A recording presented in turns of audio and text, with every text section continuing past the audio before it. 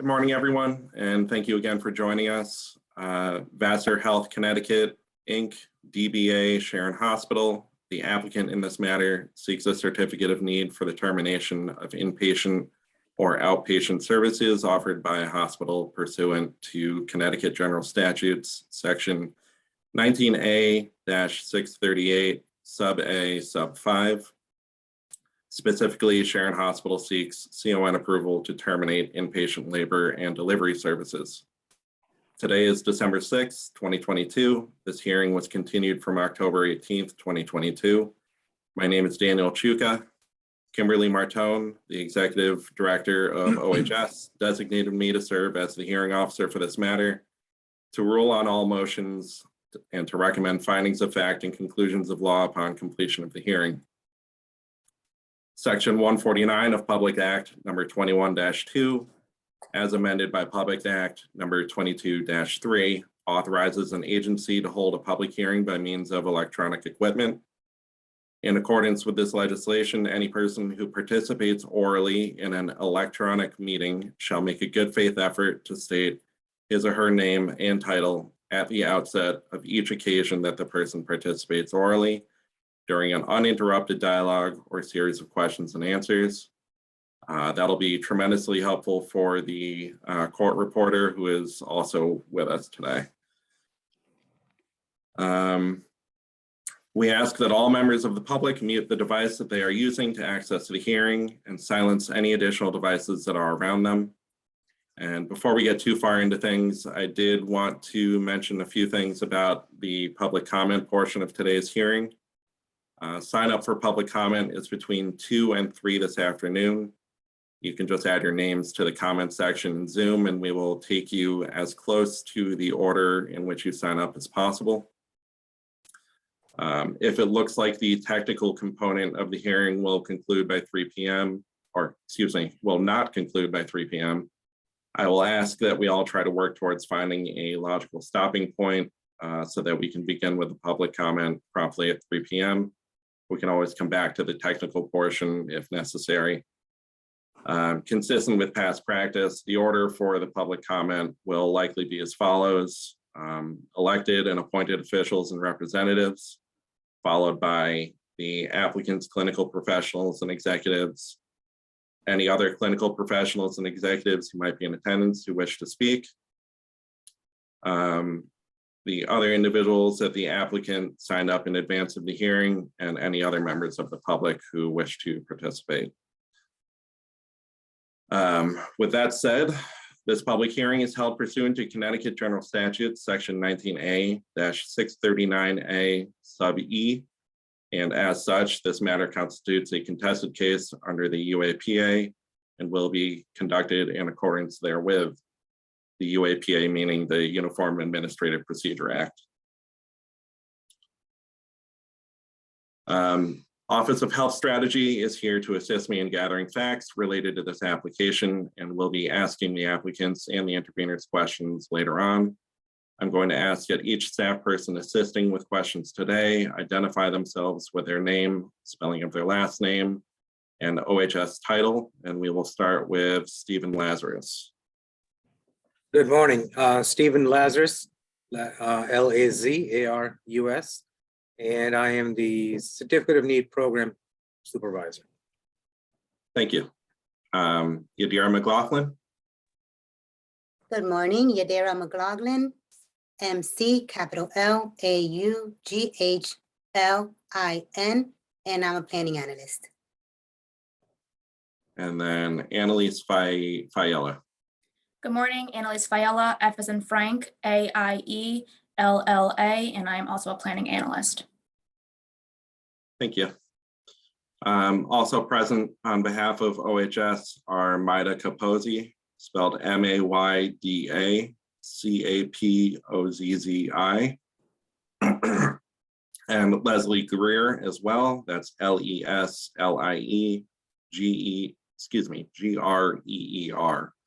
And they are assisting with the hearing logistics and will also assist with gathering the names for public comment. The certificate of need process is a regulatory process, and as such, the highest level of respect will be accorded to the applicant, members of the public, our staff, and the interveners. Our priority is the integrity and transparency of this process. Accordingly, decorum must be maintained by all present during these proceedings. This hearing is being transcribed and recorded, and the video will also be made available on the OHS website and its YouTube account. All documents related to this hearing that have been or will be submitted to OHS are available for review through the certificate of need. That's the CON portal, which is accessible on the CON webpage. Next, as Zoom notified you, I wish to point out that by appearing on camera in this virtual hearing, you are consenting to being filmed. And if you wish to revoke your consent, please do so at this time by exiting the hearing. In making my decision, I will consider and make written findings in accordance with section 19A-639 of the Connecticut General Statutes. There are 12 separate factors in that statute, but in very short, I will be looking at need, cost effectiveness, quality, and access. I recently made certain findings on the applicability of some of these criteria and an unrelated application for the termination of labor and delivery services. But I am not required to adhere to those findings here. I am approaching this application on its own merits, openly and objectively. I also want to point out that there are certain topics that are not the focal points for today's hearing, and both the interveners and the public should make every effort to avoid those. These topics include, number one, whether Vassar Health or Sharon Hospital have violated the terms of the agreed settlement issued in CON docket number 18-32238-CON. And number two is the substance and the merits of docket number 22-32504. That's the pending application by Vassar Health to convert Sharon Hospital's ICU into a PCU. Now, I know that is part of the Sharon Hospital overall strategic plan, and I'm sure that'll come up to some extent. But I do want to try to avoid the specifics of that application. The CON portal contains the pre-hearing table of record in this case. At the time of its filing last week, exhibits were identified in the table from A to PP. I jumped on the portal this morning and I saw that there were a couple more files that were uploaded from the applicant over the past 24 hours. Before we get to those, though, I did want to start with OHS first. Ms. McLaughlin and Ms. Fiala, does OHS have any additional documents to be added to the record at this time? Yes, OHS does plan to upload some APCD data related to this application, hopefully by the end of this week. Okay. And between last night and this morning, we received additional public comments, which will be uploaded also hopefully tomorrow. I will be adding them to the exhibit already on file. Okay.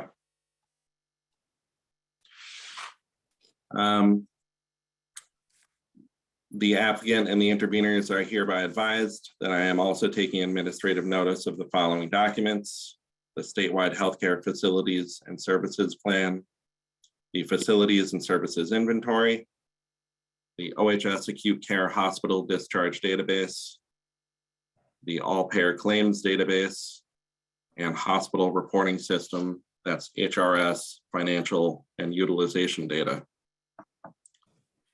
I may also take administrative notice of prior OHS decisions, agreed settlements, and determinations that may be relevant. Counsel for the applicant, Attorney Tucci, can you please identify yourself for the record? Yes, good morning, Hearing Officer Chuka and members of OHS staff. My name is Theodore Tucci, and along with Lisa Boyle and Connor Duffy, we represent the applicant, Vassar Health Connecticut, doing business as Sharon Hospital. Thank you, Attorney Tucci. And are they present in the room with you? Yes. Okay. Thank you. And counsel for the interveners, that is Sharon, Save Sharon Hospital and Dr. Howard Mortman. Can you please identify yourself for the record? Yes, my name is Paul Knag, K-N-A-G, of the firm of Murtha Kalina. I'm the attorney for Save Sharon Hospital and Howard Mortman. And with me is my colleague, Julia Boisvert, B-O-I-S-V-E-R-T. Yes, I'm here. This is Dr. Howard Mortman. Thank you, Dr. Mortman. We'll get to the witnesses shortly. Is attorney, you said Boisvert? Was that the pronunciation? Is she present in the room with you? You appear to be Correct way to muted. pronounce it is Boisvert. Boisvert. Okay. Thank you. And she is present in the room with She's you? sitting next to me here, yes. Okay, thanks. So Attorney Tucci, I know that I said quite a bit to start the hearing. Are there any objections to the exhibits in the table of record or the notice documents that I brought up? Good morning, Hearing Officer Juka. On behalf of Sharon Hospital, we have no objection to the table of record as it currently exists and no additions at this time. Okay. I did notice that you or your client uploaded some letters of support over the past 24 hours. So I am planning to mark those as QQ and RR. I'm going to just add those as separate exhibits to the hearing record. Do you have any objection to that? No, thank you. We appreciate that very much. And just for the sake of clarity, with respect to public comment witnesses who wish to speak on behalf of the applicant who have already signed up, am I correct in assuming that that they are in the queue and that we need take no further action in order for them to be heard later in the day? I believe that's correct. I forwarded their names to both Maida and Leslie, and they have already started a list as well. Thank you very much. And with respect to the upload of the APCD excerpt that OHS indicated they'd be filing later this week, do you have any concerns or objections to that? No objections or concerns on behalf of Sharon Hospital. Okay, thank you. So I'm going to identify and mark all exhibits as full exhibits at this time. That's A through RR, with the APCD to be provided at some point later this week.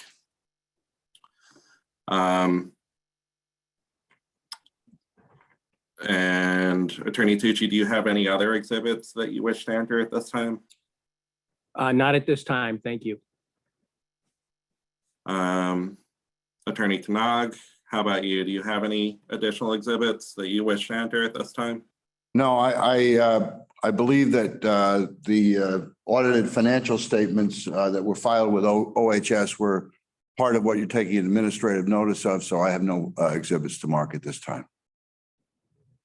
When you say audited financial statements, can you just? Well, in particular, there's been a reference to the E&Y audited financial statement dated for the year ending 2021. And it's referred to in various testimony. And I believe that's part of the financial statement reporting that you said you would be taking administrative notice of. Okay, yeah, that's correct. So we are going to proceed in the order for this time. At this time, we're going to proceed in the order established in the agenda for today's hearing.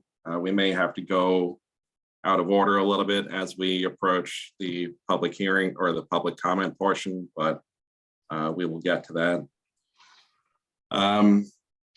So I would like to advise the applicant that we may ask questions related to your application that you feel you have already addressed. The same goes to the interveners and their submissions.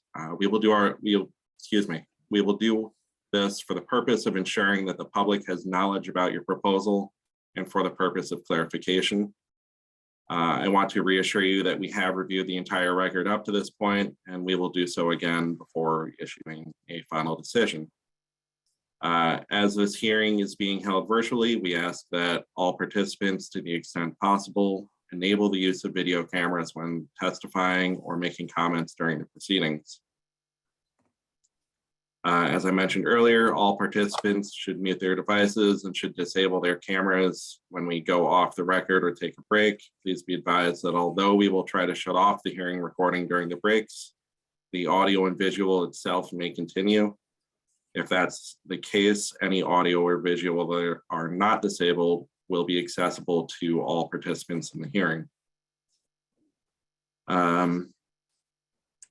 And as I said earlier, public comment will likely go in the order established by OHS during the registration process, but there will be some exceptions to allow for appointed and elected officials to speak first, followed by clinical professionals and some other exceptions to the usual order. Are there any other housekeeping matters, Attorney Tucci, or procedural issues that you want to address before we get started? No, thank you. I think you've covered everything. Thank you. And Attorney Knag, do you have any other housekeeping matters or procedural issues? No. Thank you. So with that, we're going to turn ourselves over to the technical portion of the hearing. Is there an opening statement from the applicant? Thank you, Hearing Officer Juka and members of the OHS staff. This is Ted Tucci on behalf of the applicant, Sharon Hospital. We appreciate very much the opportunity to appear here before you this morning in this public hearing to discuss the application that's pending. We'll reserve our comments more extensively for closing argument, but at this time, I'll just make the following brief opening remarks in support of Sharon Hospital's application. First, as the hearing officer and OHS staff is well aware, we have submitted voluminous materials, facts, and data relating to this application and the operation of labor and delivery services unit at Sharon Hospital over the course of the last several years and the current state of that service. Our purpose in appearing here this morning and the testimony that we intend to present is not to repeat what is already in those voluminous materials, but rather to add color, additional information, facts, and to bring additional perspective to bear on this application that will assist OHS in making a fair, reasoned, and appropriate determination of this application. To do that, we are presenting the comments of 3 witnesses this morning. The first witness that you will hear from is Dr. John Murphy, president of Nuvance Health System. And Dr. Murphy will be speaking about aspects of our application from a system-wide perspective and how the application that's in front of OHS fits into an appropriate delivery system for healthcare for the citizens of Litchfield County and the appropriate operation of the health system here at Nuvance.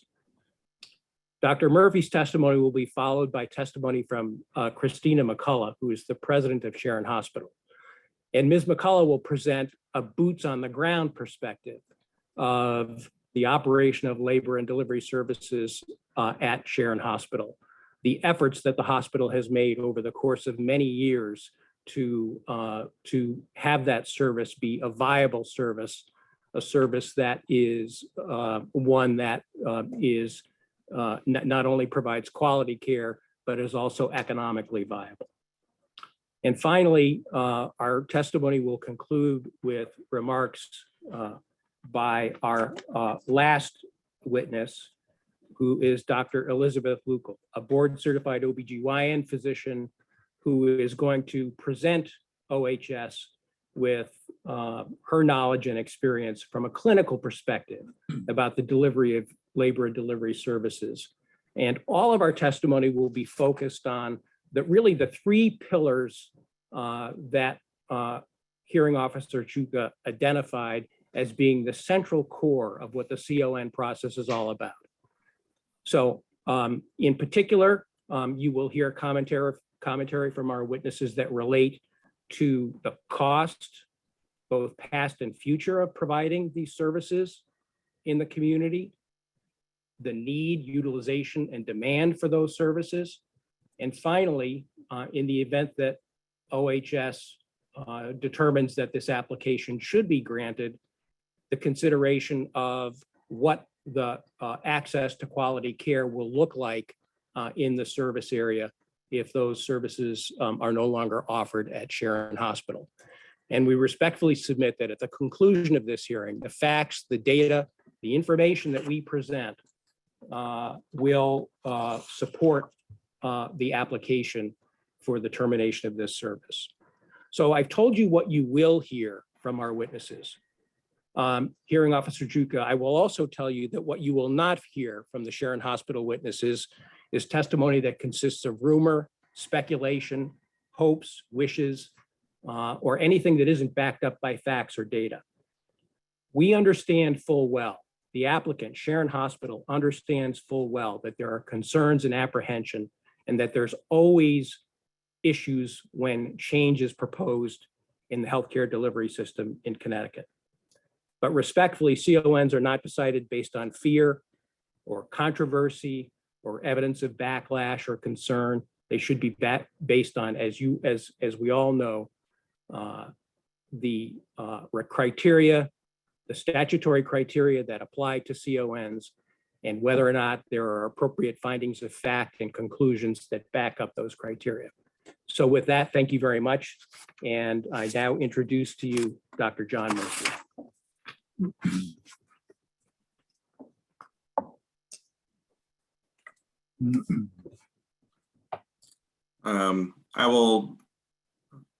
I'll swear each of your witnesses in it as they come up to the screen. Does that work for you, Attorney Tucci? Yes, I think that's appropriate. Thank you. Okay. Dr. Murphy, please raise your right hand. Do you solemnly swear or solemnly and sincerely affirm, as the case may be, that the evidence you provided in your pre-filed testimony and the evidence you shall give today or have already given in this case shall be the truth, the whole truth, and nothing but the truth? So help you God, or upon penalty of perjury? I do. And do you adopt your testimony today? Yes, I adopt my pre-filed testimony. Thank you. You can proceed whenever you're ready. All right. Good morning. And good morning to you, Officer Chuka, and the Office of Healthcare Strategy. Thank you for giving me this opportunity to testify today. My name is John Murphy, John Murphy. And as Attorney Tucci said, I'm the President and Chief Executive Officer of New Vance Health, the parent of the applicant in this matter, Sharon Hospital. And as I mentioned, I do adopt my pre-filed testimony. I just would like to begin really with the reminding everyone that we firmly believe that Sharon Hospital is a vital community asset. It's an important resource. It has a long and proud history of providing medical care to its community, and it continues to do so. It provides high quality care. It's one of the few 5-star hospitals in the state of Connecticut. We're proud of it, and we are determined to save it and to preserve it and transform it so that it will be here 50 years from now, and we will be equally proud of its performance. I do think it's important to acknowledge and recognize the serious financial distress that Sharon Hospital faces. Over the past 2 years, for instance, in 20 and 21, its financial losses exceeded $20 million. In the month of October of this year, a single month, it lost $1.9 million. So if you look back since really since 19, the losses have been more than $50 million. It's about $450,000 a week. And I think the bottom line there is that the current model of providing care and the services that we provide and the manner in which they are provided is simply not sustainable. We recognize that. We have not been complacent. We saw this a couple of years ago, this trend. And by the way, this trend is facing hospitals across the United States, particularly rural hospitals. So we have been proactive. We recognize that we absolutely need to retool, to reconfigure the services that we provide so that we can meet the needs of the community, but at the very same time, create and provide a model of care that is financially sustainable.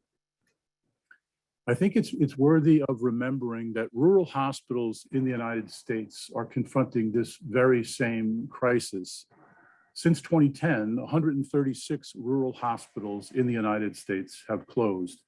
We very much want to avoid that fate. As a matter of fact, in 2020 alone, 19 hospitals, rural hospitals in the United States have closed because of these same macroeconomic forces. So we recognize we need a plan. We've worked hard on that plan. We've met with numerous stakeholders over the past 2 years to create that plan. We've met with board members, not only of the Sharon Hospital, but also the Foundation for Community Health. We've met with community leaders, elected officials, employees, staff members, physicians, and we've brought in outside experts, people who really are among the country's best experts in rural medicine and rural healthcare. And what we have come up with is a plan that we believe provides Sharon Hospital with a future that is sustainable and will meet the needs of its community. And it will require some investments. We need to expand primary care. We define primary care physicians. As I'm sure you know, there is a shortage, and there will continue to be a shortage in the United States of primary care docs. And we need to promote and provide access to specialty services through telehealth, and we've already begun to make those investments. We need to expand behavioral health services. The need for them continues to grow and is great. We need to provide critical emergency care services to the community, as we have and very much want to continue to do. And in fact, continue to provide women's health services, with the exception of labor and delivery, to the people who live in the Sharon community. This plan requires some difficult decisions. In order to make the investments that I've just enumerated, we have to eliminate services that are underutilized and are inefficient. I wish that weren't the case, but it is. And labor and delivery is one of those services. And I'd also like to remind you that since 2015, 89 hospitals, rural hospitals in the United States, have closed their OB services, their labor and delivery services, for these very same reasons. And lastly, I want to reassure you that we know how to do this. We came before the Office of Healthcare Access, it must have been 8 or 10 years ago, with a very similar application for New Milford Hospital, where we wanted to close labor and delivery. And in fact, that was part of a similar transformation plan. As you look back now across those 8 to 10 years, New Milford Hospital is a vital community resource, meeting the healthcare needs of its community with a reconfigured range of services. I think the community is delighted with the care that we are providing. And with respect to labor and delivery, thank God there has not been a single unfortunate or adverse event. We have done the right thing by that community.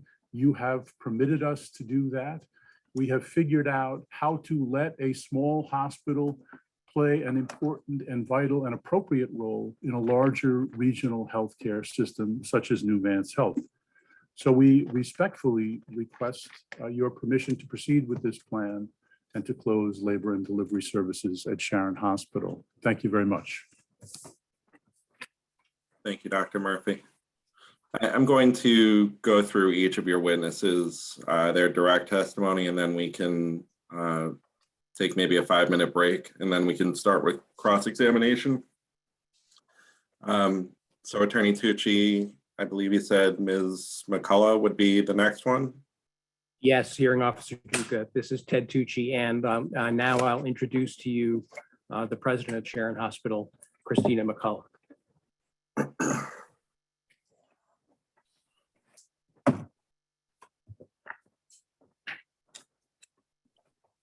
Good morning, Ms. McCullough. Thank you for coming. Can you please raise your right hand? Do you solemnly swear or solemnly and sincerely affirm, as the case may be, that the evidence you provided in your pre-file and the evidence that you shall give or have already given in this case shall be the truth, the whole truth, and nothing but the truth? So help you God, or upon penalty of perjury? I do. Thank you. You can proceed whenever you're ready. Good morning, Hearing Officer Zuka and the staff of the Office of Health Strategy. I thank you for the opportunity to testify today. My name is Christina McCullough, CHRISTINA MCCULLOCH. And I am the president of Sharon Hospital, the applicant in this matter. I have been with Sharon Hospital since 2014 in a variety of roles, including Chief Nursing Officer and Chief Quality Officer, before assuming my current role as president in July of 2022. The purpose of my testimony today is to provide OHS with information surrounding why our labor and delivery unit is not sustainable, the low utilization of the labor and delivery unit, and how our plan to transform the hospital is in the best interest of our hospital and community. Before I begin, I want to acknowledge that this decision was and is not taken lightly. All that have been honored to experience our labor and delivery unit know how truly special it is. We as a leadership team share in the emotion surrounding this decision. We do, however, have a responsibility and an obligation to pave a path for the future of Sharon Hospital. And throughout my time at Sharon Hospital, I have seen extensive efforts to maintain the labor and delivery service. While providers and staff have come and gone, our volume remains low and our demographics continue to age. Over the years, the number of deliveries have fluctuated between the high 100s and the high 200s, all the while remaining a low utilized unit. Our most recent fiscal year, 2022, had about 173 deliveries, with just over 100 of those deliveries being from our Connecticut residents. That is on average, less than 2 deliveries per week from Connecticut residents on a fully staffed unit. Patients also continue to bypass Sharon Hospital for other hospitals. We see about 50% of our Connecticut residents in our Connecticut service area choosing other hospitals to deliver. And that's for very good reason.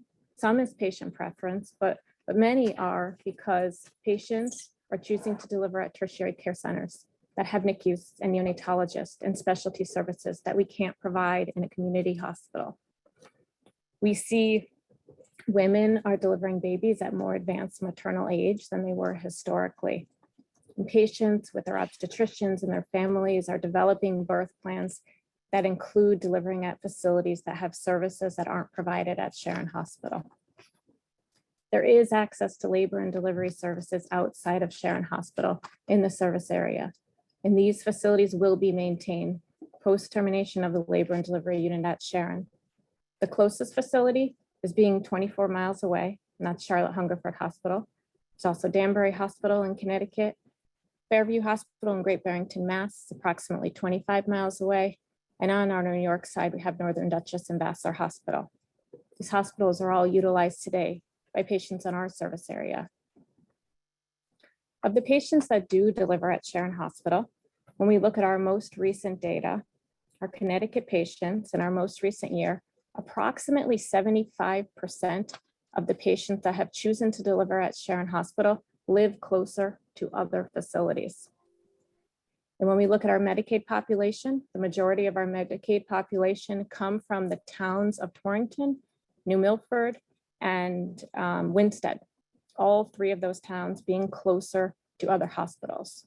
So what we see is patients are actually traveling further to deliver at our hospital. Termination of labor and delivery services at Sharon Hospital does not create an access issue. It eliminates a choice. Despite the continued low number of births and the reality that there is a percentage of our population that will never deliver at Sharon Hospital, we have maintained a fully operational unit. This comes at a high cost, and it is not easy to maintain. Sharon Hospital can't afford to duplicate the array of services that tertiary care centers offer, but we can thrive as a rural hospital by allocating our resources responsibly. We have remained transparent with all stakeholders since our decision to apply to terminate labor and delivery services. We are prioritizing planning and communication to provide a smooth transition for patients to receive labor and delivery services in other regions. Population data, demographic trends, and community health needs assessment all support that our greatest opportunity is to provide needed services for our community, as in primary care, behavioral health, and wellness, and also includes expanding our women's health program. We are committed to expanding primary care access and wellness. We are committed to maintaining women's health services, including OBGYN, outside of delivering babies. We're also looking to expand those services, and a few examples that we're currently working on are maternal mental health support, and we're bringing on a women's health coordinator to our team to assist the women in our community with coordinating and finding where those services are, and also helping to develop our women's health program. Outside of women's health, our plan to transform our hospital also includes the recruitment of primary care, on-site and virtual access of specialists, delivery of behavioral health, and the repurposing of space on our hospital campus to become a one-stop ambulatory healthcare destination. I conclude by asking OHS to recognize that Sharon Hospital is undertaking its transformation plan to maintain access and high-quality care. The application to close labor and delivery services is a necessary component of this plan. I respectfully request that OHS approve this application to terminate labor and delivery service. Thank you for the opportunity to speak today, and I'm available for any questions. Thank you. Thank you, Ms. McCall. One quick thing. I don't believe you adopted your pre-file testimony. Do you adopt your pre-file testimony? I do. I adopt my pre-file testimony. Okay, thank you.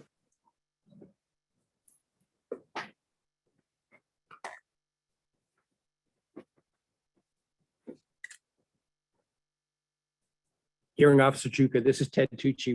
We're now prepared to proceed with our final witness, and I introduce to you Dr. Elizabeth Luco. Thank you.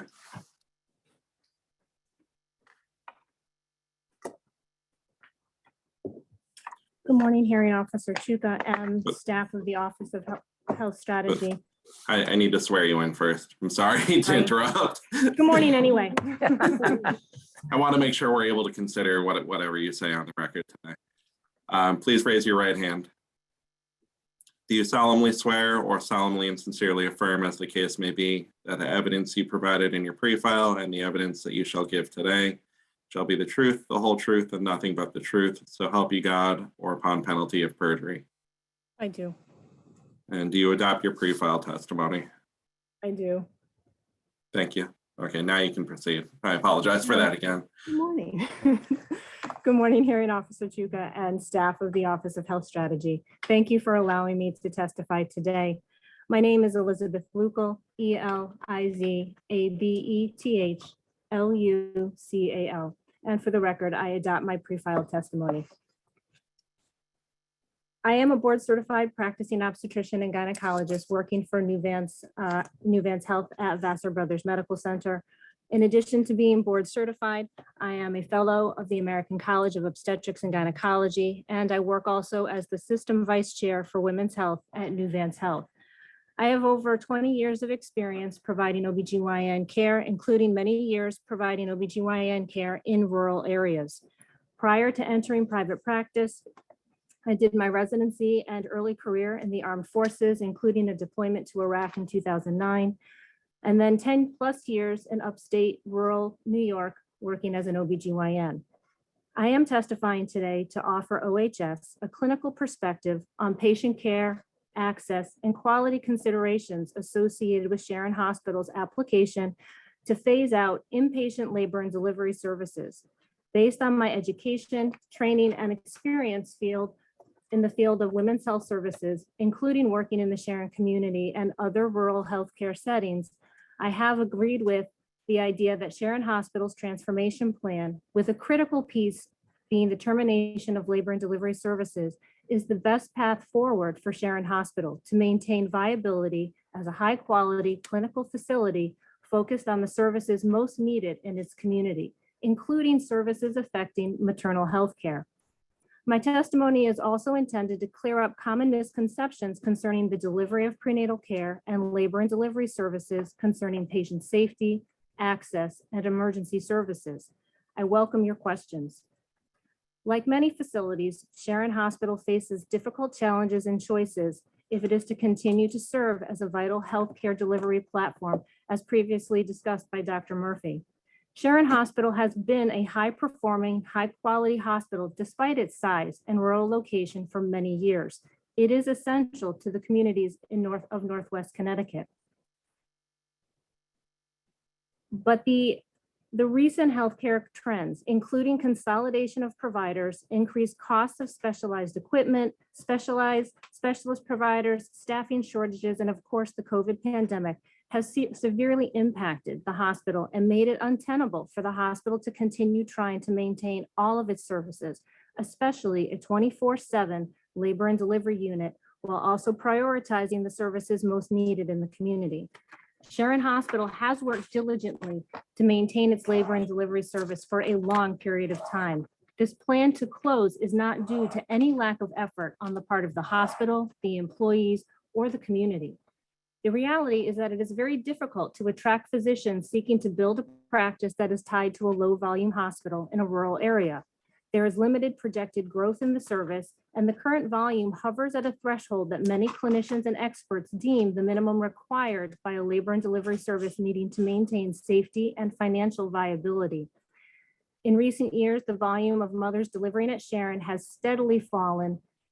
The volume trends and aging demographics also in the Sharon area, paired with current clinical practice patterns where patients bypass Sharon Hospital to alternate facilities, are reasons why few obstetricians relocate to and remain in the Sharon area. Physicians starting their career seeking to become board certified are discouraged from relocating to a low volume hospital.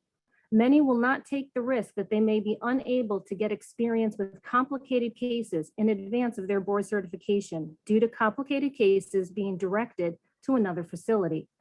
Experienced physicians, even after board certification, do not want to relocate to a low volume hospital mid-career because low volume yields lower productivity and thus lower compensation. I therefore believe Sharon Hospital's transformation plan with the closure of labor and delivery unit is a key component. It is the right path for Sharon Hospital and the community. As part of that plan, Sharon has committed to expanding services designed to maintain and promote not just women's health, but maternal health. Sharon Hospital can play an even more vital role in keeping community members healthy if the burden of maintaining an underutilized labor and delivery service is lifted. From a clinical perspective, this reorientation for a facility like Sharon is consistent with trends in OBGYN as more families choose birthing centers at larger facilities with more on-site capabilities. Inpatient labor and delivery is an extremely resource-intensive service requiring a fully staffed birthing unit, 24/7 surgical and anesthesia support, as well as 24/7 OBGYN on-call coverage. Running a labor and delivery unit that sits idle for significant periods of time using costly staff is not a clinically optimal situation. And my experience in other rural markets has shown it is not necessary for every facility to offer birthing services in order for families to maintain safe access to labor and delivery. I previously worked in upstate New York near the Canadian border and treated many families who relied on local providers and facilities for antenatal and postnatal care while traveling in excess of an hour to a regional tertiary center for the delivery portion of their care. Sharon Hospital has a viable path forward to sustainability by expanding its most highly needed and cost-effective services. Sharon Hospital can and should promote well-being in its community, but also serve as an entry point to larger facilities with access to extensive specialists and facilities across the Nuvance Health Network. I understand that this proposal may be disappointing to some, and that some have raised safety concerns with phasing out labor and delivery at Sharon Hospital. However, these concerns seem to be based on misconceptions regarding prenatal and birthing care experiences that do need to be corrected. First, patients in the service area will continue to receive pregnancy care from their community-based OBGYNs, which include appropriate lab work, testing, and support services at Sharon Hospital. As OBGYN clinicians, we appreciate the importance of the entire spectrum of maternal care, from the first antenatal visit through the postnatal process, with the delivery being one aspect of that process. Under this application, that process will not change other than the delivery location. In fact, with the upcoming changes proposed by Nuvance Health, women's health services, the antenatal and postnatal services will be enhanced for Sharon Hospital patients. Pelvic floor physical therapy, once thought to be the domain of menopausal women, is expanded to include antenatal and especially postnatal women. The Nuvance Health Breastfeeding Working Group, which has key members from the Sharon community, is also promoting an expansion of classes, access to NICUs using human breast milk to support preterm at-risk infants, and newborn nurseries also promoting the use of human breast milk for term infants. Behavioral health is expanding a telehealth platform directed specifically at the needs of antenatal and postnatal women. There will be a continuity of care for patients, and providers will work with patients in advance to identify an appropriate birthing facility. In consultation with their patients, OBGYNs will develop care plans for pregnant women months in advance of the expected delivery date. Furthermore, it is without question that birthing services can be safely provided for area patients at Danbury Hospital, Charlotte Hungerford, Vassar Brothers Medical Center, and other facilities near this service area. The data show that Sharon Hospital's current volume includes a number of patients who already cross state lines to deliver in New York, and other facilities in the area are more than capable of taking care of those patients and delivering their babies. What is left after eliminating out-of-state patients is approximately 2 Connecticut residents delivering per week at Sharon Hospital, which is well below any reasonable threshold for maintaining the unit 24/7 and any threshold at which the unit could be attractive in the long term for employment by providers and other clinical personnel. We must face the reality that patients choose to deliver at larger facilities with more on-site capabilities such as a NICU. It is not uncommon for the NICU to be needed in less than emergent situations, and this cannot be provided at Sharon Hospital. There are also misconceptions relating to the potential need for emergency birthing services and Sharon Hospital's capacity to meet that anticipated need. The first misconception is that if the labor and delivery unit is no longer operational, Sharon Hospital will be flooded with patients who need to deliver babies on an emergency basis. In my experience, such instances are not common, given the way that pregnancies are managed, as explained before. Nuvance Health's successful winding down of the birthing services at New Milford Hospital provides a model that Sharon Hospital is following here. Due to effective planning and communication with providers and its community regarding the cessation of birthing services, New Milford Hospital did not have a single emergency delivery following the closure of its labor and delivery services. Sharon Hospital is similarly emphasizing advanced planning and communication with patients and providers to enable patients to identify alternate options so that they have the same successful outcome.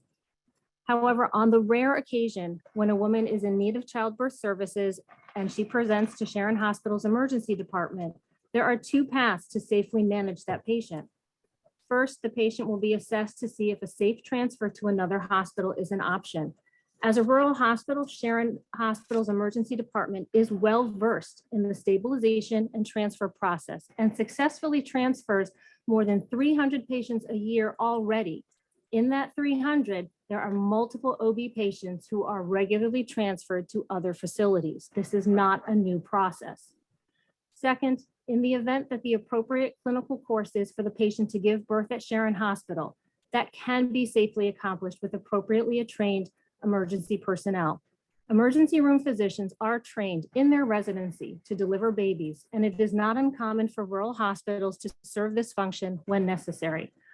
All emergency department providers and staff at Sharon Hospital have already undergone and continue emergency births and complication and training through drills, module education, and are all neonatal resuscitative certified. These trainings and certifications are vital to safely managing emergency deliveries, including identification of signs of unexpected complications and outcomes. In conclusion, as the practicing board certified OBGYN, I have delivered many babies and dedicated my professional life to providing essential care to women and their families in rural and urban settings. Closure, if it must happen, is not something that we relish. I understand the personal choices that families make about which provider and facility to trust for safe care in this important life event. This decision has not been reached lightly, and we do not seek to minimize the concerns of families in our community. Ultimately, however, Sharon Hospital does not need to continue to operate an underutilized labor and delivery unit in order for patients in this service area to have access to birthing services. There are multiple safe and accessible options available, which area residents already utilize. I firmly believe that the transformation plan provides the best roadmap for Sharon Hospital to provide the care most needed for the Sharon community and to remain an essential resource for the future. I therefore urge you to approve the application, and I thank you for your time. I'm available for your questions. Thank you, Dr. Lucal.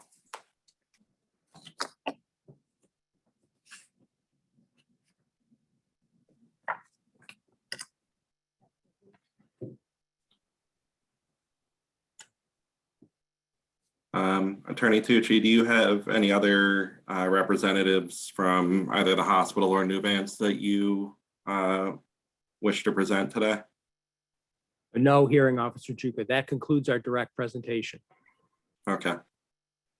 Just so that I'm clear, do you have any other representatives from either Nuvance or the hospital in the event the three witnesses you've brought with you are unable to answer certain questions? Or We have multiple resources available for you, Attorney Chuka, and OHS staff. Okay. Many people are in the hearing room today, and hopefully will be available to answer any specific and/or technical questions that may arise during the course of the day. Okay, thank you. Before we get into cross-examination, as I did mention earlier, I just wanted to take about a 5-minute break. We could come back at 10:30, and then we will proceed at that time. Thank you. Just a reminder to everyone, you may want to turn the video and the audio off. You don't need to exit the hearing, but just be careful what is said and done on camera.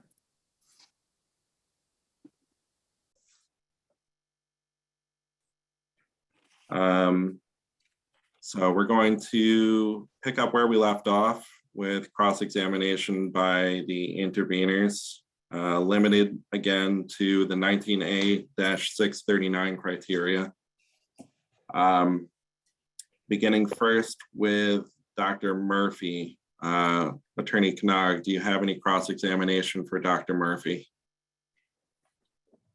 Go ahead. May I proceed? Certainly. Dr. Murphy, good morning. Morning. You mentioned that Sharon Hospital is a 5-star hospital as rated by Medicare. What is Danbury's rating? I believe the most recent rating was a 3. And is it also true that Vassar and Charlotte Hungerford are rated 2? I would have to double check that. I'm not certain as I sit here. So but they're definitely not rated as high as Sharon. Is that right? No, I know we only had 2 5-star hospitals in the system. One was Northern Dutchess and one was Sharon Hospital. And you agree that the quality of care at the Sharon Hospital maternity is outstanding? I agree that it's very good, yes. And did ACOG, the American College of Obstetricians and Gynecologists, did they make recommendations for how to build on that quality? They did an evaluation and made a series of observations and recommendations about the program. Did you implement any of the recommendations they made to build on that quality? If you'd like to know specifics, Attorney Connaught, I'd be happy to bring in someone who's more familiar with the specifics of your question. Okay. Who would that person? Who would that person be, Dr. Murphy? Christina McCullough. Okay. Well, let me wait then. Let's proceed with you, doctor, and I'll ask her when I get to her. Okay. Very good.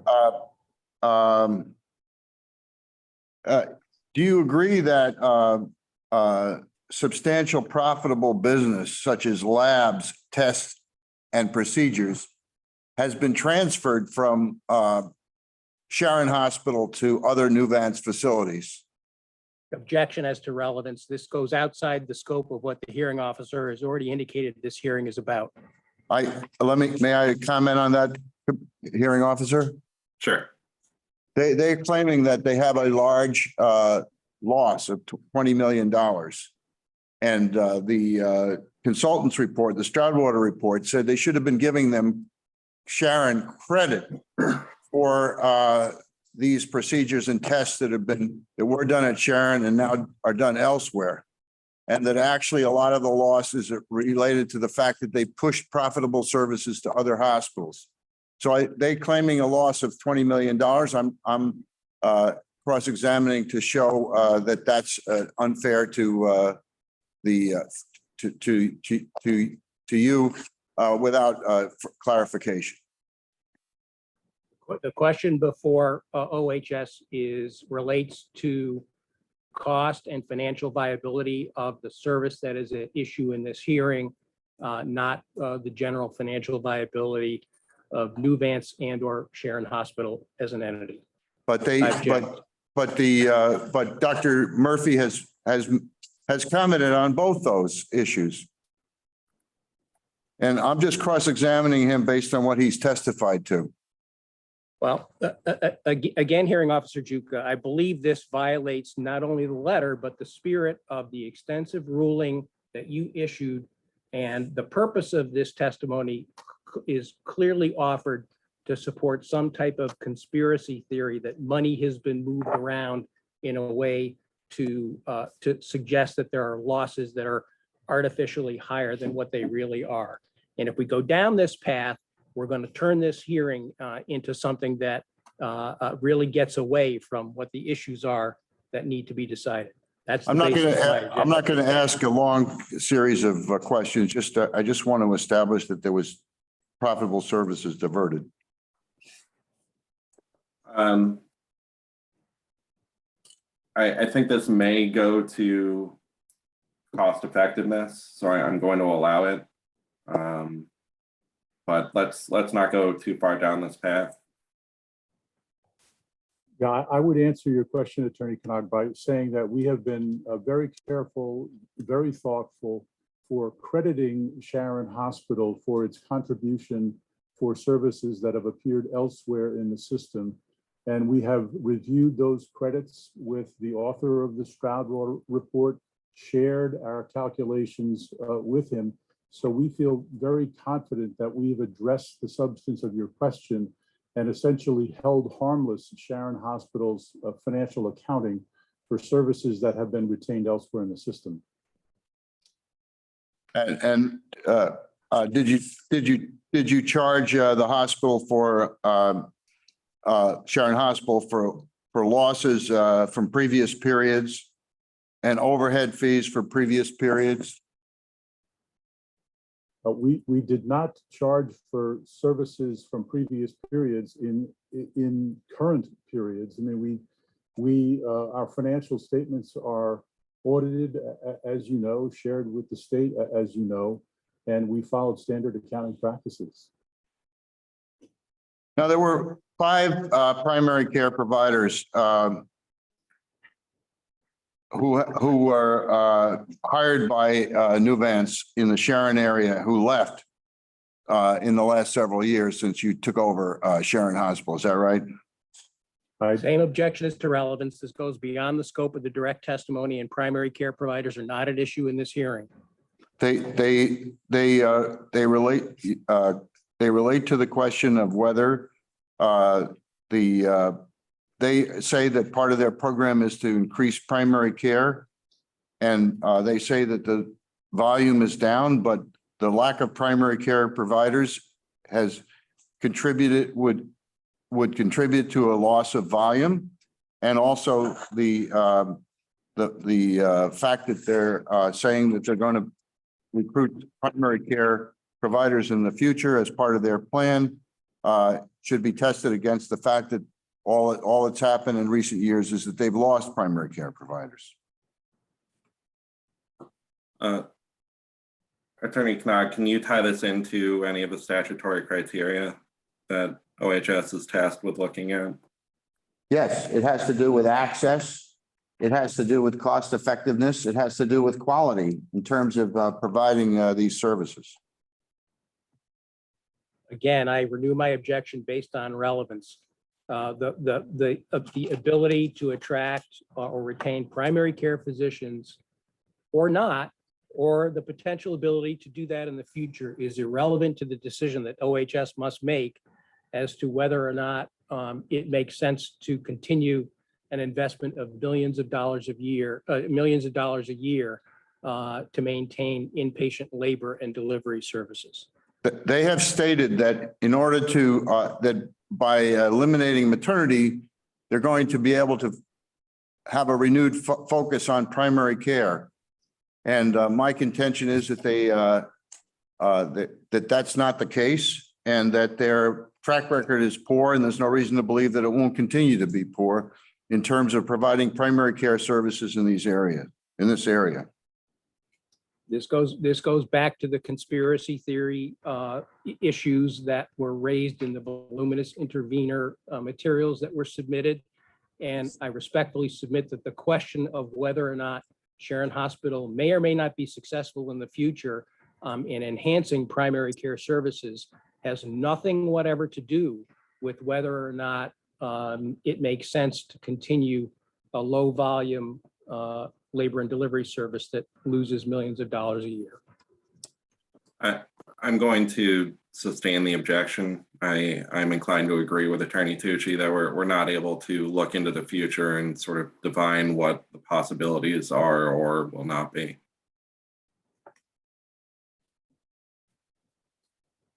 So, Attorney Knag, you can. I'll proceed. Now, when you filed this certificate of need, Doctor, you said that you were projecting 2023 gains for Sharon Hospital of 164 million. Is that correct? What, I'm sorry, I need a clarification of the question. What certificate of need is Attorney Knox? When you file the certificate of need in this matter in Exhibit G, and then again in the completeness questions on Exhibit I, you stated that there were $164 million of gains projected for Sharon Hospital for 2023. Is that correct? I do not believe it is, but I'm happy to bring forward our Chief Financial Officer who's here, who would be delighted to answer the questions. So the questions concerning the finances, I should ask the Chief Financial Officer. Is that right? I think you would be better served if you did. All right. Well, I'll take that opportunity at the end of this process. You say you've consulted with stakeholders, but the fact is that the medical staff voted 25-1 against this plan. Is that correct? I do not believe that it is correct, but I can assure you that we have consulted with the medical staff extensively, including myself. I've had many conversations with members of the medical staff. And there's strong opposition to this plan among the medical staff. Is that correct? I would not characterize it as strong opposition, no. And there's strong opposition among the community and its leaders. Is that correct? I've talked to many community members, most of whom, but not everyone, believes that to save Sharon Hospital, this plan is the most sensible path forward.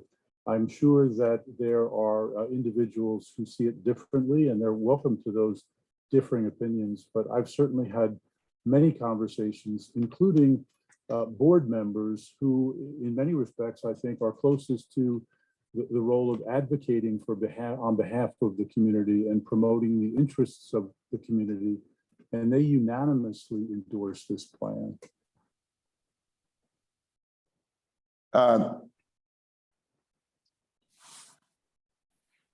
Do you believe that you've mentioned that certain patients have not come to the hospital?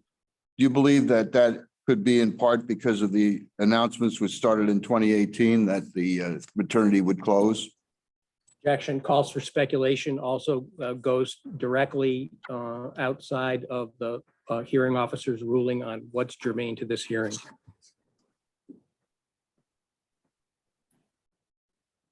The volume of the effects, they claim that the people go to other hospitals because of quality issues.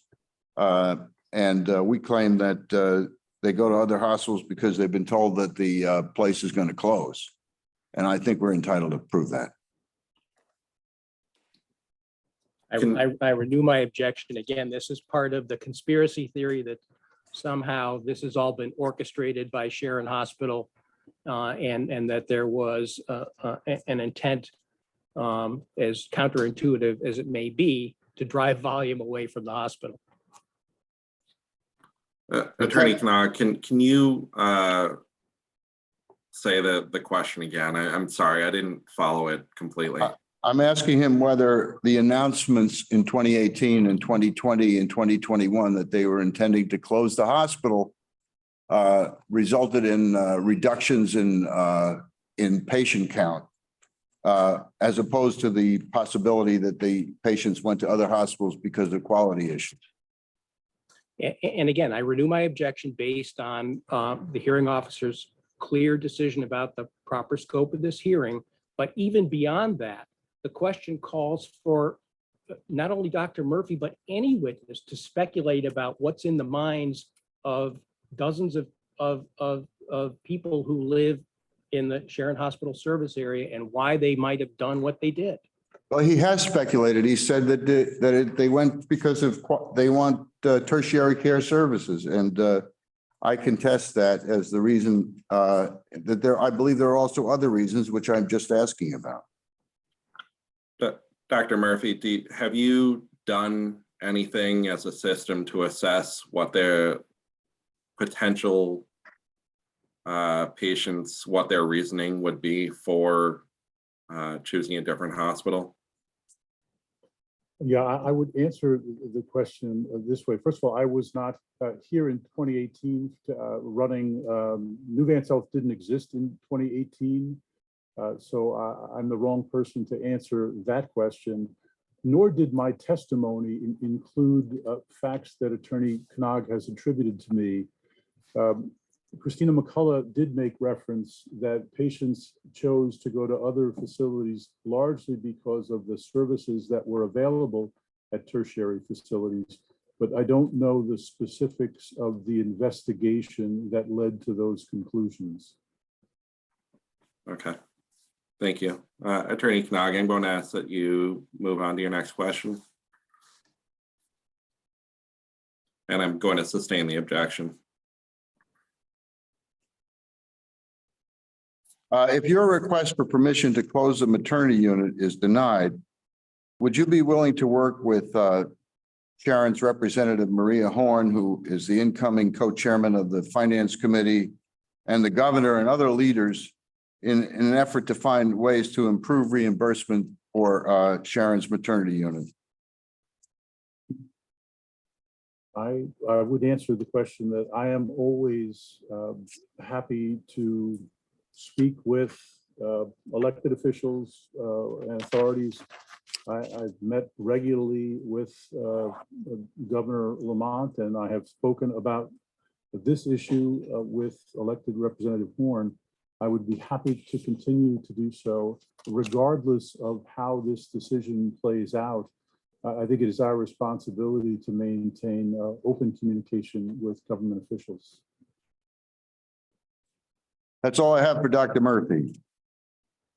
Okay, Thank you. thank you. Well, Dr. Murphy, Attorney Tucci, do you have any redirect for Dr. Murphy? No, I don't. Thank you. Okay. Attorney Knag, do you want Ms. McCullough next? Yes. Okay.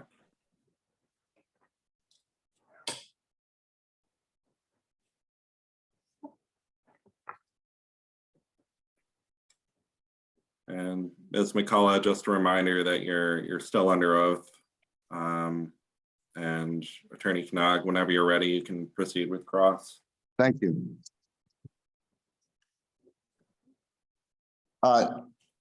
Ms. McCullough, would you agree that serving the New York State patients is an important part of Sharon Hospital's mission? Yes, So the fact that certain patients are from New York doesn't mean that that should be discounted. that is correct. Where is the nearest hospitals that have NICU availability? The nearest hospital in Connecticut, I believe, is Danbury Hospital, or the hospitals that are located in the Waterbury area. On the New York side, the most local is Vassar Brothers Hospital. So the other hospitals like Charlotte Hungerford don't have NICUs, is that right? That is correct. And have you done any evaluation as to why patients that choose to not use Sharon but live in the Sharon area have chosen to go outside of the Sharon Hospital to deliver? When patients make the decision to deliver at other facilities, that's done before they associate with the hospital. So that birth planning process occurs with the obstetrician and other support partners. So the hospital is not involved in that birth planning process. So you don't know why they chose another hospital over Sharon? Is that your testimony? We know that patients are referred outside of Sharon Hospital, and one of those examples of why is because Sharon Hospital does not deliver high-risk pregnancies.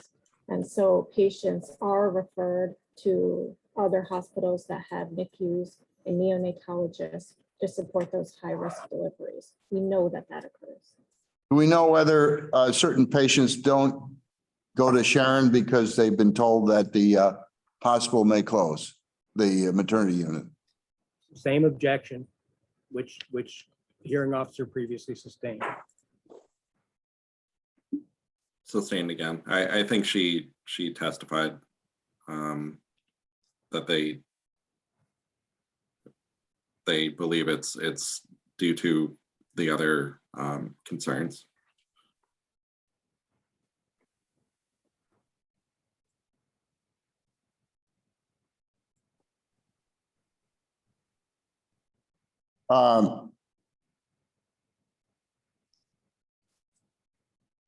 Did you offer the top nurse at the Danbury Hospital, at Sharon Hospital, a job at Danbury Hospital?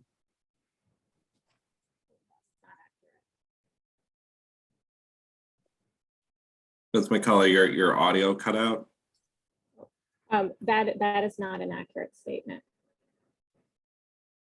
What was done with reference to that nurse in Danbury Hospital? So we support professional development for all of our staff at the hospital. And as we look at each individual staff member and their professional goals, we are always looking for opportunities for growth that may be specific to those individuals. As opportunities come up, we have those conversations with staff as we attempt to retain staff within our hospital system. So you did talk to that nurse about going to Danbury? I have had conversations with our charge nurse that you're referencing about opportunities for her professional growth. At Danbury? There was a position open at Danbury at one point in time that we had discussed, yes. But Do you know- to clarify, there wasn't a position offered to her. There are discussions about professional growth opportunities. You know, if there were conversations by your team with doctors and professional staff about the possibility that you would look for jobs or staff privileges elsewhere?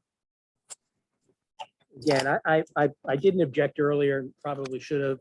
This goes down, you can see that we're already going down the path that really doesn't have any relationship to the issue of whether or not these services are sustainable at a rural hospital such as Sharon, but rather are directed to the argument that the intervener wants to make that in some form or fashion, Sharon Hospital intentionally drove professionals and providers out of the labor and delivery unit. I object. It violates the hearing officer's order directly, this whole line of question. Whether it was intended or not intended, the point here is that the costs that they claim are being saved have gone up because the staff left, the nurses left, and they had to hire traveling nurses. And that's directly relevant to the question of the potential savings, because if the place was not about to close, or that it was established that the maternity unit would not close, the staff could be re-recruited and they wouldn't need to use traveling staff. So my question is just to show that the loss of the staff was something that resulted from actions by the hospital, and that increased the costs, which they're now saying can be saved by closing the unit.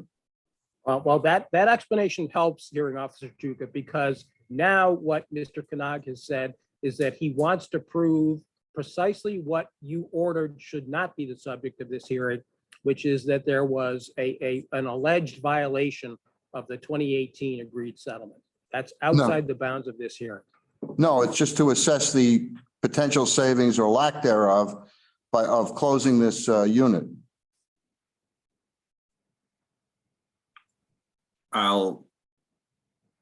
I'm going to allow the question. May I ask you to repeat the question, please? Did you and your team urge doctors and staff to look for jobs or affiliations, medical staff affiliations elsewhere? When we made the decision to apply to terminate labor and delivery services, we were transparent from the beginning with all of our stakeholders, including our medical staff. We did have conversations with our medical staff related to planning should our application get approved. And that planning does have to include where will our providers deliver and at what hospitals. And so we did have conversations inquiring if our labor and delivery unit closed, where would our providers be delivering? Or I shouldn't say our providers, because the community providers are independent, but we did have conversations related to that as an attempt to plan should our application be approved. Did ACOG in its study make recommendations as to what you might do with reference to the labor and delivery unit? Can you please clarify ACOG ACOG did a quality review and they've made recommendations related to quality. But is that what you are referencing, or are you referencing, did they make recommendations based on something else? I'm asking whether there were recommendations in the ACOG study. You said they were related to quality. There were recommendations from ACOG, yes. And what were they? I cannot recall the recommendations specifically. Did you implement any of those recommendations? My recollection is that those recommendations from the ACOG review were reviewed with all of our OBGYNs, our quality team, and applicable members of our obstetrics unit. They were brought to the OB committee for review and for recommendation for implementation, but I don't recall what has or has not been implemented at this point.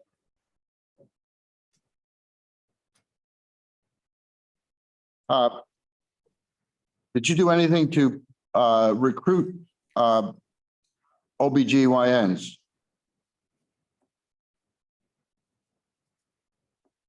May I ask what time period you are referencing? From the time that Nuvance to the time that Nuvance took ownership until the present? Yes. What did you do?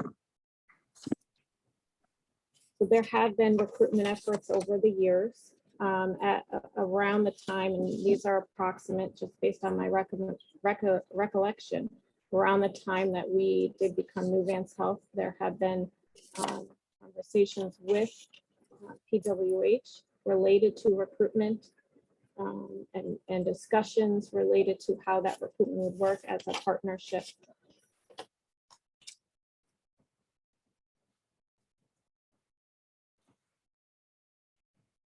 But you didn't successfully recruit any OBGYNs. Not since the time we have been Nuvance Health. And I'm sorry, Ms. McCullough, what, you sort of trailed off. What was the end of your response there?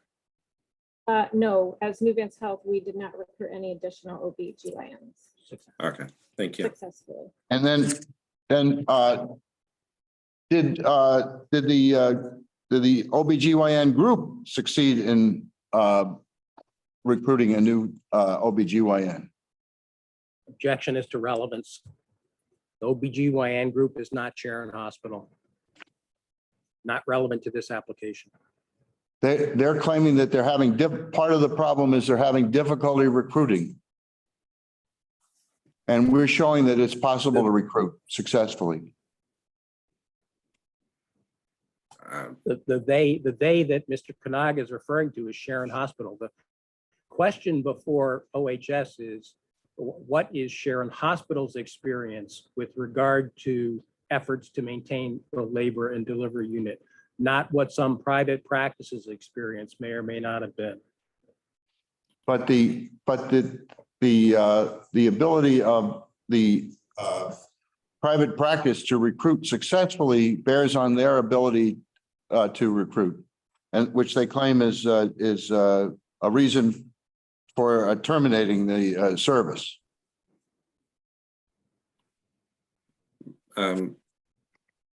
Is, just for my own education, is the practice you're talking about, is that in any way affiliated with Sharon Hospital? Yes, or Nuvance? Yes, it's Dr. Mortman's practice. There's one group in Sharon that delivers babies, and that's Dr. Mortman's group that's associated with Women's Health. And they recently successfully recruited a highly qualified new OBGYN for this area. And Sharon refused its previous offer to support that with an income guarantee.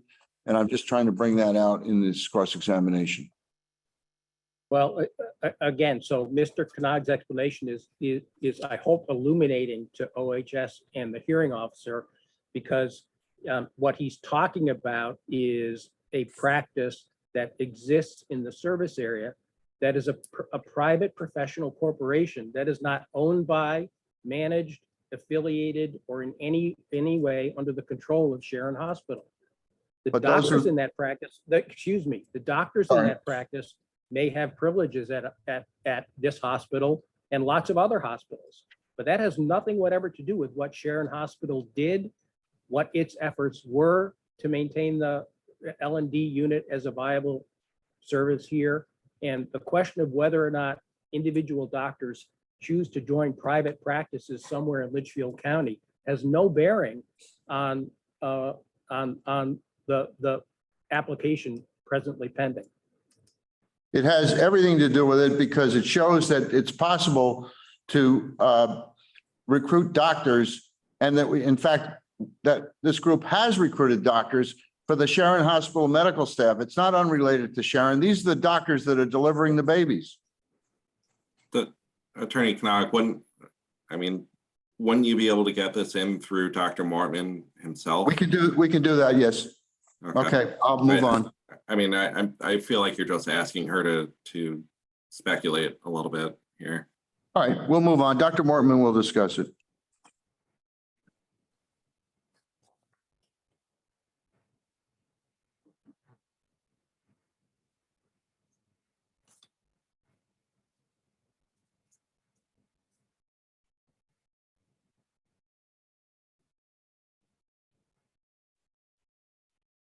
I have no further questions for this witness.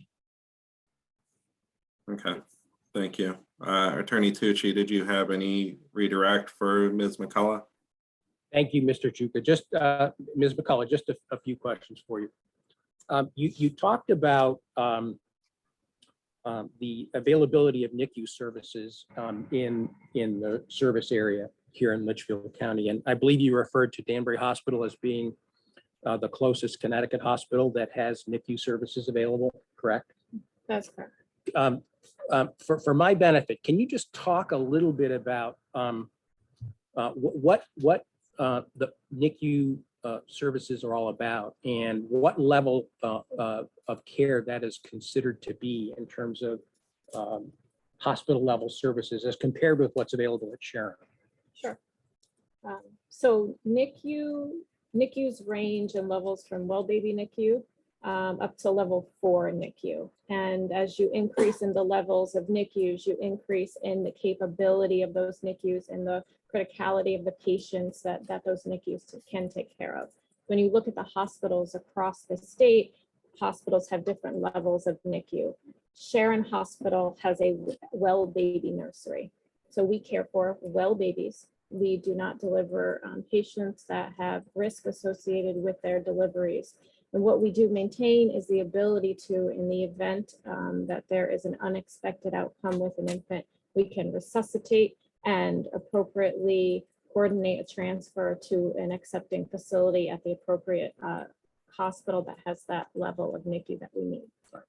And in your comments to Mr. Knag, you talked about the fact that Sharon Hospital, the labor and delivery services unit, as it currently operates in your environment, does not accept or deliver patients who are at risk for high risk pregnancy. Is that correct?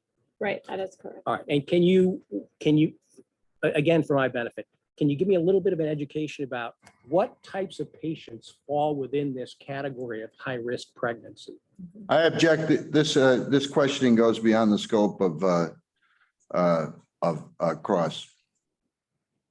It's directly related to Cross. I'm following up directly on the questions that Mr. Knag asked with respect to the availability of services at Sharon and where the nearest NICU was and all the questions he asked related to that. I'll allow it. Can you repeat the initial question? Yeah, sorry. So my question was, if you could just elaborate on when you talk about Sharon Hospital's lack of current capacity to provide care for patients who are faced with high risk pregnancy. Can you give me some education on what types of risks and patients fall into that category? Sure.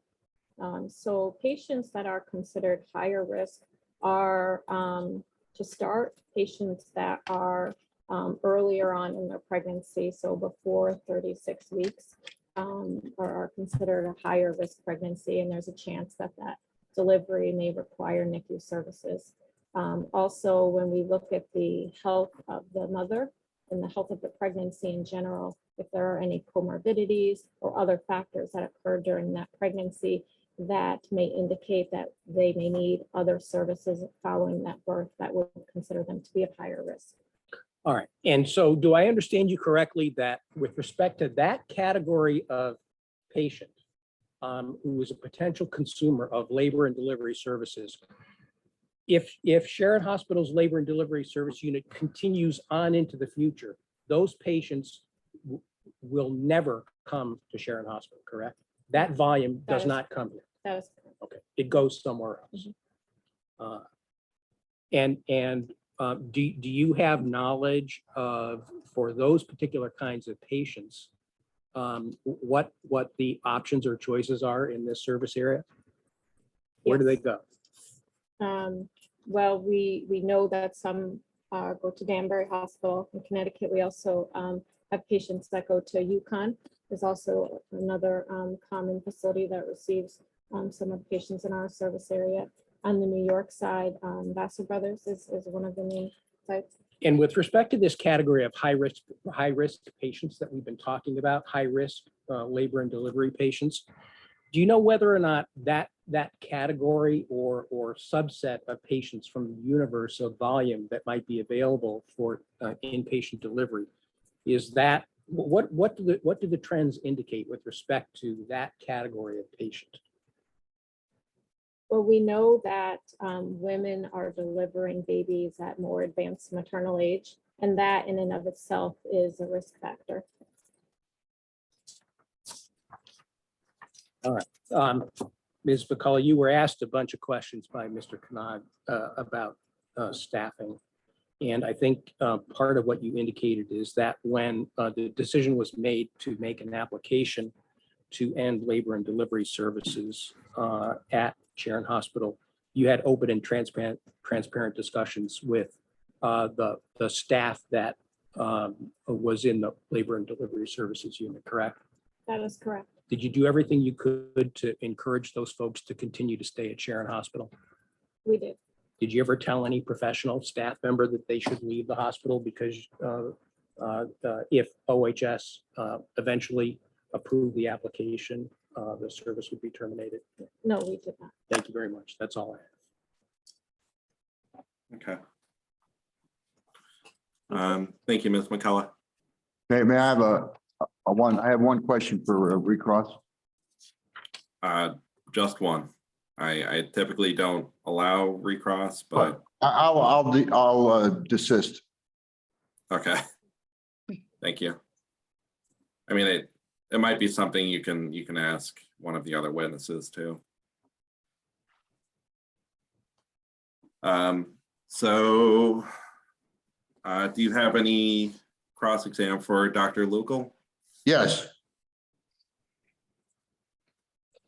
Hey, Doctor. one moment. All right, there she is. And Dr. Lucal, just a reminder again that you're still under oath.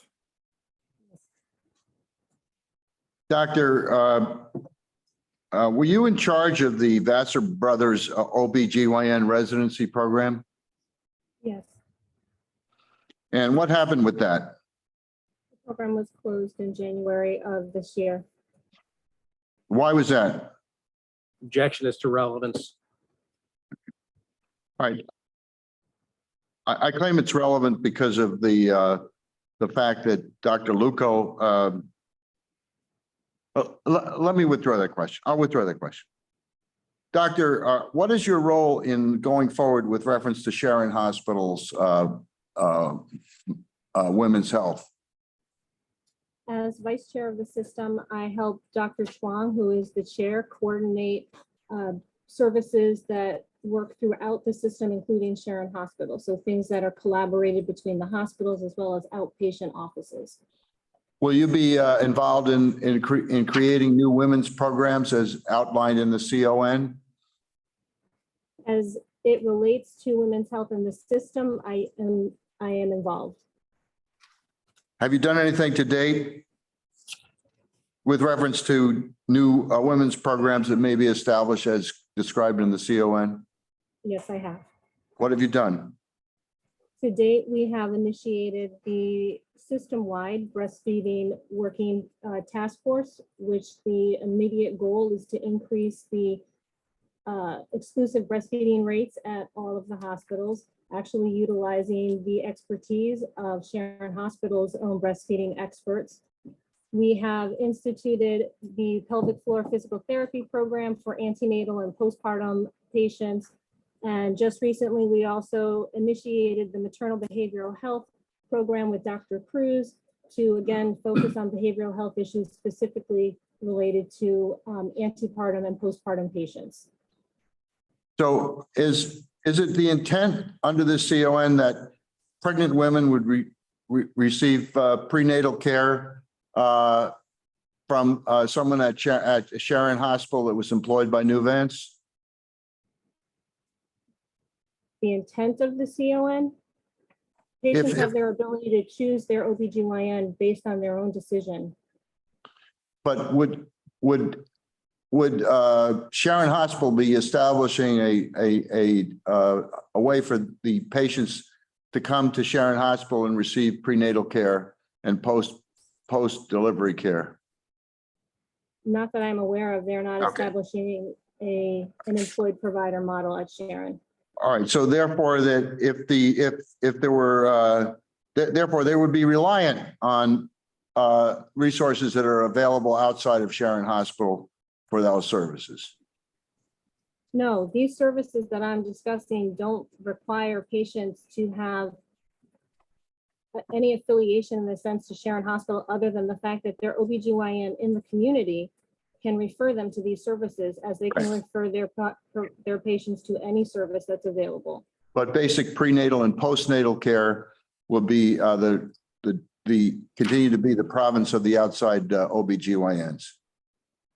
OBGYNs that are collaborating with Sharon Hospital, yes.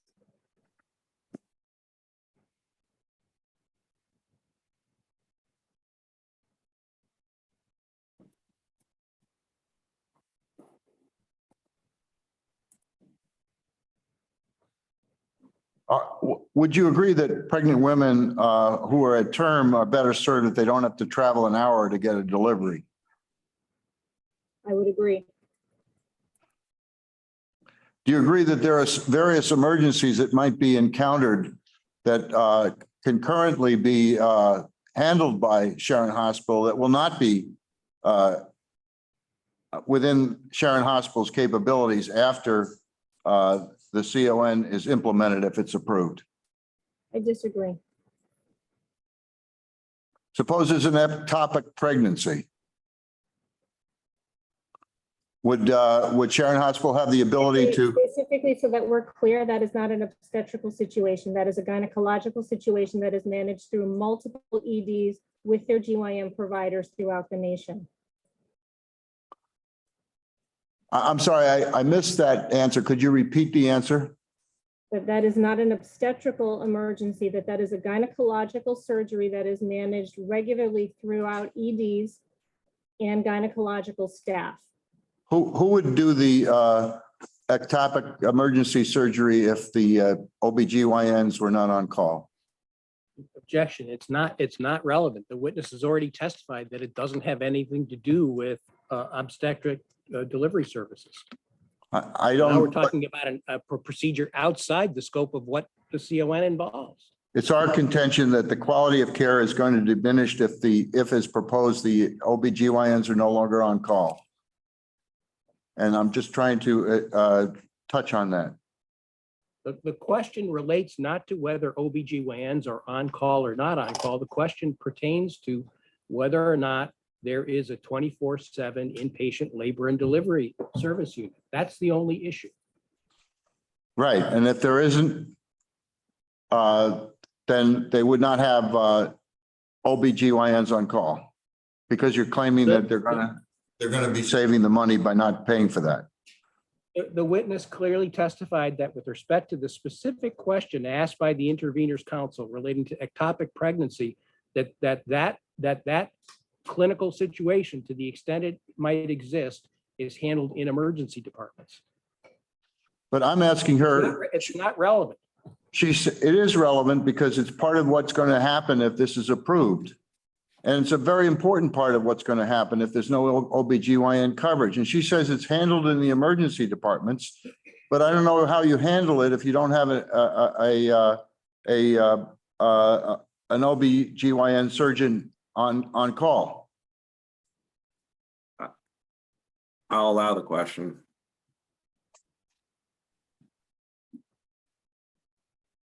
But Could you repeat the question? yeah, I was going to ask you, Attorney Yes. Connaught, if you could repeat it. So who would actually do the emergency surgery if there was an ectopic and there was no OBGYN available? A gynecologist. Okay, so you're mixing apples and oranges. Just because a labor and delivery unit closes does not mean that the ED cannot have a gynecologist on call. It also does not mean that any providers in the community cannot be on call for gynecological issues with their ED. But There aren't are you, multiple OBGYNs who practice GYN only, and there are multiple OBGYNs who practice OB only.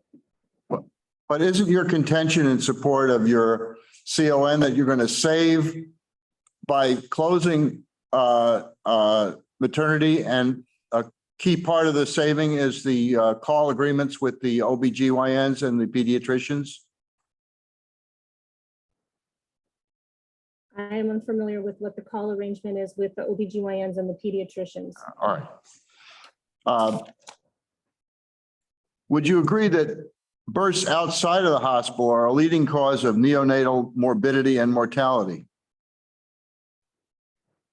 Yes, Would you agree that at times it may be more dangerous to transport a woman in labor than to deliver her?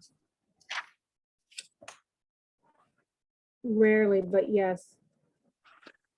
Do you know that there are many minority farm workers in the area who are already prone not to seek care? Objection. There's no foundation for that. That's Mr. Connaught testifying about some fact that isn't in the record.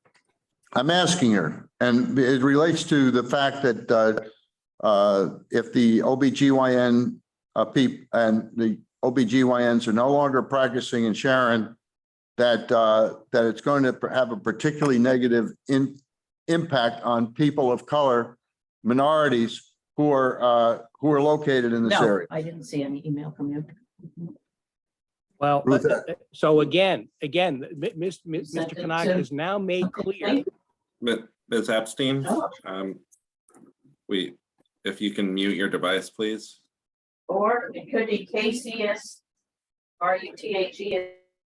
Right. Okay, sorry about that. That's one of the pitfalls of doing virtual hearings. I forgot where we left off. So, I'm Mr. sorry. Shuka, just briefly, I'm sorry, Mr. Shuka, this is Ted Tucci. This is a relevance objection. What Mr. Connaught has specifically stated in his question is a fear that if labor and delivery services no longer exist at Sharon Hospital, that there will be no OBGYN private practices in Sharon or in the service area. That's not the question that's before you or before OHS staff. The issue is not whether or not private physicians will continue to come to Litchfield County to offer OBGYN services. The issue is whether or not, with respect to that one piece of OBGYN care that involves a birthing plan at an inpatient hospital, whether or not that service is one that is continued to be needed and is financially viable in this market. That's the question. I'll pursue. OHS is not, excuse me. Sorry. OHS is not concerned with whether or not a private doctor may or may not continue to have a viable financial practice. I don't agree that OHS is not concerned. The OHS is required by the statute to consider the impact of granting the CON on the quality of care, on the accessibility of care, and its impact on minorities. I'm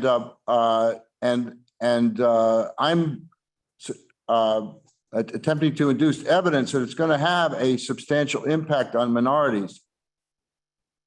So I sort of agree with Attorney Tucci. Maybe you skipped a little ahead here. You haven't even established that Dr. Lucal has any knowledge as to the types of like whether there's a high Medicaid population or an indigent population in the area. Let me So ask maybe you. if you back up a little bit and start from there, we might be able to get to where you're trying to go. All right, I'll try, and if I can't, then Dr. Mortman will fill in the blanks. Doctor, do you know whether there are minorities in the Sharon area who deliver at Sharon Hospital? There are minorities and people of color everywhere. And yes, some do deliver at Sharon Hospital.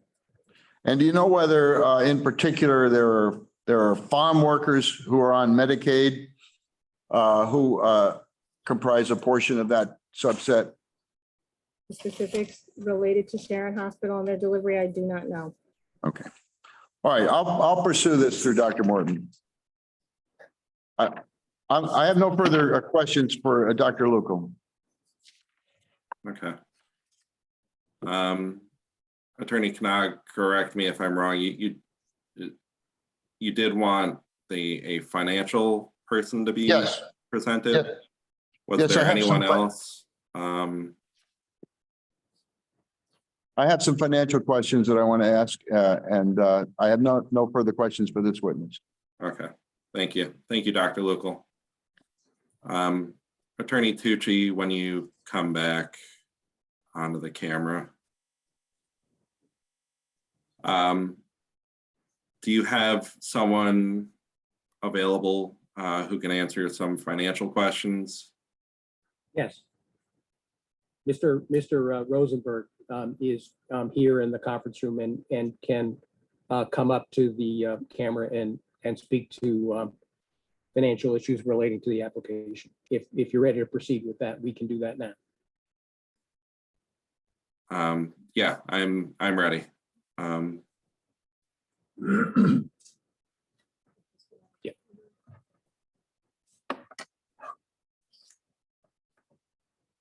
Good morning, Stephen Rosenberg, STEVEN, ROSENBERG. Okay.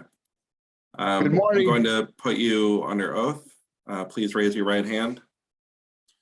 Do you solemnly swear or solemnly and sincerely affirm, as the case may be, that the evidence you will provide today will be the truth, the whole truth, and nothing but the truth, so help you God, or upon penalty of perjury?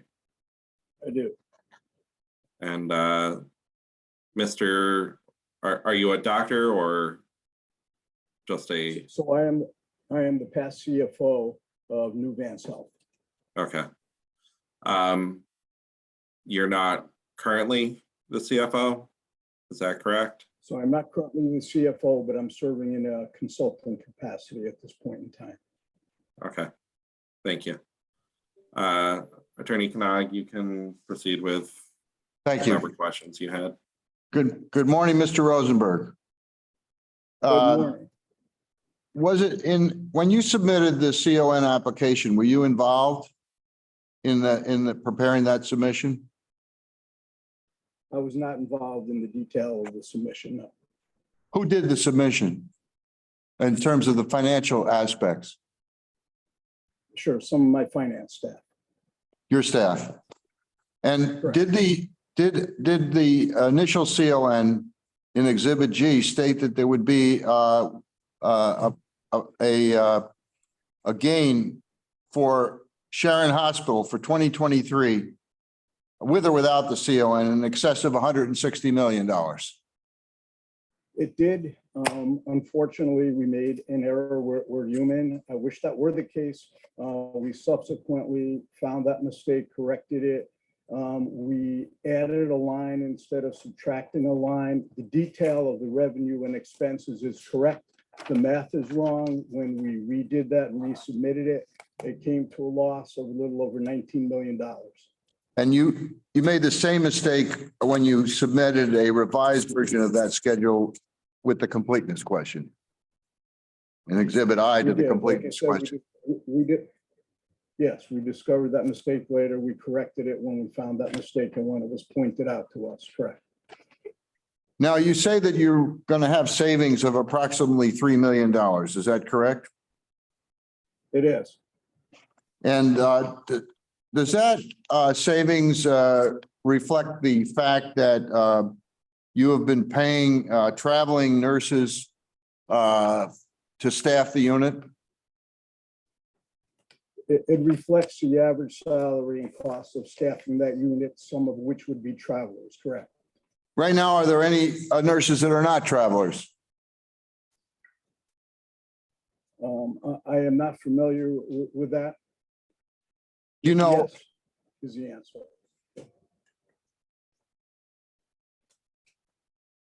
you know how much extra money you were required to spend as a result of using travelers rather than employed nurses? I don't have that information in detail available now. You know whether Stroudwater said it was $1 million a year at that time when they did their report? I'm not familiar, but I'm sure we can go back and check that.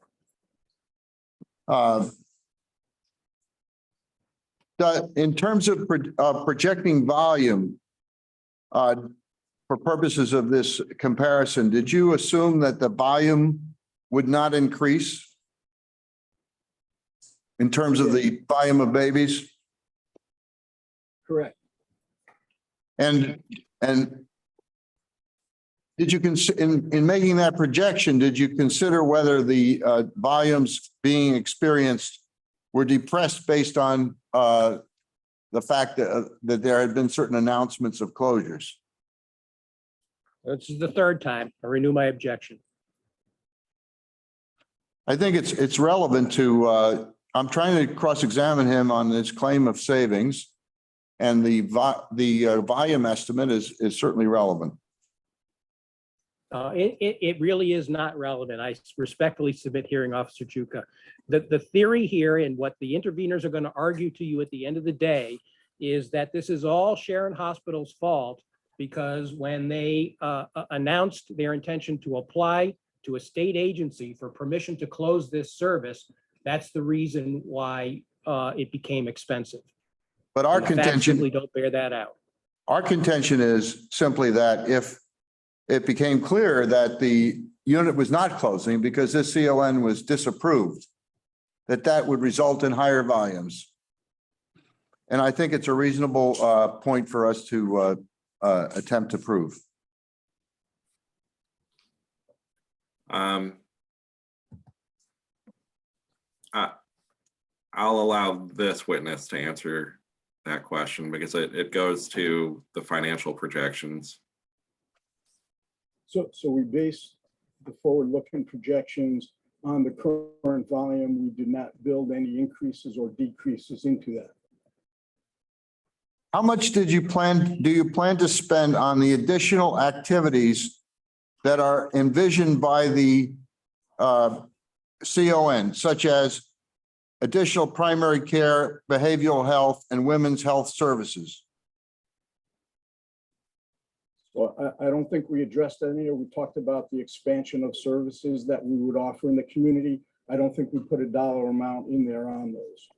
So in projecting savings, it doesn't include any additional expenses that are embraced in those items. So we are talking about the savings related to closure of the maternity unit. That doesn't talk about the other items, correct? Okay, yes. Now, you say that there would be a savings. I would refer you to the chart that is your financial worksheet, which was submitted as part of the issues paper that was sent to you by OHS just prior to this hearing, where that was where you revised the financial projections to make the corrections you previously described. And in that chart, you said that there would be salaries and wages saved of $2.3 million. Do you know what that consists of? It consists of staffing on the unit. Do you know how it breaks down? Do you have any breakdown of that number? Excuse me for one moment.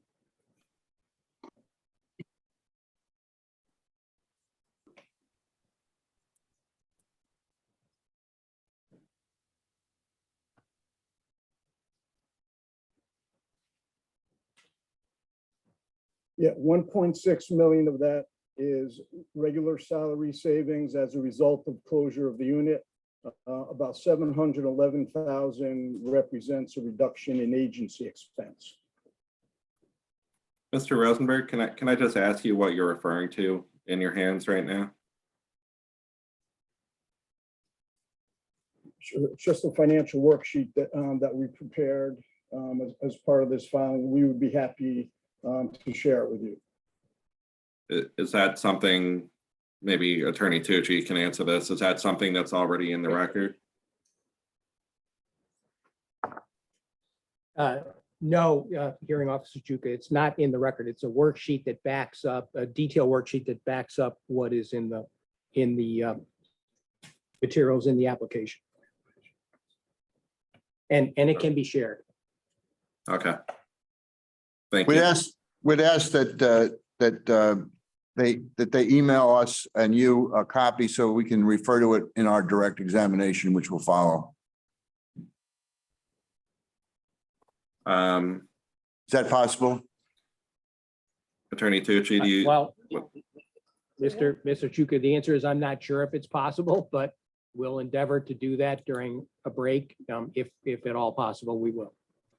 Okay. And then, Mr. Rosenberg, there's a line item of 1,984,000 saved for physician fees. What physicians are included in that number?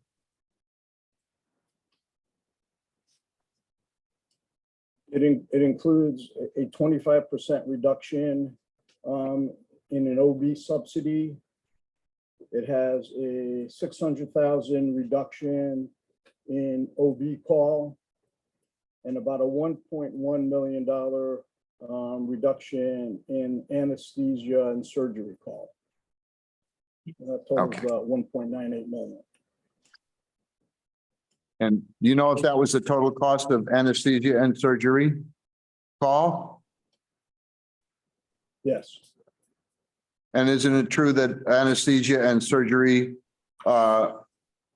support areas other than OB and GYN and maternity?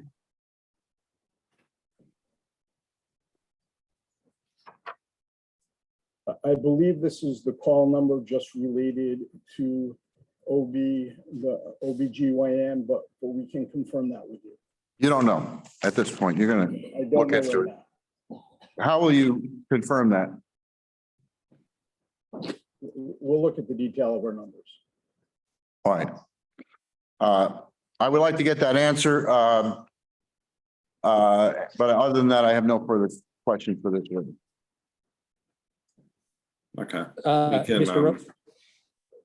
Ro- I'm just going to add that we can have that be a late file.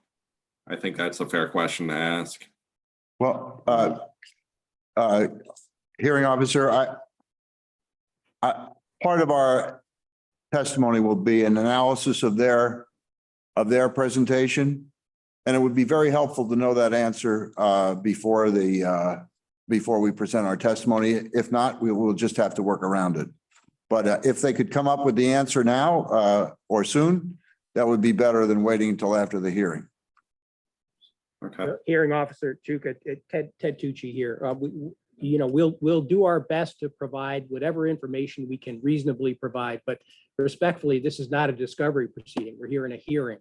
So if we're unable to do it, we obviously will supplement the record with a late file as you've already indicated. Very well. That's all I have. Okay. And thank you, Mr. Rosenberg. Attorney Knag, did you have any other questions that you wanted answered? None that I haven't asked, no. Okay.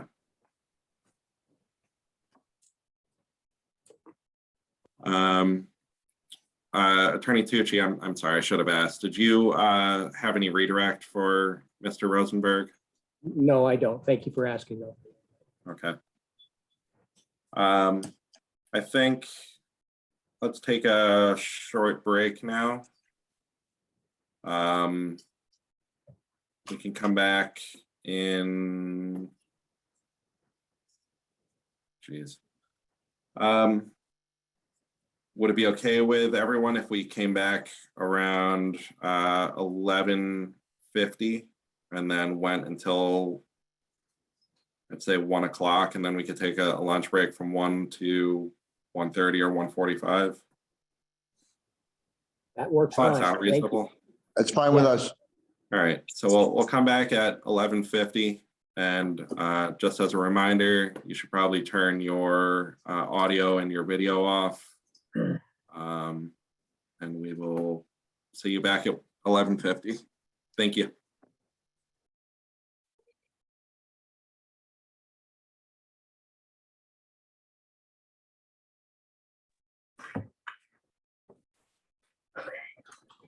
Okay, we are back. Attorney Tucci, did you have any luck with getting that financial statement that Mr. Rosenberg was referring to in electronic form? Yeah, well, yeah, we haven't been able to accomplish that during the break, but we can continue to try. It may be that it just makes sense to submit it as a late file. However, we'll let you know. Okay. Since I think that might be relevant, and I think OHS may also have some questions based on that. If it is submitted as a late file, I'm going to permit the intervener to submit a response. Just because I don't want them to be foreclosed from having an opportunity to review it. Thank you, Hearing Officer Chuka. Ted Tucci here. We'll understood, and we'll do our best to expedite that so that it can be part of the process here today. Thank you. So we're going to move on to the intervener's case. Attorney Knag, I saw that there were 11 witnesses who provided pre-filed testimony. Are all 11 planning to provide any sort of overview or direct testimony, or only a Yes. subset? Okay. Yes, but we're going to follow your directions to stay brief. Thank you. I appreciate that. And I do have a logistical issue I want to raise. Dr. Prepaz and Dr. Schweitzer are both working today. They're available right now, and I intend to put them on as the first two witnesses. And I'm wondering whether it might be possible, they both have a fairly brief testimony. And I'm wondering whether it might be possible that in addition to cross from the applicant, that if the staff had any specific questions of them, that they could ask those questions now, because of the fact that availability later in the day is going to be a logistical issue. Attorney Tucci, do you have any concerns or objection to going in that order? No, Hearing Officer Chuka. We'll do our best to accommodate the schedules of the physicians if that's necessary. Okay, thank you. So Attorney Knag, you feel free to present the case in whatever order you think is best. And we will allow cross-exam if there is any of Dr. Prepaz and Dr. Schweitzer after you present their testimony. Thank you. So I'll follow Mr. Tucci's lead and make a short summary of what we're going to do by way of presentation and our key points and leave more detailed summary to later in the day, at the end of the day. But I want to emphasize that the key issue here in our view is that we have a crisis in this country with reference to maternal mortality. And the rate of maternal mortality has doubled in the last several years in the United States. And why is that? Because we've been seeing this wave of closures of maternity units in rural areas. And once that happens, there's a precipitous increase in maternal and baby death rates. And that's why we can't allow the maternity services to close. That's why the governor has made clear his concern about this. That's why the president and the White House has made clear their concerns about this. And that's why a host of other officials have made a similar point.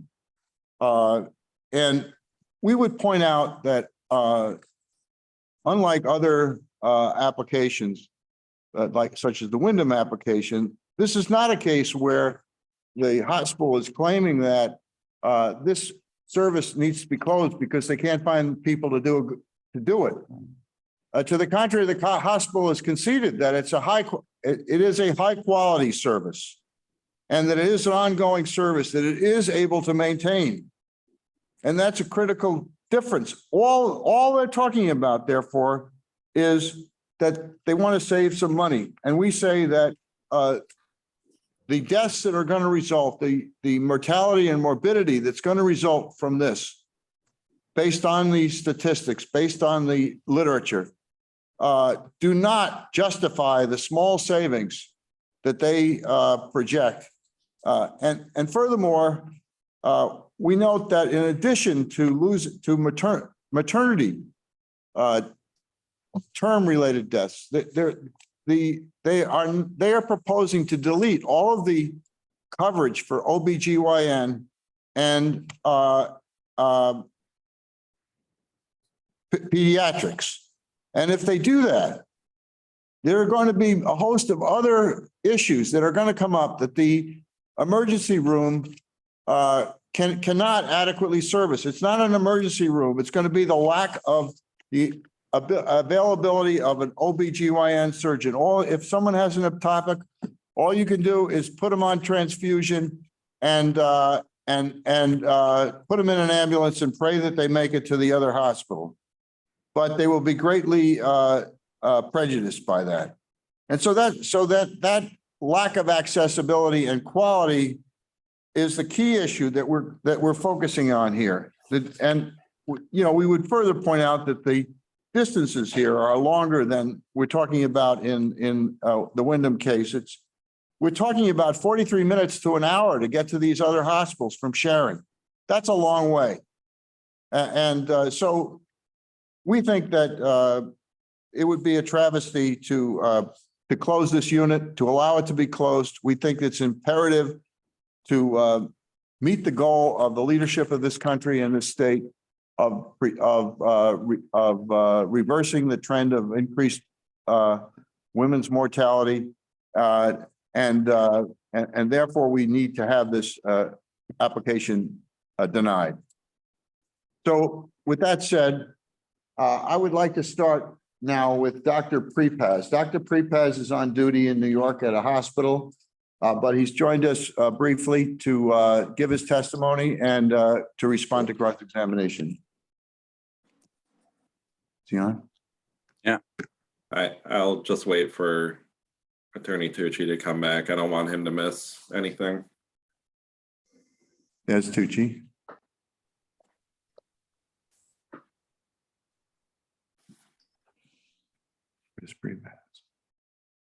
Are you all set, Attorney Tucci? I'm here. Yes, thank Okay. you. And do we have Dr. Prepaz? Yes. Okay. Having trouble pulling you up. Can you speak again, Dr. Prepaz? Yes, I'm here. Okay, there you are. Okay. Sorry, I was having trouble finding you in my Yeah, my it's under window. my email, so. So please raise your right hand.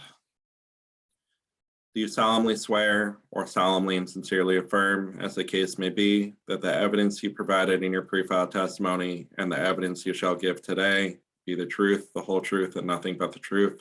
So help you God, or upon penalty of perjury? I do. And do you adopt your pre-filed testimony? Yes. Okay, thank you. You can proceed. Okay, I'm basically going to go a bit over my pre-filed testimony. So I'm an OBGYN, certified, board certified OBGYN, board certified maternal fetal medicine. I currently practice in Weill Cornell in New York. And during my fellowship, I used to moonlight in Sharon Hospital. So that's my knowledge of the hospital. It was a great experience over there. I found the staff to be very professional, very kind. I was there over weekends. Almost every weekend we took care of patients. We triaged them, we delivered them. I don't recall, maybe one time we had to transport a patient. But basically I got to know the area and the patients, and I really endorsed them. So to talk about the point, the concern with closing it. So we recently had to actually, 2 years ago during COVID, we actually built a new hospital here, just across the street. So the whole maternity ward moved across, and that was a process that like a year at least in the training with drills and all kind of scenarios to practice. But still, for about a year, we had to have OBGYN in the emergency room, because with all the training and with all the preparations, we still ended up having deliveries done in the emergency room that would not have time to just transfer them to the street even.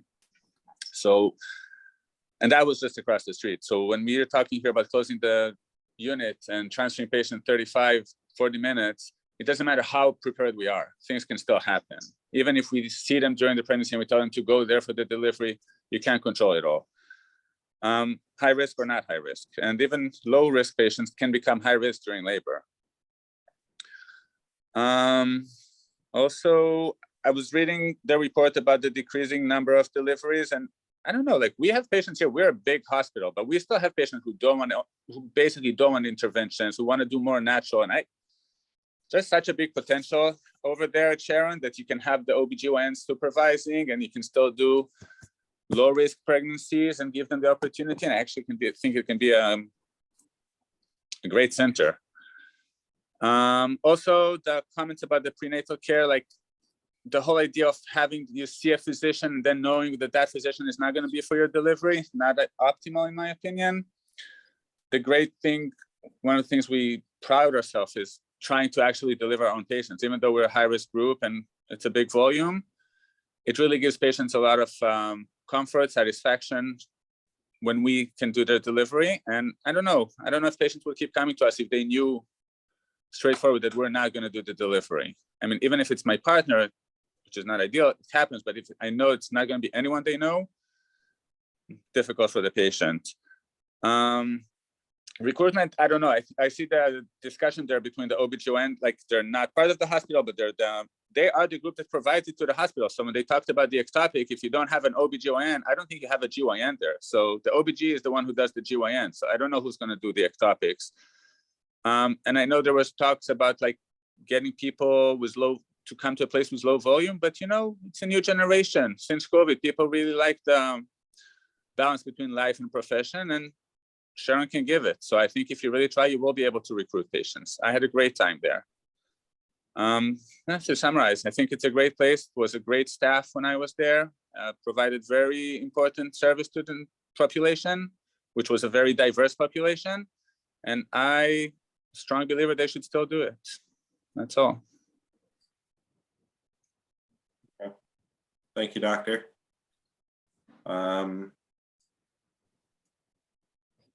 Attorney Tucci, did you have any cross for him? Yes, Mr. Chuka, thank you. Just some brief cross-examination for Dr. Prepass. Doctor, can you hear me all right? Yes. Good morning. How are you? Thanks. How are you? Good, thanks. Now, Good. you are presently at Weill Cornell Medical Center in New York City, is that correct? Yes. And you have been at Weill Cornell, I think, your pre-file indicates you've worked exclusively there for the last 10 years, correct? 10 plus, yeah, 10 and a half, something like that. Yeah, so since at least 2012, your experience has been focused exclusively on practicing at Weill Cornell, correct? Yeah, I've only been at Sharon during my fellowship, so that was before I started at Weill Cornell, yes. Okay. And so your experience in your time at Sharon goes back to a period well before 2012, correct? Yes. Okay. Now, I did a little research on Weill Cornell. Tell me if I'm correct. Weill Cornell is a 2,600 bed hospital, is that right? I trust you. I don't know. I just deal with the OB part. Okay. And you have about 1,800 employees in your large hospital in New York City, correct? I told you, I trust you. I don't know this information. Well, yeah, your pre-file says I practice in a big medical center in a big city. That's Yeah. right. That's Yeah. right, but I don't know the numbers. Okay, and you've talked about how, in your view, there's a real good opportunity at Sharon Hospital with respect to potentially doing low-risk births, and how, maybe being in a rural setting would be attractive to OBGYNs. So my question to you, doctor, is when are you planning on moving back to Sharon? How much are you offering me? We can talk after. Thank you. That's all the Okay, question. then I'll give you the answer. Attorney Knag, did you have any redirect for your witness? No. Okay. Thank you, Dr. Prepaz. Mr. Hearing Officer, could we find out whether the staff has any questions? Because Dr. Prepaz has to go back to his patients. Yeah, I apologize for that. I did say we would do that. So, Mr. Lazarus, do you have any questions for the doctor? We don't have any specific questions. Thank you. Okay, and that the same goes for Ms. McLaughlin and Ms. Viella, is that correct? Correct. Okay. All right, so Attorney Knag, I think you said Dr. Schweitzer would be. Dr. Schweitzer is next, yes. Okay.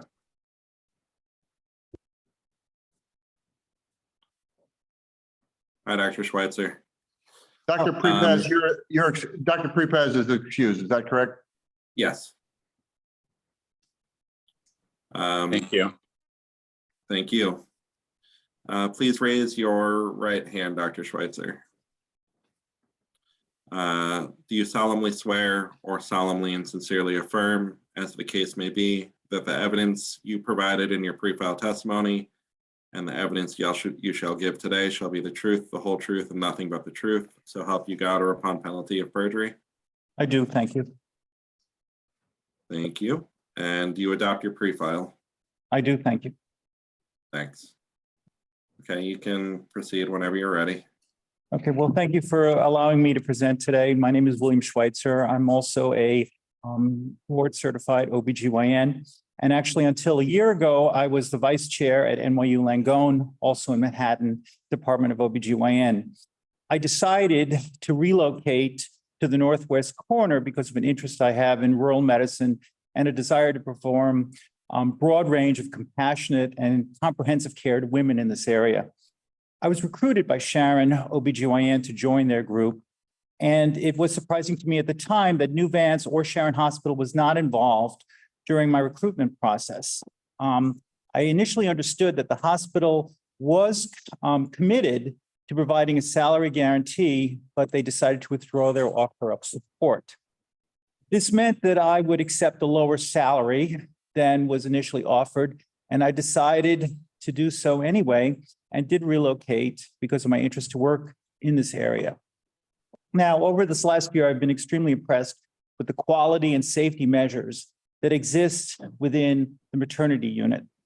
And for the years that I was at NYU, I worked very hard to reduce primary cesarean section rate, maternal hemorrhage, complications of delivery. And I've been really impressed with what Sharon has done. At NYU, we never approached the less than 20% primary cesarean section rate that Sharon enjoys. But, and I will stay on because of the superb staff of nurses, physicians, and support people that are here, and also because I realize that the community really needs me. Our group provides not just maternity care, but offers also reproductive choices and treatment for acute and chronic gynecologic problems. Abortion services are available within our practice. If the hospital closes maternity and our practice leaves, these services may be difficult to access if our practice is forced to go. I welcome any questions. Thank you, Dr. Schweitzer. Attorney Tucci, did you have any cross-exam for him? Yes, just briefly. Dr. Schweitzer, good morning. Can you hear me all right? I can, thank you. Doctor, just confirm for me, you made the decision to join the private practice at Sharon OBGYN sometime in the fall of 2021, is that correct? Yes. And I think you indicated in your direct testimony that you're committed to staying in this community and continuing to provide patients who need OBGYN care with that care, is that right? I am. And is that commitment regardless of what happens with respect to the outcome of this certificate of need?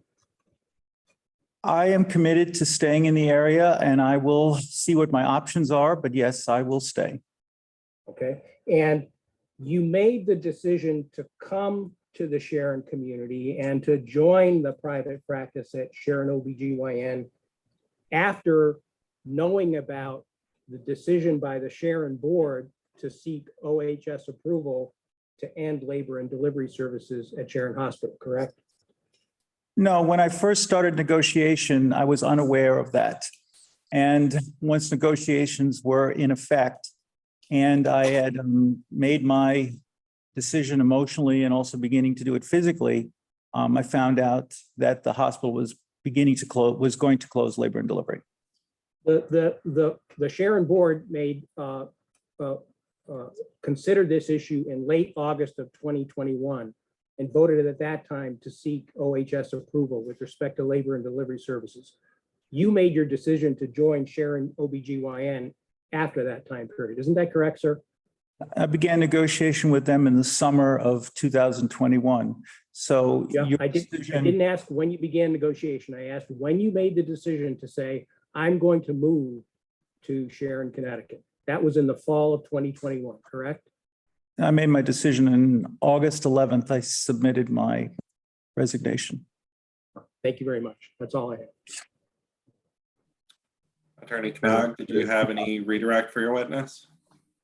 So, Doctor, if your group decided that it was necessary to relocate their office from Sharon to some other location nearer to one of the hospitals that were going to provide deliveries, that would mean that would that mean that you would also need to move with the group?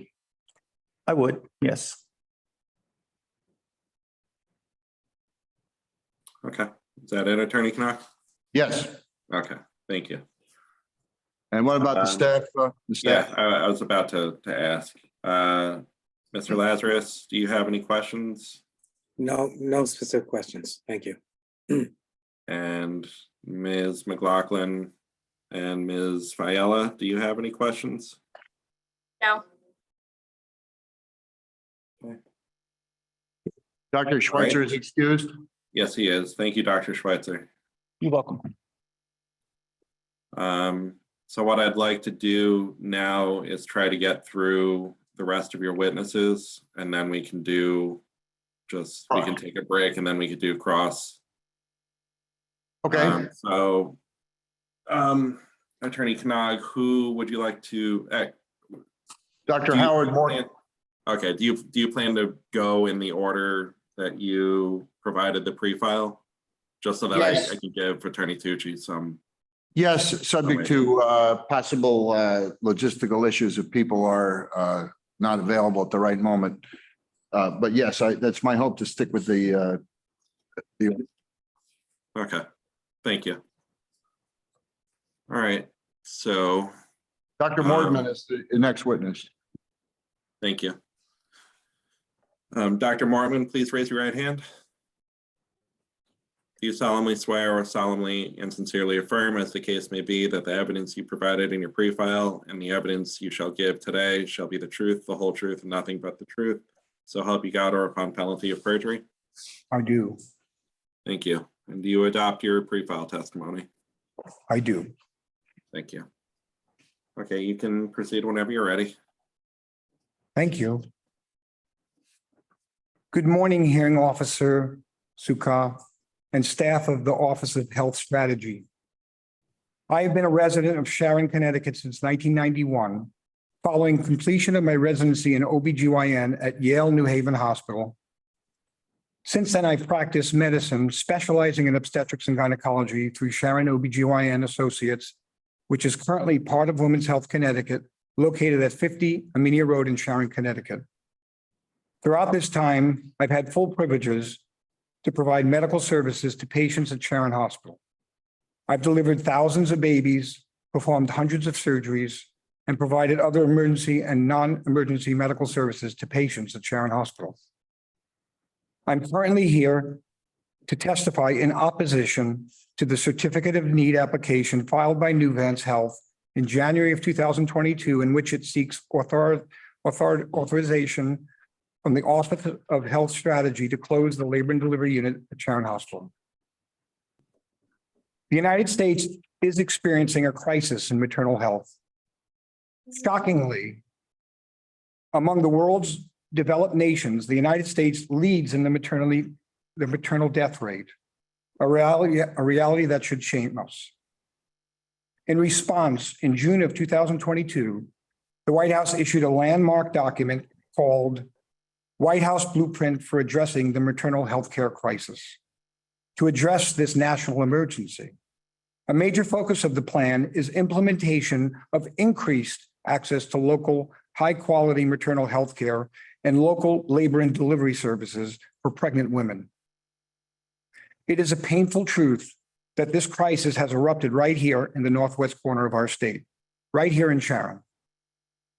OHS's recent proposed final decision regarding the closure of Wyndham's Hospital Maternity Unit summarized the conclusions of numerous studies showing the lack of access to appropriate maternal health services resulting from the closure of maternity units in rural communities puts women and children at risk for a number of bad outcomes, including premature birth, low birth weight, maternal mortality, severe maternal morbidity, and an increased risk of postpartum depression, as well as a higher rate of infant mortality. These studies further conclude that most pregnancy-related deaths are preventable and can be attributed to a lack of access to care, in large part, resulting in out-of-hospital births. And they also note that increased travel distance to obtain care has been associated with an increased risk of non-indicated induced cesarean section, which can lead to more complications, postpartum hemorrhage, prolonged hospital stay, and postpartum depression. OHS adds the finding that in rural counties, the absence of active labor and delivery units is associated with a significant increase in perinatal mortality. While this crisis in women's healthcare is evident nationwide, Sharon and its surrounding towns, both in Connecticut as well as New York, have until now been sheltered from these bad outcomes. This is largely due to the world-class maternity unit at Sharon Hospital that has been taking care of women and families for decades with high quality, compassionate, and expert care, and importantly, timely care. In the 31 years that I've been here delivering babies at Sharon Hospital, we have not lost a single mother. And our outcomes for babies has been consistently excellent. Our always available maternity unit, as well as the readily available high-quality obstetricians, maternity nurses, pediatricians, operating room, and operating room personnel are essential to prevent our area from expanding the nation's maternal health care crisis. I implore OHS to help us preserve our excellent and necessary local access to care for women and to avoid becoming part of what the White House calls a healthcare desert. Please do not allow closure of our maternity unit at Sharon Hospital. Our newly re-elected governor, Ned Lamont, has made clear that access to local maternity services must be available in both the northeast and northwest corners of Connecticut. Our newly re-elected Senator Richard Blumenthal spoke passionately about the need to maintain and support the maternity unit at Sharon Hospital. Congresswoman Johanna Hayes did the same. Our local elected officials, including Maria Horn, also believe that our labor and delivery unit is critical for the safety, well-being, and vitality of our communities, both in Connecticut and neighboring New York. My submitted written testimony contains extensive detail addressing the healthcare disaster which would befall the residents of our service area were the Sharon Hospital maternity unit to be closed.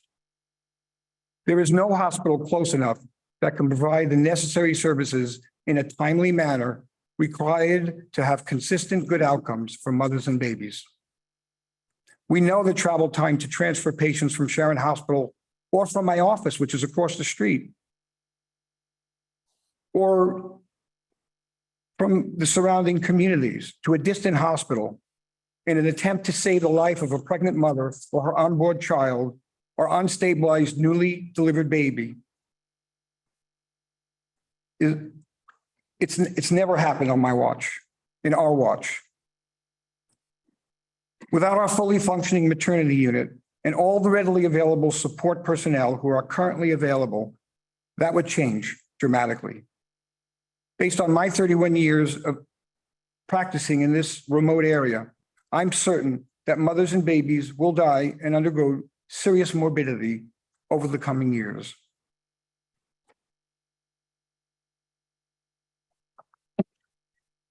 In preparation for the closure of the labor and delivery unit, Nuvance has provided relatively brief training to emergency room physicians and run simulated emergencies. They can't provide the skills of experience of OBGYNs that have completed at least 4 full years of daily OBGYN residency. This is not the time to be compromising women's health and safety. The new Nuvance protocols established to deal with obstetrical emergencies should maternity close do not include local pediatricians or local obstetricians or the surgical team required to perform urgent cesarean section. With a dropping fetal heart rate or an imminently delivering mother with a breech baby or a prolapsing umbilical cord or urgent placental removal in a severely hemorrhaging mother who just delivered her baby. And that's just listing a few of the operative emergencies that we've dealt with. Emergency room physicians are underqualified to deal with other emergencies that can suddenly occur in any obstetrical or gynecological situation. Nor will they have the appropriate support services or personnel to deal with the myriad of obstetrical and gynecological emergencies that may present. These include, but are not limited to, shoulder dystocia, placenta previa, and maternal hemorrhage, ruptured ectopic pregnancies, twisted ovaries, premenopausal hemorrhaging, and hemorrhaging during miscarriage. They will be unable to comprehensively manage abnormal fetal heart rate patterns, including fetal bradycardias, recurrent decelerations, and sinusoidal fetal heart rate patterns. They cannot fully and independently manage eclamptic seizures that can have immediate fetal consequences that may require expeditious cesarean section. They cannot manage postpartum uterine inversion or comprehensively manage preterm labor, especially if it's advanced preterm labor. They're not trained to manage post-delivery lacerations of the cervix, vagina, perineum, or rectum that could have severe consequences with hemorrhage that needs to be addressed promptly and often in the operating room.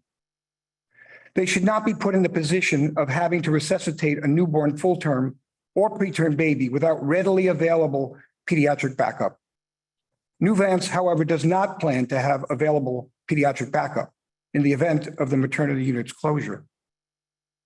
Sharon Hospital will be unable to safely manage a patient with a ruptured uterus with a fetus still inside the uterus, where you can lose 2 humans at once, or after delivery where you could lose the mother. And the list goes on. We've dealt with these emergencies with consistently excellent results until now.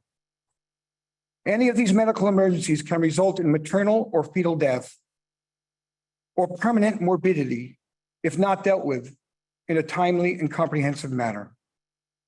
Our maternity unit has prevented deaths and disabilities precisely because of our current capabilities.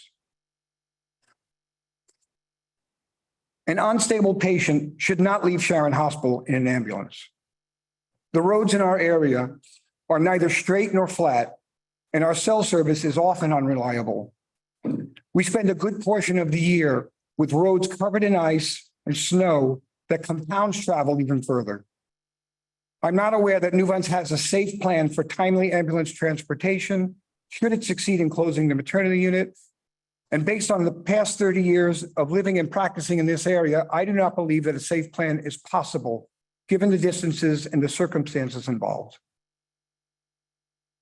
At Sharon Hospital, we strive to be able to perform cesarean section within a minimum of 30 minutes, a timeframe dictated by the American College of Obstetrics and Gynecology, also known as ACOG.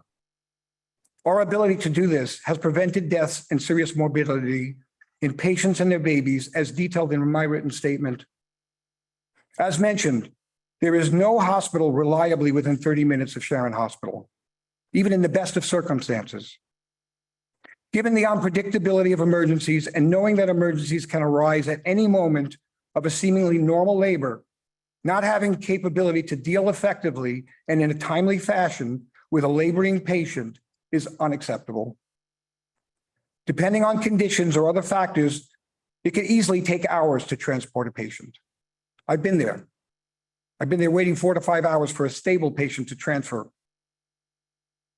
The Sharon Hospital Maternity Unit has an unimpeachable reputation for quality and has consistently run one of the best units in the state. ACOG reviewed our unit in March of 2022 and concluded that we were highly qualified to provide obstetrical care and that all of the hospitals they had reviewed before, none of them had the perfect chart review that we did. At their closing Zoom meeting, they actually implored Nuvance to do everything they could to preserve our unit because of the need for it in our community. Nuvance has publicly acknowledged our high quality, which is indisputable. We consistently do extremely well with benchmarks in comparison to the multiple maternity units in the Nuvance system. Sharon Hospital is one of only 3 5-star hospitals for safety in the entire state of Connecticut. And this rating takes into account patient satisfaction, timeliness of care, and death rate. I believe this would all change with the closure of the maternity unit. Our OB/GYN practice has managed to recruit, as you've heard, a new highly qualified OB/GYN physician despite Nuvance's refusal to honor a previously offered income guarantee. If we had supportive hospital ownership, I believe we could recruit obstetricians of the highest quality to our practice as needed in the future.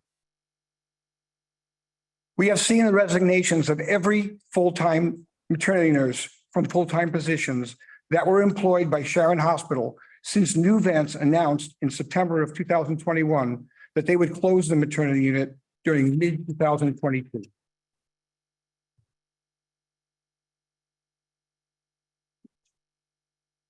This announcement preceded the present con application to OHS. Since its September 2021 announcement, Nuvance has refused to hire any full-time nurses for maternity. Instead, Nuvance has encouraged me and other full-time OB/GYNs at Sharon Hospital to seek privileges elsewhere. And by the way, that happened right away after their announcement. Nuvance has undermined our labor and delivery unit in a variety of ways, including offering the charge nurse of the maternity unit a job. Objection. That testimony directly violates the hearing officer's order regarding the scope of this hearing and decorum and protocol. I ask that it be stricken. May I be heard? Certainly, yes. This testimony was already admitted into the record without objection. This is just a summary of the testimony. I believe in any event that it's highly relevant that they try to recruit the charge nurse. That is a misstatement of fact. That there has been no acknowledgement that any of this testimony is admitted without objection.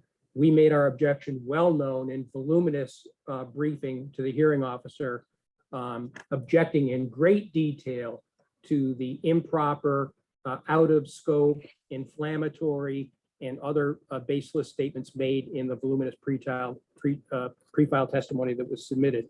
And now is the time to correct that error by not allowing it to be repeated in the public hearing. It's not an error. It's a very relevant thing that undermined the unit and decreased the patient population and increased the nurses leaving. Yes.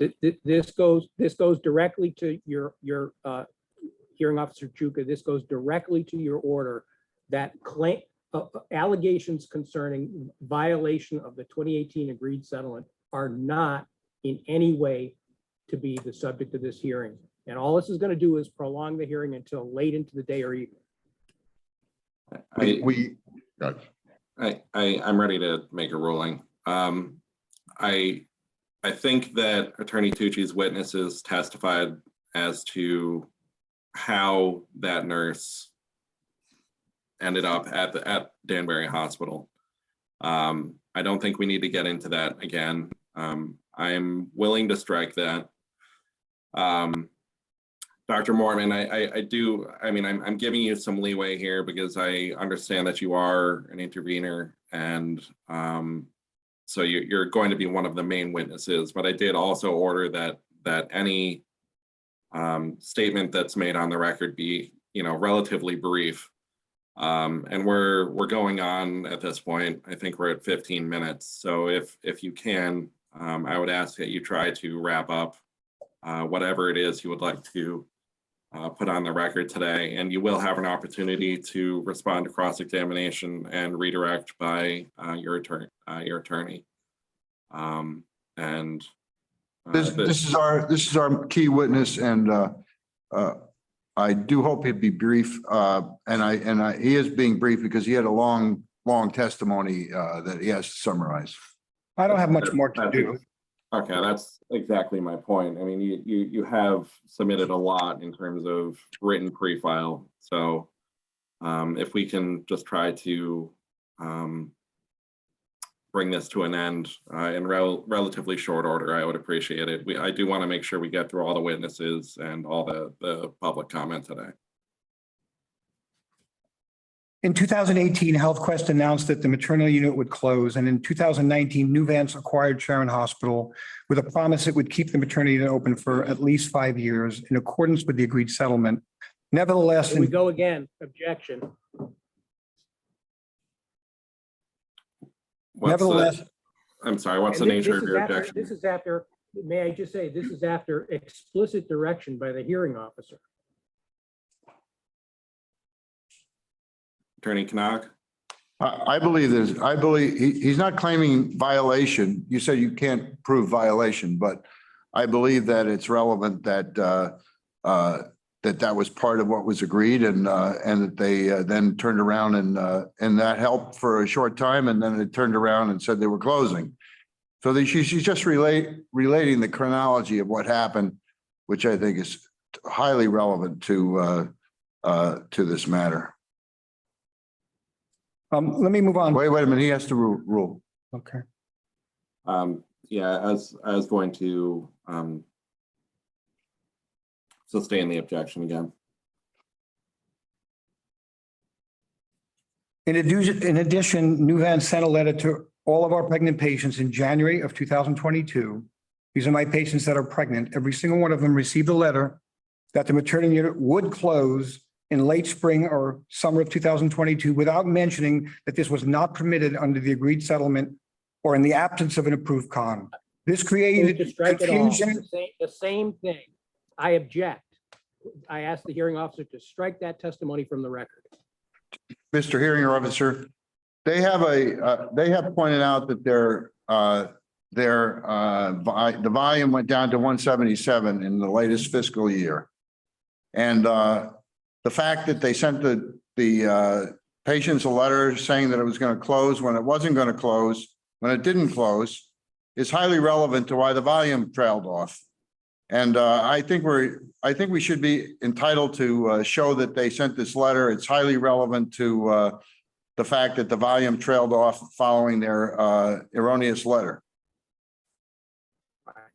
Just briefly, Mr. Chuka, you've already ruled on this issue. If we're going to get into what the letter says and doesn't say, we'll expand the hearing by another hour because that's not what the letter said. And there was no violation. It's clear as a matter of fact on the record that the labor and delivery unit remains operational today and that all Sharon Hospital did is comply with its obligation under the CON statute to request permission. And we did that in a transparent and open way.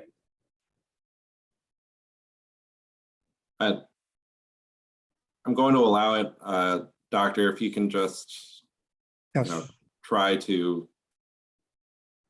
narrow your the remainder of your testimony, that would be helpful. I'm sorry, I also need to break in really quick.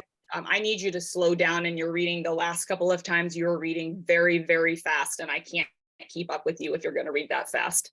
Sure, I understand. I was just told to speed things up, so I wasn't intending to, but I understand. I know, I appreciate just need to be able to get it down. Thank you. Sure, thank you. This is a very important point, so hear me out on this. When HealthQuest announced in 2018 the planned closure of maternity, they spoke of a women's center at Sharon Hospital that would offer prenatal care but not delivery services. That in itself would have been wholly inadequate and unsafe. But now, in their recent completeness responses to OHS, Nuvance actually states they will not even offer prenatal care at Sharon Hospital. Patients will find their way to their own private doctors. There's a significant indigent population in our area. This goes back to something that was speculated on before I can speak of it personally, because every day I speak to these patients in my office with translator phones. Many of them do not speak English. Those patients and the many women that live and visit this area will be put at profound risk for catastrophic outcomes. Make no mistake, we don't just take care of patients that live here, we take care of patients that are visiting, often pregnant with emergencies. Their overall access to both obstetrics and gynecological care will also be greatly compromised. This applies to both non-emergent and emergent needs. It's a really important point. With the closed maternity unit at Sharon Hospital, our obstetrician gynecologists will need to provide care for our patients elsewhere. It's worth noting that as a group, my practice provides far more primary care to women in our service area than any other group. Over the years, until the recent efforts to close the maternity unit began, we had a long history of high quality and low turnover among our nurses. The OHS, if you rule that maternity will remain open, I believe, based on my discussions with these nurses, that those who resign their full-time positions will want to return to the full-time nursing jobs they've had before. And moreover, I believe that a commitment from Sharon Hospital to maintain our maternity unit, if that happens, we will significantly grow our patient numbers. We need robust, determined advertisement and promotion by the hospital of our unit's quality and recognition of its need. We've had none of that. In closing, Governor Lamont, in a pre-election statement to the Connecticut Mirror, he noted, it's really important that primary care and maternity care be widely and broadly available. If they don't have good maternity care in Northwest and Northeast Connecticut, young families are a lot less likely to move here and pregnancies could be more at risk. I echo this concern and have been told by several Sharon Hospital physicians they would never have moved here had there been no maternity unit. I'm confident that it would be much more difficult to recruit quality physicians, including emergency room physicians, to a hospital with the profoundly reduced capabilities resulting from closure of the maternity unit and the loss of the readily available support personnel we've had for many decades. Sharon Hospital has an excellent record of success delivering high quality care. Nuvance should not be permitted to dismantle it. Our patients and community desperately hope that you make the right decision regarding our vital and irreplaceable maternity unit. Current patients and future generations depend on you for their safety and well-being. And I'm going to tap on 3 quick points. It's really critical because testimony that came before from Nuvance is inaccurate. One is this issue about high-risk patients. It was stated respectfully by Christina McCullough that we don't take care of nor deliver high-risk patients. We take care of every single day in my office, multiple high-risk patients, and we are very often delivering high-risk patients. Matter of fact, Friday, I delivered a high-risk patient last week, and this Monday, I delivered another high-risk patient. Patients with advanced maternal age, obesity, diabetes, prior cesarean section, accessory lobe placenta, like my patient did have on Friday, or even a very heavy smoker. Those are high-risk patients. We're very comfortable dealing with those patients, and we work intimately with the maternal fetal medicine specialists, both at Vassar and UConn. And when needed, we incorporate their consultations into our patient's care. And when a patient needs to deliver elsewhere, which is a very much an exception, we arrange for that. And it's a hardship to that patient. But most of the high-risk patients that we take care of are delivered at Sharon Hospital with fantastic results. And I would say on the record that the maternal fetal medicine individual at Vassar Hospital and the head of maternal fetal medicine at UConn would testify in our behalf that we are both necessary and our care is impeccable, including our high-risk patient population. So, and then another point about the transfer of patients until now was sort of, we did okay. Let's not forget that the OBGYNs were very quickly involved with any patient showing up at the ER that was pregnant or in a gynecological emergency. And we knew if a patient could be transferred safely, and many of those patients I would have in the operating room or up in maternity laboring because I couldn't put them in an ambulance safely, or we could lose the mother or her baby. And so the idea that a future without OBGYNs in charge, without the services that we need for those emergencies, that an emergency room physician may be consulting a distant OB in another hospital are going to be able to safely transfer those patients, to me is absurd. And the third point I'm going to make, and then I'm going to finish because I know there's a time issue here. Let's just talk about that ectopic pregnancy. So we have dealt with numerous ectopic pregnancies over the years. It's one of the major causes of maternal death. And when those patients rupture their ectopics, they don't have a lot of time. And this is very important. When the initial plan by Nuvance was presented to the medical staff and to that board who went along with it, their plan included cutting 24-hour surgery. So they would have surgery to maybe 3, 4, 5 o'clock. It wasn't defined. There wouldn't be any weekend surgery. So what do you do not only with the ectopic pregnancy that's ruptured there, even if you had a gynecologist, what do you do with the patient whose baby is dying because the heart rate is dropping or she's hemorrhaging and you can't transport her and you need to take her immediately to the operating room to remove that placenta before she goes into DIC, which may not be reversible and she will die? What do you do with that patient who had no prenatal care? And these are true stories, who showed up in my emergency room without any care. We get a phone call. She's got a prolapsed umbilical cord. And we take her right to the OR. We save that baby and mommy. What do we do with the patient I dealt with? Actually, I saw her for a 6-week checkup when Nuvance announced their closure. So 6 weeks before that, she came in through the ER with no care for 20 weeks with a ruptured uterus. And by the time I got her into the OR, a completely separated placenta. I promise you that baby would have died, and that mother very well may have died if you had a transporter. And that's even if we had no OR, but a qualified OBGYN making those decisions. So unless we're prepared to go to the dark ages and become a healthcare desert, there's no way in the world that our area will be safe if you close maternity and the ancillary service that we've come to expect at Sharon Hospital. I'm very thankful for the time to testify. Thank you, Dr. Mortman. Thank you. You have to stay, As I mentioned earlier, I would like to try to get all of the direct testimony from, I'm sorry, is someone trying to speak? No. Okay. I would like to try to get all of the direct testimony on the record before we take a break and let Attorney Tucci gather his thoughts before beginning cross-examination.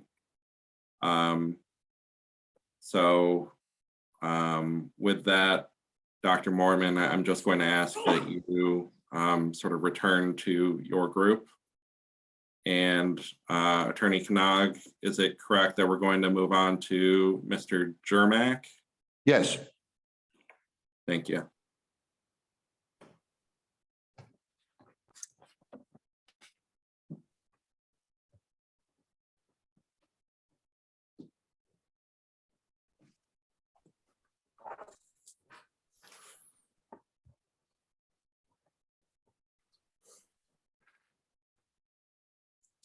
Mr. Jermack, can you please raise your right hand? Do you solemnly swear or solemnly and sincerely affirm, as the case may be, that the evidence you provided in your pre-filed testimony and the evidence you shall give here today shall be the truth, the whole truth, and nothing but the truth, so help you God, or upon penalty of perjury? I do. Thank you. And do you adopt your pre-filed testimony? I do. Thank you. You can proceed. Thank you, hearing officer. Good morning. My name is Victor Jermack, and I have previously testified before OHS on August 14th, 2001, when Sharon Hospital was first sold to SN Healthcare. I'm a financial expert, so I will focus on the financial issues raised by Nuvance in closing labor and delivery. There are many good reasons for not closing Sharon Hospital's labor and delivery, but my testimony will focus on Nuvance's stated financial cost of maintaining it. Nuvance Health's primary stated reason for closing labor and delivery is their claim that they are losing $3 million annually. Furthermore, Dr. Murphy, in his pre-filed testimony, claimed that Nuvance itself is, quote, is facing a dire financial situation, close quotes. We strongly disagree, as our analysis casts doubts on the $3 million loss claim. Even if the $3 million loss was true, this would not justify closing maternity, given the overall resources and financial strength of Nuvance and the needs of the community. Instead, the hospital should work to reduce any losses and aggressively market labor and delivery services to the community. We analyzed Sharon Hospital's detailed financial reports to OHS, spoke to Nuvance's CFO in December 2021, and several members of the professional medical staff. We requested a financial statement for labor and delivery. In January 2022, we received an outdated fiscal year 2019 profitability analysis for labor and delivery, showing a loss of $3.6 million. This was derived from page 59 of the Stroudwater Consultants Report, which was referred to in the con by Nuvance.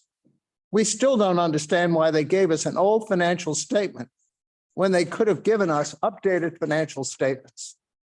We asked for but never received their stated detailed $3 million labor and delivery loss, detailed explanations for the allocation of overhead charges or of ancillary expenses, which constitute a large percentage of the labor and delivery stated losses.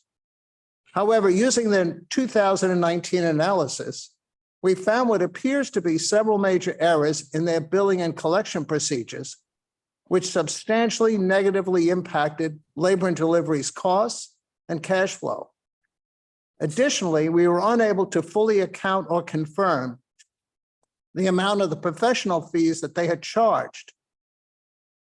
In addition, Sharon Hospital's premature announcement of closing labor and delivery prompted the full-time employed nurses to quit, thus forcing the hospital to use staffing agencies for travel nurses. Objection, move to strike it, move to strike that. That's complete speculation. It's beyond the scope of this witness's expertise, and it violates the hearing officer's order. Move to strike it. I disagree. I think he allowed us to look at the issue of excess costs for nurses, and therefore and that's in any event quite relevant to the question of what the loss is. If they're charging us, if they're saying they're going to recover by closing labor and delivery an amount that includes a substantial premium for travel nurses rather than regular nurses. That's a factor in considering what the real loss or savings would be. And to not allow us to probe into the facts prevents us from exploring the issue of whether they in fact would be recovering $3 million if they were allowed to close. Just briefly in response, hearing officer, Sure. the witness did not testify as to facts. He speculated, quote, that the premature announcement of the closure of labor and delivery caused nurses to quit. That violates the order of the hearing officer. It's complete speculation and it's not fact. He has no way of knowing that. It's not complete speculation. Dr. Mortman works in the hospital with these nurses and knows why they quit. Mr. Germack is under oath here. I'm sorry, but he said, but he had obtained information from members of the medical staff, he said. I'm going to allow that. Attorney Tucci, you can probe into where that information may have come from that informed him of these of these understandings, and I'll take it for what it is. You can continue. Thank you, hearing officer. This policy forced the hospital to use staffing agencies for travel nurses, paying them up to $225 an hour instead of the normal average rate of around $45 plus per hour. This policy was ill-advised and costly. The difference of $180 an hour equates to over $300,000 per year for just one nurse at the $225 hourly rate. Currently, I'm told we have around 6 labor and delivery nurses, some travel and some on a per diem basis. This is confirmed by the Stroudwater consultants, again mentioned by Nuvance in their filings, who note in their report that in 2019, there was a, quote, 1 million increase in traveler expense for the OB program, plus a $500,000 increase in salaries and wages for Sharon Hospital employees, close quotes.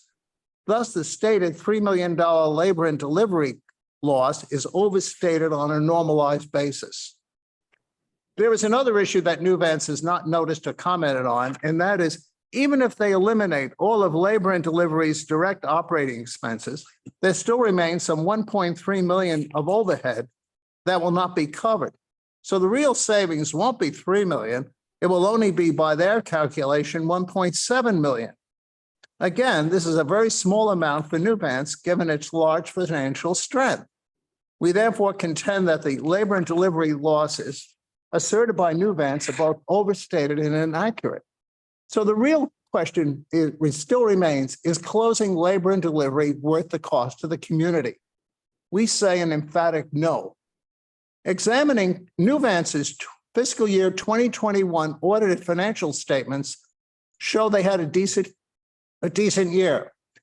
Nuvance showed a positive gain of $105 million, excess of revenue over expenses, positive cash flow from operations, an increase in net assets of $242 million, and $3.8 billion in total assets. Further, Nuvance's note 11 in their consolidated audited financial statements tell us that Nuvance had financial assets available to meet general expenditures over the next 12 months of $1.1 billion. Thus, the stated $3 million labor and delivery loss is neither significant nor material given Nuvance's assets and earnings. One could almost say it's a rounding error. Moreover, any loss is minimal compared to the major damage dropping labor and delivery will do to the future of our hospital and the community.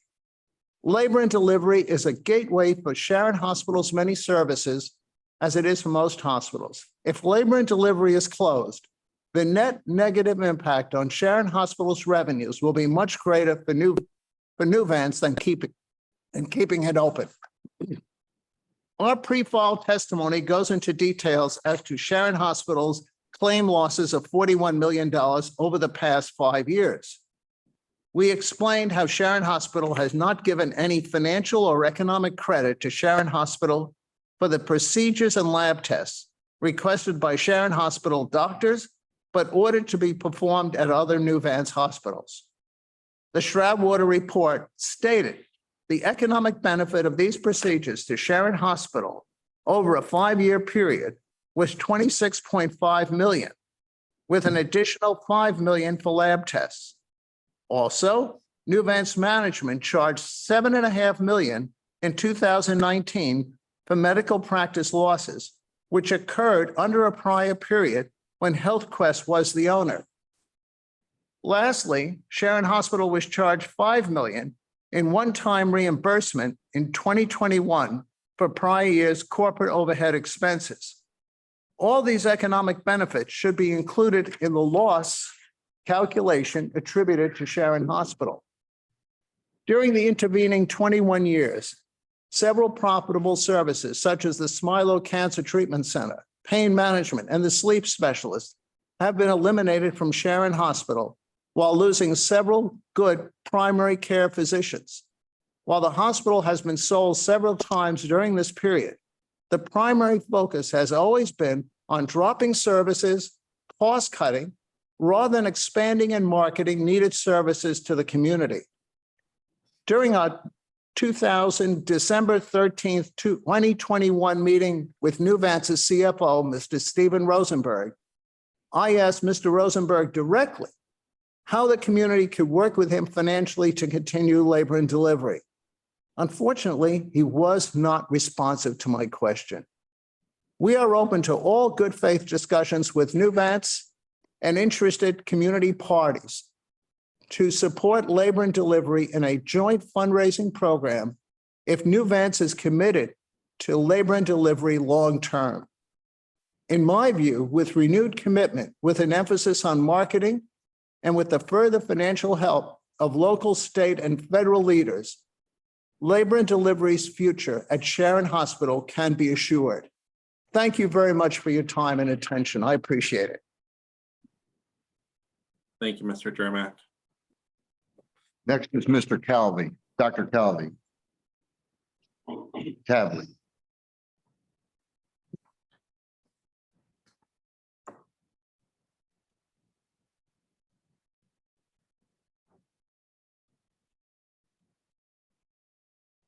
That was still of greater length than I was hoping for. If there's anything that your witnesses can do to try to shorten their testimony, I would appreciate it. Thank you. Those are the two longest ones. That's what I assumed, and that's again why I was giving some leeway. But you know, with 11 witnesses, that's a lot. So, Dr. Cavley, please raise your right hand. Do you solemnly swear or solemnly and sincerely affirm, as the case may be, that the evidence you provided in your pre-file testimony and the evidence that you shall give in this case shall be the truth, the whole truth, and nothing but the truth, so help you God, or upon penalty of perjury? Yes. Thank you.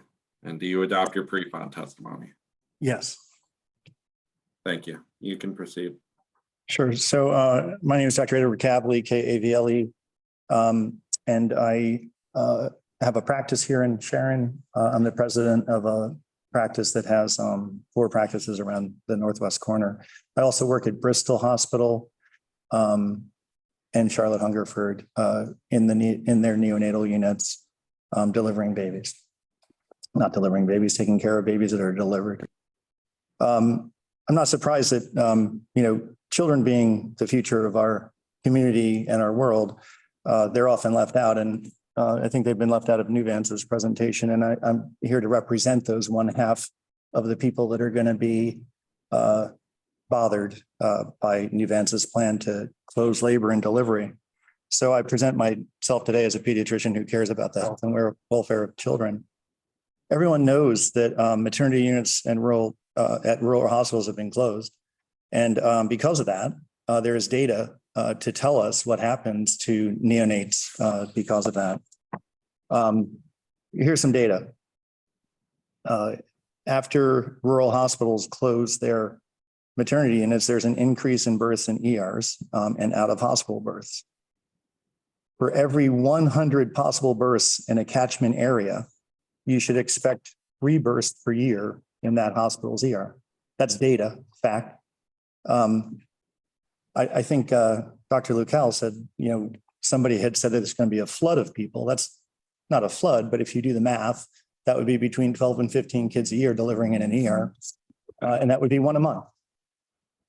No one said there's going to be a flood, but 15 and 1 a month is a lot. Closing these maternity centers also exposes infants to poor outcomes. And what that means, they're neonates that are born, but infants are up to 1 year. And the morbidity that occurs during poor births at a community hospital ER without coverage exposes them to that problem. Also, it exposes infants to preterm births by up to 5%. And of course, preterm births lead to bad outcomes.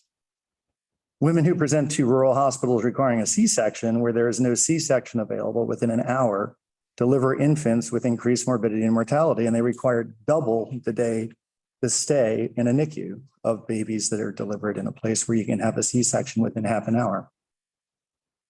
Harvard reports, and this is a quote, "The ability to perform a C-section in a rural community can be life-saving for the mother and newborn infant, and ultimately, rural hospitals need greater financial support from our federal and state governments." Travel times of over 30 minutes in rural areas is associated with worse neonatal outcomes.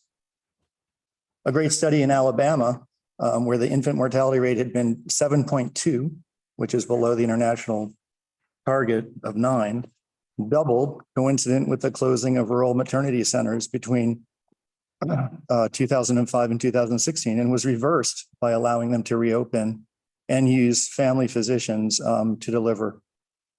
The CDC data from 2015 reflects that infant mortality is highest at rural hospitals. Julia Interante of the University of Minnesota Rural Health Research Center states that maternity, and now this is her quotes, closures put Black and Indigenous women and infants at even higher risk of morbidity and mortality disproportionately, reflecting systemic racism in the act of closing rural labor and delivery units. And despite the closure of labor and delivery units in these areas, 1.1 in 5 women in the surrounding communities remain at childbearing age. So just because the service goes away, the need does not go away. And that's an end of a quote. So as I read Ms. McCulloch and Dr. Lucal and Dr. Murphy's written testimony, they described Sharon Hospital at least 17 times as a rural hospital. And in their spoken testimony today, they did it 18 times. So I just cited data and studies about the impact of closing a rural hospital maternity unit on the infants in this area.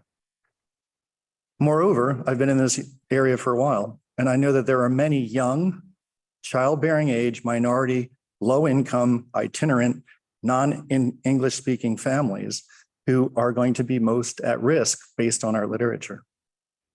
This is not New Milford Hospital. When I came to this area in 1997, people were thinking about closing Winstead Hospital. And I thought, that's fine. It's a 6-minute trip down to Torrington. These people can get there. New Milford Hospital is in an urban setting, and we are not. Today, as I drove here, it took me not 25 minutes as usual, but 45 minutes to get here because I followed 2 school buses, 1 electrical truck, and then there was an accident on the road coming up from the Housatonic River. So we have challenges in this rural community that New Milford does not face, and that would include travel time, EMS services, and the like. We're much more like Fairview Hospital, which is a critical access hospital. So while it won't be like super easy or, to see morbidity and mortality in this small community, there will be extra because we know that because of the data. And I really think that death is a very low bar just said. It's pretty easy to, say that data that we collect, death is a very good endpoint, right? Because if you're doing research, death is pretty certain, but it's a low bar. So death in this area is not something that I want to think about. I went into great detail in my written testimony about Nuvance's plan to train ER providers and nurses to deliver infants at Sharon ER. So we already know that they're going to be about one a month. I'm going to restate, I don't know if I said it in my written testimony, but the NRP textbook has a big quote that says, completion does not imply competency. When I was trained, I spent half of my 4 years in NICUs and dealing with babies that were less than 3 months old. No ER physician or nurse after this course, where you don't touch a patient and just work on a computer, is going to be competent to deliver a problem baby. They'll, a baby that could be delivered by somebody's son, they could deliver, but not somebody that has any complication. 10% of those 12 a year are going to have extra help to transition from being in the womb to extrauterine life. And 1% is going to need much higher levels of resuscitative efforts that may include placing umbilical lines, intubation, and then skills afterwards. And the measures to resuscitate a baby actually occur over 30 to 60-second intervals. So we have about 10 minutes to get a baby breathing and having a heart rate after they're born. 10 minutes. So my suspicion is that an emergency setting with a kid that comes out is going to be in trouble. Aftercare, if you get the kid through the resuscitation, is just as daunting. And then it's just absolutely disingenuous to say in a written testimony that because ER physicians are good transport arrangers, that will help neonates and women. That's not true. Like Dr. Mortman said, and I work on 3 units, a lot of times a 34-weeker comes into our unit and they're too sick to transport. That happens all the time. That doesn't happen rarely. That happens a lot. And now the people that are in that hospital are responsible to deliver that baby and take care of it until a transport arrives. Now, I've waited 6 hours for transports here, 6 hours, because the team's out, they have to go back, they have to get themselves together. Any OB worth their salt would understand that some babies are going to have to be kept here and not transported.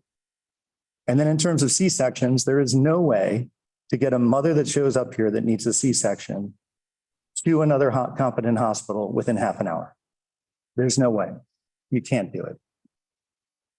So I would never pretend to be able to care for even the simplest heart attack patient that's 70 years old if I were given a 2-day refresher course in which I never touch a live patient and whose textbook says completion does not imply competency, after caring for 1 or 2 heart attacks as a medical student 32 years ago. In terms of quality of care, if Nuvance closes this unit, they will be closing their highest rated maternity center and a center which ACOG recently gave their highest rating.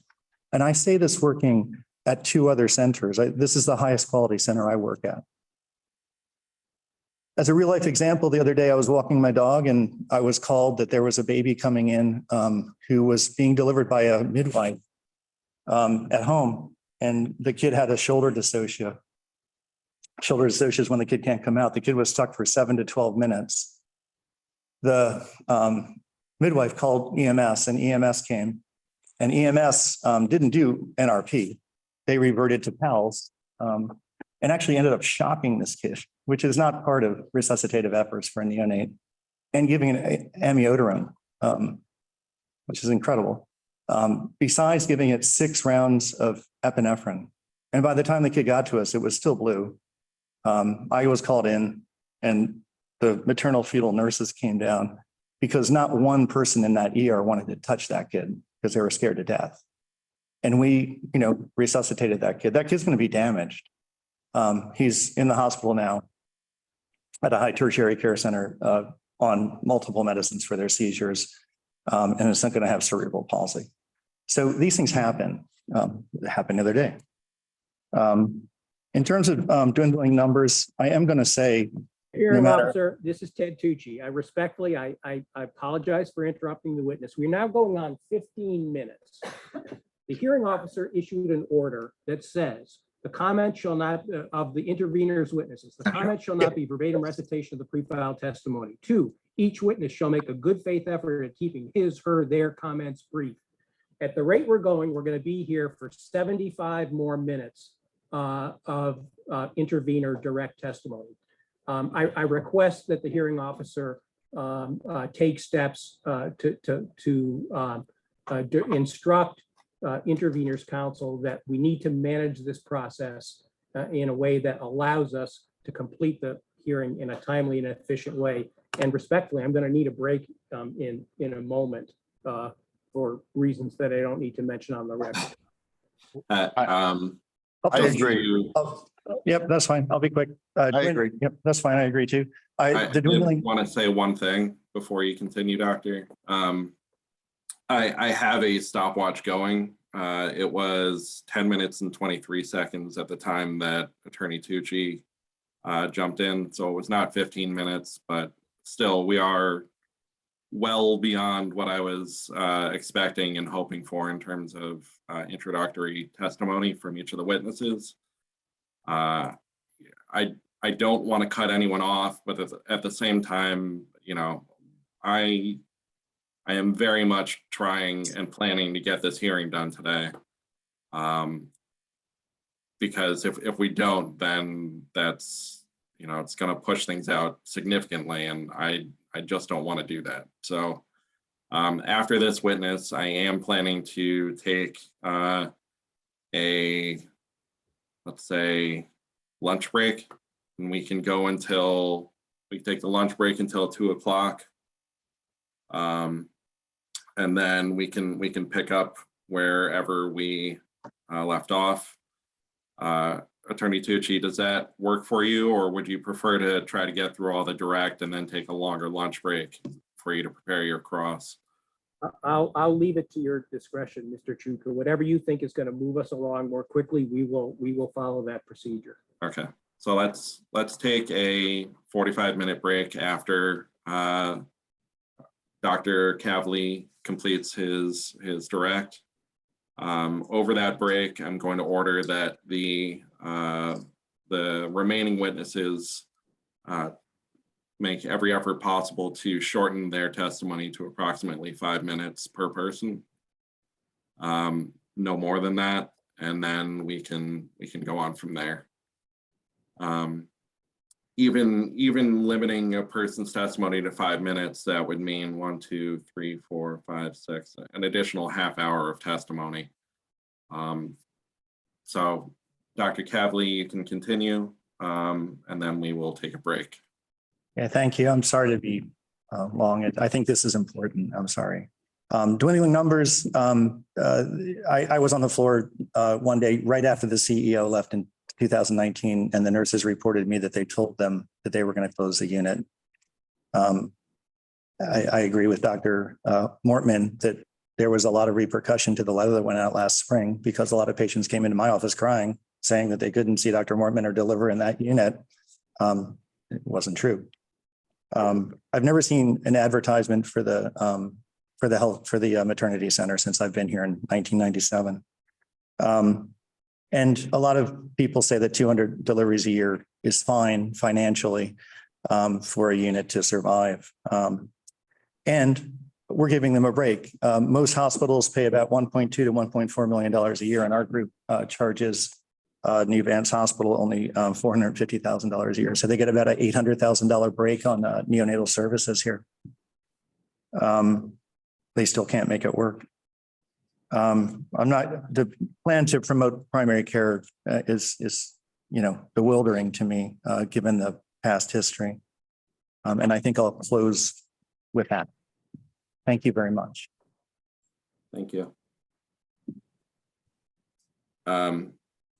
So with that, we're going to take our 45-minute lunch break.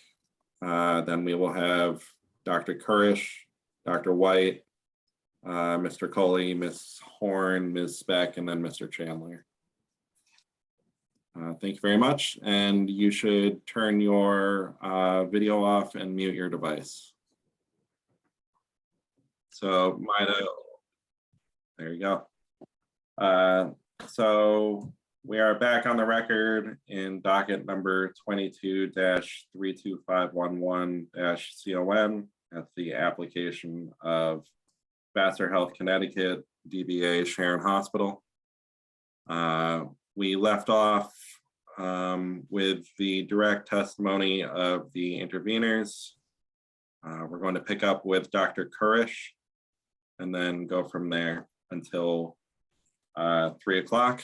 So between now and 3 o'clock will be the public comment sign up period.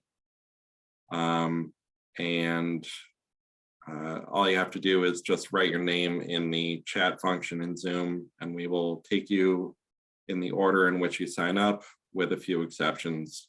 Those being, we will have elected officials first, and a few other clinical professionals as well that have been submitted. So with that, let's pick up with Dr. Kurish.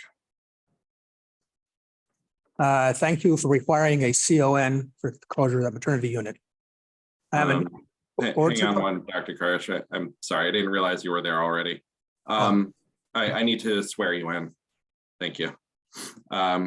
Please raise your right hand. Do you solemnly swear or solemnly and sincerely affirm, as the case may be, that the evidence you provided in your pre-file and the evidence that you shall give today shall be the truth, the whole truth, and nothing but the truth? So help you God. I do. Thank you. And again, I'm going to ask that the remaining witnesses limit their testimony to 5 minutes or less.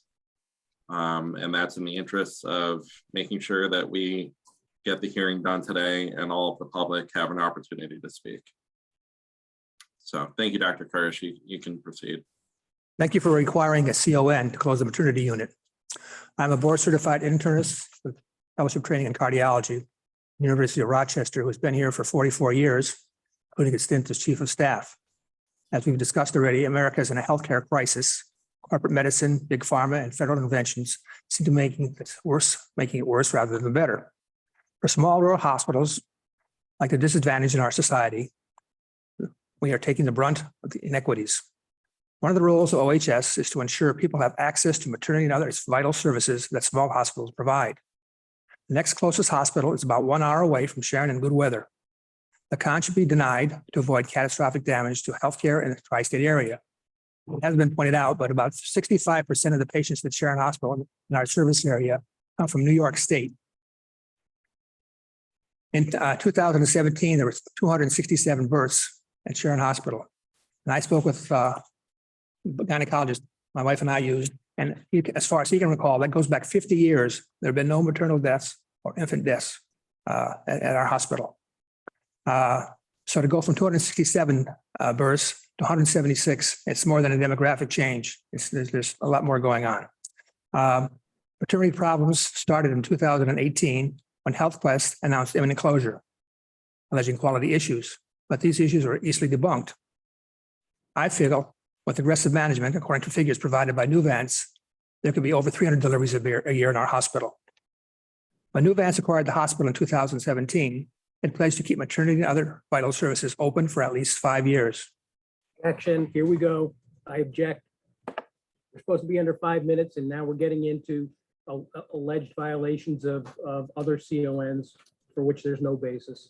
Let's move on. The next management team cannot be trusted.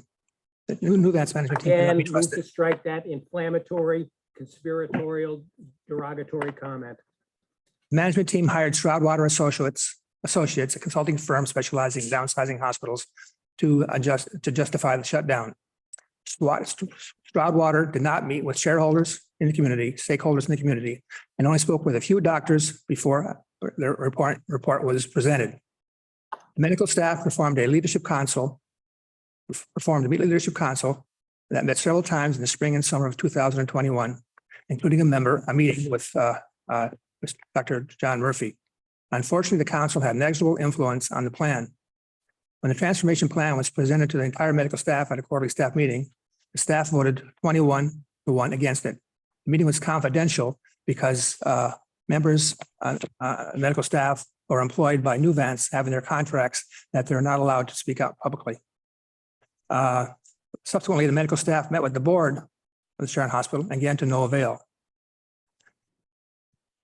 Thank God, OHS investigation stopped the closure. Nuvance purports quality, but its actions indicate otherwise. Primary care doctors and specialists have not been supported. In the past 5 years, 5 primary care doctors have come and gone. Objection, irrelevant, move to strike it. 5 specialists in neurology, I'll let it surgery, go. urology, and dermatology have left and were not replaced. Primary care doctors and nurse practitioners in our service area need specialists, not only gynecologists and urologists, but other specialists to provide proper care for their patients. Furthermore, patients should not have to travel an hour or longer to get the care they've been getting here. Patients are forced to travel to surrounding hospitals to get their tests, x-rays, and other procedures done that they formerly had done here. I feel closing maternity, after-hours surgery, and the ICU is only part of Nuvance's plan to downsize Sharon Hospital.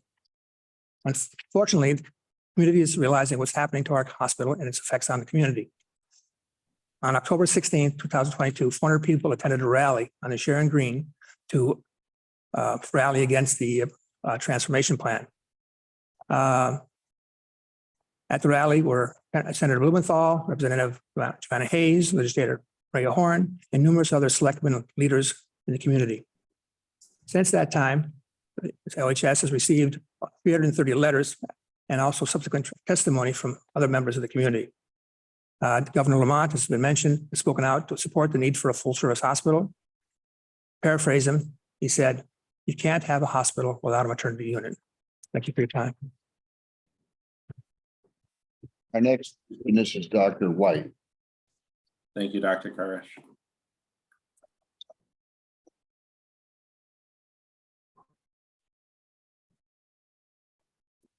He's on. Dr. White is online.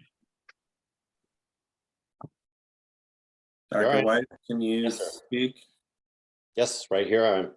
Okay, thank you. Do you solemnly swear or solemnly and sincerely affirm, as the case may be, that the evidence that you provided in your pre-file testimony and the evidence that you shall give in this case shall be the truth, the whole truth, and nothing but the truth, so help you God, or upon penalty of perjury? I do, and I adopt my pre-file testimony, and I will begin my timer now. Okay, I'll try to thank be you. brief. So I'm going to just forego trying to reread my pre-file testimony. If everyone just read that, it'd be great. I'm here today not as representative of any organization. I'm here solely as representing myself, and quite honestly, to speak up on behalf of my colleagues in the emergency department, as well as the community of Sharon. I had the privilege of working at Sharon Hospital in the emergency department with a group of physicians that we actually manned the emergency department from 2002 to 2014. I live in New Haven County and made the commute for a better part of 12 years. So I'm very familiar with the commute and the difficulties, especially during inclement weather. Why do I bring that up? My first point I'd like to bring up is these times being quoted and distances. Distances are nice. Time is the all killer here. That is, a snowstorm is not inevitable in Sharon by any stretch of the imagination. In fact, I was often delayed to my shift, even with leaving 2 hours, 3 hours for a commute, which would normally take an hour due to a foot of snow or more. I say this because transfer to Charlotte Hungerford or Danbury Hospital may be 45 minutes or an hour on a good day, but could be significantly longer going up or down the hills in Litchfield County to that next closest hospital. I'd like to speak on behalf also of my colleagues in the emergency department that, as Dr. Mortman alluded to earlier, emergency physicians, I do agree, are required to know something about essentially every specialty, and then the next one or at least 2 steps beyond what goes on in the emergency department. So cardiac, OB, neuro, etc. I don't need to list everything.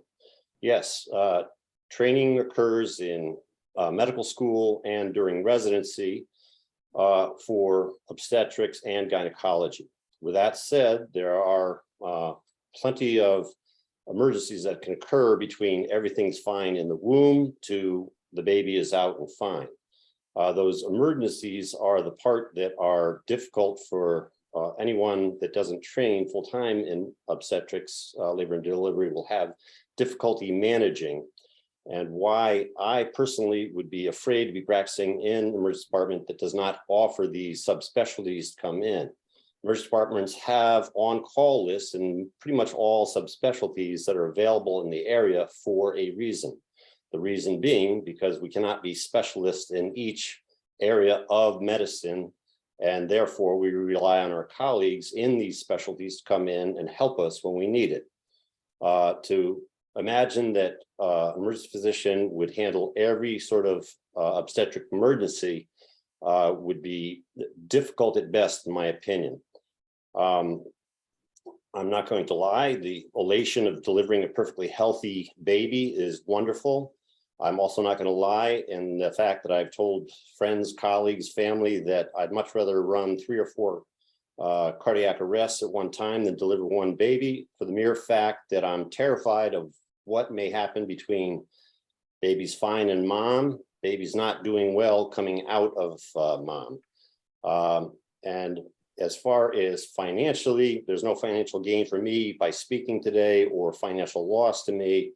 I have no incentive to speak one way or the other than for the benefit of my colleagues, as I said, and the community. My question would be, what is the financial worth of one child, one mother, or the combination thereof? Is it 100,000, 100 million? I would propose that if it's my wife, my daughter, they're worth all the money in the world to me. And to take away a service that already exists is counterintuitive to me when it already exists, and the potential for a horrendous outcome, even if it's small, it's still a percentage. And I'm not a gambler, and I don't want to take any gamble on my family nor the community in Sharon. And I'll end my testimony there and reserve for any questions. So how did I do? 20 seconds left. Thank The you, next- Dr. Lai. I did just want to say it's all of your testimony is very important. We're going to consider it. I'm not limiting you because it's not important. It's just, you know, my order was to keep testimony brief because there's already a lot in your written testimony. So I didn't want to give the impression that we're somehow not considering it in the same way as we are the applicant's testimony. And I just wanted the public to know that as well. Attorney Knag, you can continue with your witnesses. Our next witness is the first selectman of the town of Sharon, Brent Colley.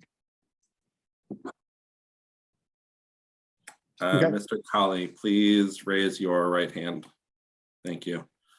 Do you solemnly swear or solemnly and sincerely affirm, as the case may be, that the evidence that you provided in your pre-file testimony and the evidence that you shall give in this case shall be the truth, the whole truth, and nothing but the truth? So help you God, or upon penalty of perjury? I do. Thank you. And do you adopt your pre-file testimony? I do. Okay. You can proceed whenever you're ready. Sure. So my name is Brent Colley, a BRENT COLLEY.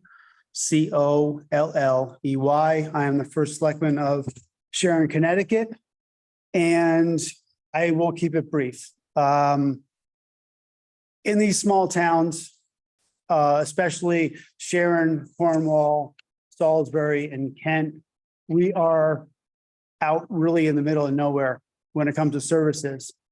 And what's important about this hospital is what it provides everyone, no matter what your age. In the time that we had, because of the 45-minute break, what I did was I took the opportunity to go out into the community and ask people on the street, in stores, in businesses, what does Sharon Hospital mean to you? And what does the closing of maternity to you basically concern you. And there was a pretty common theme, and that was Sharon Hospital is the heart of Sharon. It's the lifeblood of Sharon. People enjoy access, the community involvement on everything that's involved with it. Doctors, nurses, outside doctor facilities, an economic engine, which really what this hospital really is. For people who live in larger towns, you're factory towns. We're a hospital town. So what this is to us is everything. There's 2 degrees of separation with the hospital to everyone who lives here, meaning that we all either live with someone or know someone who works within the hospital. And as far as maternity services goes specifically, it's not just the deliveries, but it's the aftercare. So a lot of the people that move here and have babies, their families become attached to the hospital and OBGYN as their general provider for services. That was true of my wife. She basically survived 2 bouts of cancer because of her doctors in GYN. As far as overall concern with the community is that we are looking at something that we're not quite sure of what's going to grow, meaning that I brought 2 things of dominoes. The domino effects in a lot of rural small hospitals is that one service is gone and then other services fall. How many dominoes there are is clearly unclear at this moment in time. And that's the reason why we fight so hard. And we're asking of you to really consider what's being asked from Nuvance of us. Obviously, you're going to hear a lot of testimony, you're going to read a lot of testimony, but as a group, as a healthcare, basically overlooking board, please consider what this means to us. You've heard from the doctors, you're hearing from me as a representative of many first selectmen and mayors in our region, 21 to be exact, is that this impacts our overall economy and the services that we provide. Since the pandemic, we are growing and expanding the youth in our communities. And a lot of them came here from whether it was Brooklyn or Manhattan or Long Island because of the hospital. They're young families, they find it safe here, beautiful here, and they want to expand their life here. Now, to lose maternity at this moment in time is going to impact that, and we don't know what that impact will be.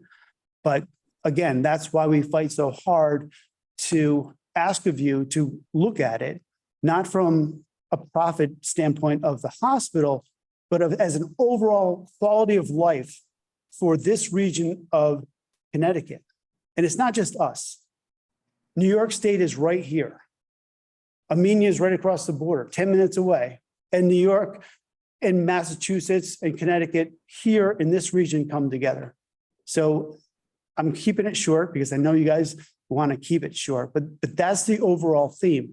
Think about what this impact will have on us and what this hospital truly means to us, because we've been through a great amount of change. And I've been here just 9 years. In 9 years, I've been through 5 CEOs and a large change from a for-profit to a nonprofit to HealthQuest to Nuvance, and I don't know what's next. So my ask of all of you is to really look at this from our perspective. And if you can, come on out and visit us. I'm happy to drive you around and show you our beautiful areas and regions, but also show you how long it would take us to get to the different hospitals that are our other options. They're not 40 minutes away. They're 45 to an hour if we're lucky. And Gene Speck from Kent will talk more about the EMS and ambulance after me. But just consider that. That's my hope. So thank you for your time and your consideration. Thank you, Mr. Foley. Next And witness, again, I just want to reiterate, my interest is not in keeping your testimony abbreviated or short. My interest is in making sure that we run the hearing efficiently and we get through everything that we need to get through. our next witness is Maria Horn, State Representative. Thank you. Hi, can you hear me? I can. Great. Ms. So I Horn, am, please raise your right hand. Do you solemnly swear or solemnly and sincerely affirm, as the case may be, that the evidence you provided in your pre-file and the evidence that you shall give shall be the truth, the whole truth, and nothing but the truth, so help you God, or upon penalty of perjury? I do. Thank And you. I also adopt my previous testimony, if that's also useful. So yes, I am State Representative Maria Horn. I represent the 64th district, which includes Sharon and other adjacent communities which are served by Sharon Hospital. And I've eliminated a lot of things that because I don't want to repeat what others have said. And I really want to thank OHS for conducting such a thoughtful hearing. I have confidence that you are in fact hearing from both sides of this and all the evidence before you, which is really important. Sharon Hospital needs partners. And so both sides of this equation, I believe people are here in good faith trying to resolve real problems. And so I'm grateful for the fact that you're doing that. The central question, of course, here is access to high quality healthcare. And this application is very similar to the one that OHS looked at recently with respect to Wyndham Hospital, in which OHS denied the application to close maternity. And Wyndham Hospital, being a hospital that has a birth rate less than half that of Sharon Hospital, the unit was actually closed and the distances in question were less than those in Sharon Hospital. Again, this is a difficult issue for everyone. It has been for many years in Sharon. This is an ongoing conversation about delivering services, and particularly medical services, in a rural area, which is costly. And so I don't question the fact that there is additional costs. I think there are significant questions as to the quantum of those costs, both in terms of absolute terms and in relative terms, that I hope to have engagement with. I do think we've arrived at the point where we need OHS in order to continue with or to have a constructive engagement. Others have discussed the really frightening nationwide trends with respect to rural hospitals and maternity care in particular. And I am, for one, don't believe that one should look at those challenges and throw up your hands and give up on people who live in rural areas. We have to make sure that we, the state, and I, as the incoming chair of the Finance, Revenue, and Bonding Committee, and I know the Attorney General and the governor all join in being open to discussing ways to resolve this issue, as long as we can face constructive engagement. I've been part of many meetings with the community and with Sharon Hospital, and one meeting with Dr. Murphy about how to resolve this. And we've worked constructively on a series of issues, but not on the one that we're looking at today. And in fact, I was very disheartened when at one point I was told by the former chair or the president of Sharon Hospital that he was just wearing me down, which leads to the feeling that we're just sort of going through the motions until rather than constructively engaging about how to solve a real problem in a rural community. So I thank OHS for engaging in that conversation, and I look forward to being part of those conversations in terms of resources that the state and federal government can bring to bear to try to resolve this. Because in order to have a thriving community, we need to have a thriving hospital, which includes maternity care. So thank you.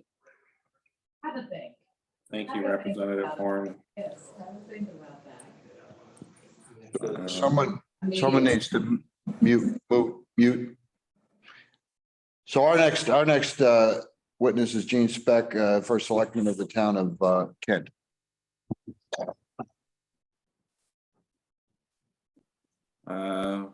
Ms. Speck, please raise your right hand. Okay, there you go. Do you solemnly swear or solemnly and sincerely affirm, as the case may be, that the evidence you provided in your pre-file and the evidence that you shall give today shall be the truth, the whole truth, and nothing but the truth, so help you God, or upon penalty of perjury? Yes. Thank you. And do you adopt your pre-file testimony? Yes. Okay. You can proceed whenever you're ready. Good afternoon, and I appreciate the time before the hearing office today. I'm the first selectman of the town of Kent, a 25-year-long resident and a patient of Dr. Mortman's. 24 years ago, this coming January, my daughter Sharon was born at Sharon Hospital, personally delivered by Dr. Mortman, and she is part of that high-risk birth data. First, in speaking to you today in my capacity as the chief elected official, I want to underscore that the residents of our community need Sharon Hospital to continue the services of maternity, labor, delivery, and the other core services that they're looking to discontinue. I join other local political leaders in emphasizing that this is going to do harm to our communities. As Brent Colley mentioned earlier, this is a key driver to bring new residents to our towns and to keep those residents who already live here. Second, I want to just discuss with you from the perspective of a former employee of the Department of Public Health. I worked there for 10 years in the Office of Emergency Medical Services as a regional coordinator, having regulatory oversight over EMS systems in the state. If there was a need for a pregnant patient to be transferred to another hospital and the one licensed EMS provider was already tied up servicing one of the approximately 23 towns it services over in New York State, Sharon Hospital Emergency Department would have to pick up the phone, literally, just as you or I would do, call 911 and have the local EMS provider dispatched to get that patient transported. This is not how the system is designed.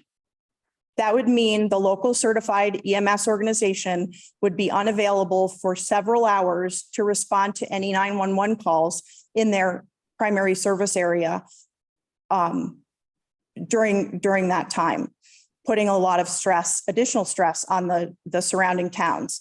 So what happens if someone during that time experiences a cardiac arrest? Another town, another local EMS organization with likely maybe 1 or 2 ambulances in their fleet would have to be dispatched under mutual aid, further taxing the system. The 6 towns surrounding Sharon Hospital all are certified EMS providers whose role, according to DPH regulations, is to respond to 911 requests for services. Certified ambulance organizations doing interfacility transfers is not how the EMS system is designed. EMS systems in every corner of the state are facing staffing shortages, increased training requirements, and burnout secondary to the pandemic. Ending labor and delivery at Sharon Hospital will place even more stress on that already fragile system. This has not been addressed with Sharon Hospital as yet. And I appreciate the time for and your balance, hearing officer, in trying to get us moved forward. Thanks very much. Thank you. Our final witness is going to be Chisholm Chandler. Good afternoon. Mr. Chandler, please raise your right hand. Do you solemnly swear or solemnly and sincerely affirm, as the case may be, that the evidence you have provided in your pre-file testimony and the evidence that you shall give today shall be the truth, the whole truth, and nothing but the truth? So help you God, or upon penalty of perjury? I do. Thank you. And do you adopt your pre-file testimony? I do. Thanks. You can proceed whenever you're ready. Good afternoon, and thank you for allowing me to speak today.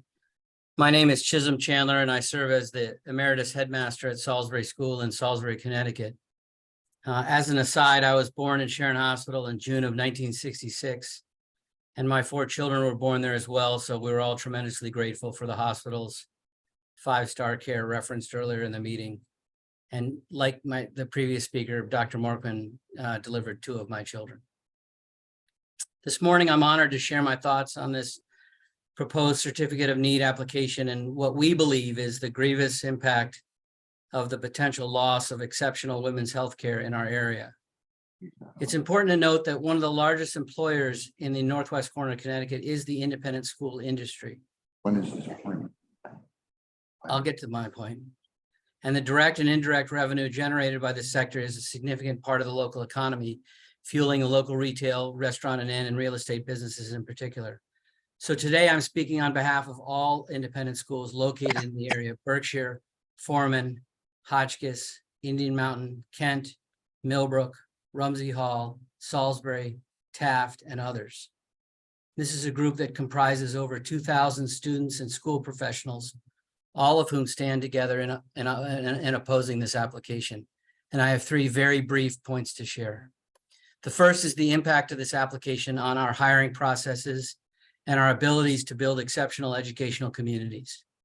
Independent schools depend on hiring young professionals from all over the country to teach, coach, and mentor adolescent boys and girls. And it is incredibly advantageous for us to recruit young couples intent on establishing roots and raising their own families on our campuses. This is so because longevity and continuity in faculty and staff are critical elements of well-run, highly valued, and sought-after schools. And having a celebrated and distinguished women's healthcare practice, where faculty and staff can have their babies in a 5-star hospital, so close in proximity to our campuses, is an important asset for us in terms of our ability to attract and retain these young professionals. Second, the potential impact of diminishing ER capabilities. In addition to maternity resources, a fully functional and thriving ER is also a critical asset for our school communities. The health and safety of our students and their teachers is something that our clients, who are the tuition-paying parents, expect and frankly demand. The impact of this application, which would most certainly diminish ER capabilities, as we heard earlier, by eliminating maternity services and night and weekend surgery coverages, is dangerous and frightening to all constituents, heads of school, trustees, faculty and staff, and our clients, the students and their families. Ours is a large universe of stakeholders. Not having these critical services will undoubtedly adversely impact the effective operations of our schools. And so there is potentially enormous collateral damage in improving this application. Final point, the impact on families who moved here during the pandemic. We have had many families relocate to the local area from New York City as a result of the pandemic. We heard this earlier. Local populations have swelled, which is beneficial for many reasons, including the independent school enrollment picture. In fact, there's a current article in the local newspapers that tells the story of this migration. The vast majority of these new residents, according to those who were interviewed for the article, say that they intend to make their move permanent and reference the reason that they hadn't realized just how good the local human services were when they were just weekend homeowners and visitors. Downgrading our healthcare infrastructure, especially women's reproductive care, will have a damaging impact on the surrounding communities, no doubt, and will most certainly weaken our schools. It is our collective opinion that we absolutely must maintain our commitment to comprehensive women's healthcare at Sharon Hospital. Thank you for your time and for listening to the pleas of the independent school community. Thank you, Mr. Chandler. Attorney Knag, do you have anyone else there? No, I think we've covered everyone, and I would just make we have one logistical point. Dr. White has stated that he has some commitments later in the afternoon, and if we didn't finish the public comment section fast enough, he might become unavailable. So I would ask that if there's cross-examination or questions from staff for Dr. White, that they be propounded at this time. Okay. At this point, I think we have 26 people who have signed up to provide public comment. So it's likely to take a considerable amount of time, like hour and a half, maybe 2 hours, if everybody were to take the full 3 hours. So 3 minutes. I think we should probably start with him on cross, but I do want to take, let's take a 4-minute break, and we'll come back at 2:40. And we'll start with Dr. White.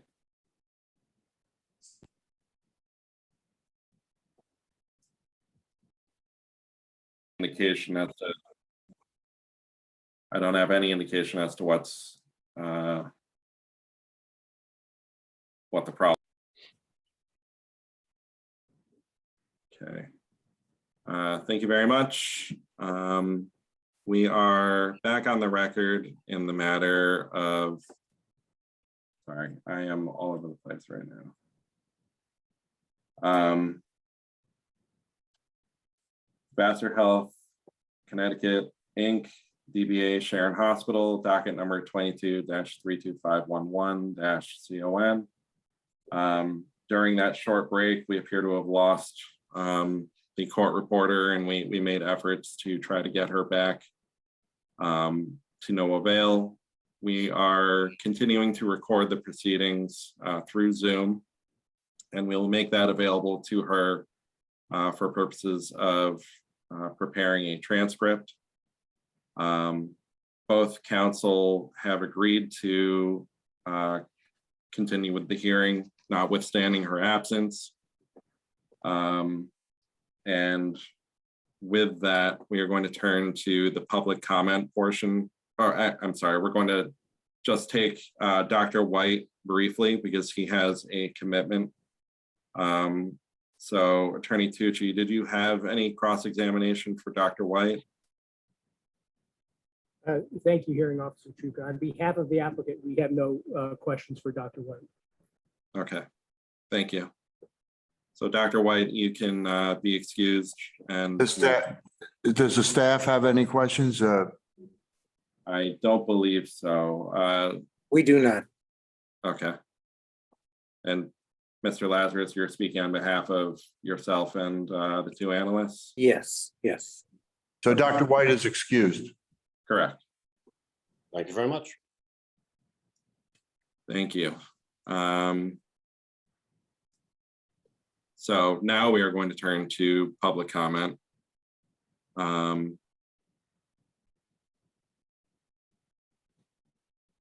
see. So we will be calling the names of those who have signed up to speak in the order in which they are registered. And afterwards, I will ask that anyone else who is present who wishes to be heard, let us know.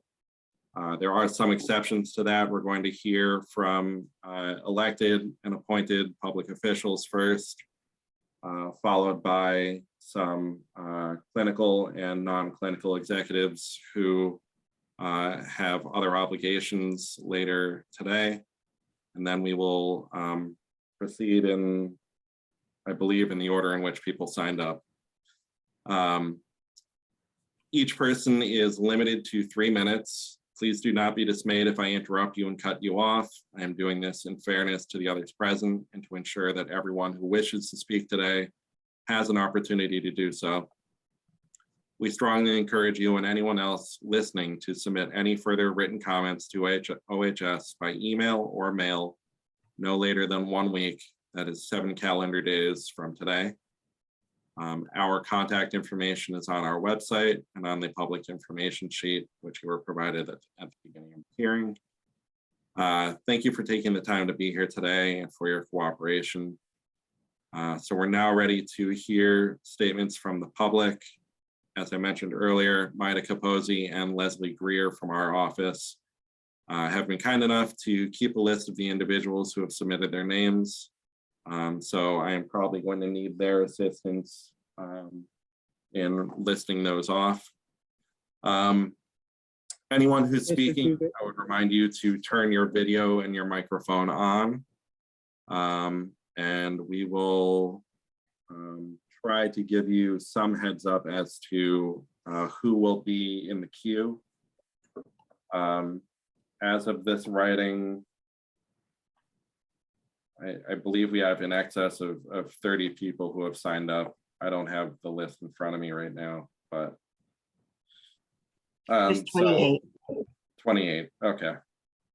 So Maida, can you just. Excuse me, Hearing Officer Chuka, this is Ted Tucci, just as a point of procedural clarification, apologize for my confusion. So we are going to move through the public comment portion of the proceedings and then resume crossing the technical part of the hearing, is that? Or That was my plan, yes. Okay. I'm sorry. Does that work for you? Thank you. That- Okay. However you want to proceed, we're fine. Okay. That's what I'd like to do. So Maida, who would be first? Representative Stephen Harding. Actually, can you just name the first, let's say, 3 people who would be in the list? So Sure. it'd be Representative Harding, Gordon Ridgway, First Selectman of Cornwall, and Dr. Cornelius Ferreira. okay. So let's start with Representative Harding. Good afternoon, Hearing Officer Suka and members of OHS. I am Representative Stephen Harding, representing the 107th District. I also am fortunate to be elected as the state senator for the 30th District upcoming in January, which covers the majority of the communities in Connecticut that utilize the incredible services at Sharon Hospital. I am testifying in today, in addition to the written correspondence I submitted, in absolute opposition to the closure of the labor and delivery at Sharon Hospital, as well as the critical cuts proposed to the ICU. Just to highlight just quickly, on what I've written, particularly with rural hospitals, this is what OHS I think is there for and should be reviewing today. A rural hospital obviously is defined by its geography. And as I said in my written testimony, Sharon Hospital may not have as many patients as Hartford or New Haven or other cities or urban areas of our state. But its very location in the middle of a less populated region makes it that much more important. Sharon Hospital must offer maternity and ICU care to residents in Northwest Connecticut, because if they don't, no one else will. There has been previous closures of labor and delivery units across the state in the past. But this one is particularly precarious for the individuals in Northwest Connecticut. If you are pregnant and live in Sharon, the closest alternative hospital conceivably is Charlotte Hungerford. And there is no 3-lane highway or good way to get there, particularly in the winter season where there's ice and snow, etc. As a father to young children myself, I cannot imagine forcing a mother to endure the stress of traveling nearly an hour while in labor to reach a hospital medical staff. In some circumstances, this very well may threaten the life of the baby and the mother. We heard the incredible testimony from Dr. Mortman and his advocacy. He has worked with the patients and the newborns at the labor and delivery unit for many years at Sharon Hospital. Individuals, you would be dealing with individuals' lives, babies potentially losing their lives, mothers potentially losing their lives if OHS allows this closure. So I am asking and imploring OHS to do the right thing here for the people of Northwest Connecticut, to ensure that the health and safety and well-being of Northwest Connecticut is respected. And I believe OHS has a critical opportunity to do that here. And I think they have no choice, please, but to please keep the labor and delivery units open and stop the critical cuts to ICU. So I thank you very much for your time. Thank you, Representative Harding. So next on the list would be First Selectman Ridgway. Good afternoon, and thank you for holding this hearing on this very important issue. My name is Gordon Ridgway. I'm First Selectman of the town of Cornwall, which is adjacent to the town of Kent, and also for this hearing, Sharon, which is the primary hospital that most people in Cornwall go to. And I've been First Selectman over 30 years, and I would just like to say to start that there is no support for this transformative plan among any of the local officials that I have talked to, both in Connecticut and in New York State. And I'm here to speak for the most vulnerable people, especially the people that have a long way to go to get health care, and the youngest members of our community. I think there is tremendous appreciation in our area for what we have now in Sharon Hospital, the great care that we have gotten for generations. At Sharon Hospital, I know from personal experience, my 3 children were born there under the care of Doctors Mortman and Schnur. All 3 kids now are EMTs with the Cornwall Ambulance Service. And the picture above me was drawn by a Sharon artist. It shows Sharon, the Ellsworth section of Sharon, which Cornwall Ambulance has to go over to get to Sharon Hospital. And I think that's very important because a lot of people in other parts of the state may not appreciate our topography. And our ambulance also covers a good part of Sharon on the west bank of the Housatonic River. So we have to go down a hill, up a hill to get people back down the hill, and over another hill to get to Sharon Hospital. That's just the reality of what we have. On a good day, it's fine. On a snowy day, it can be rough.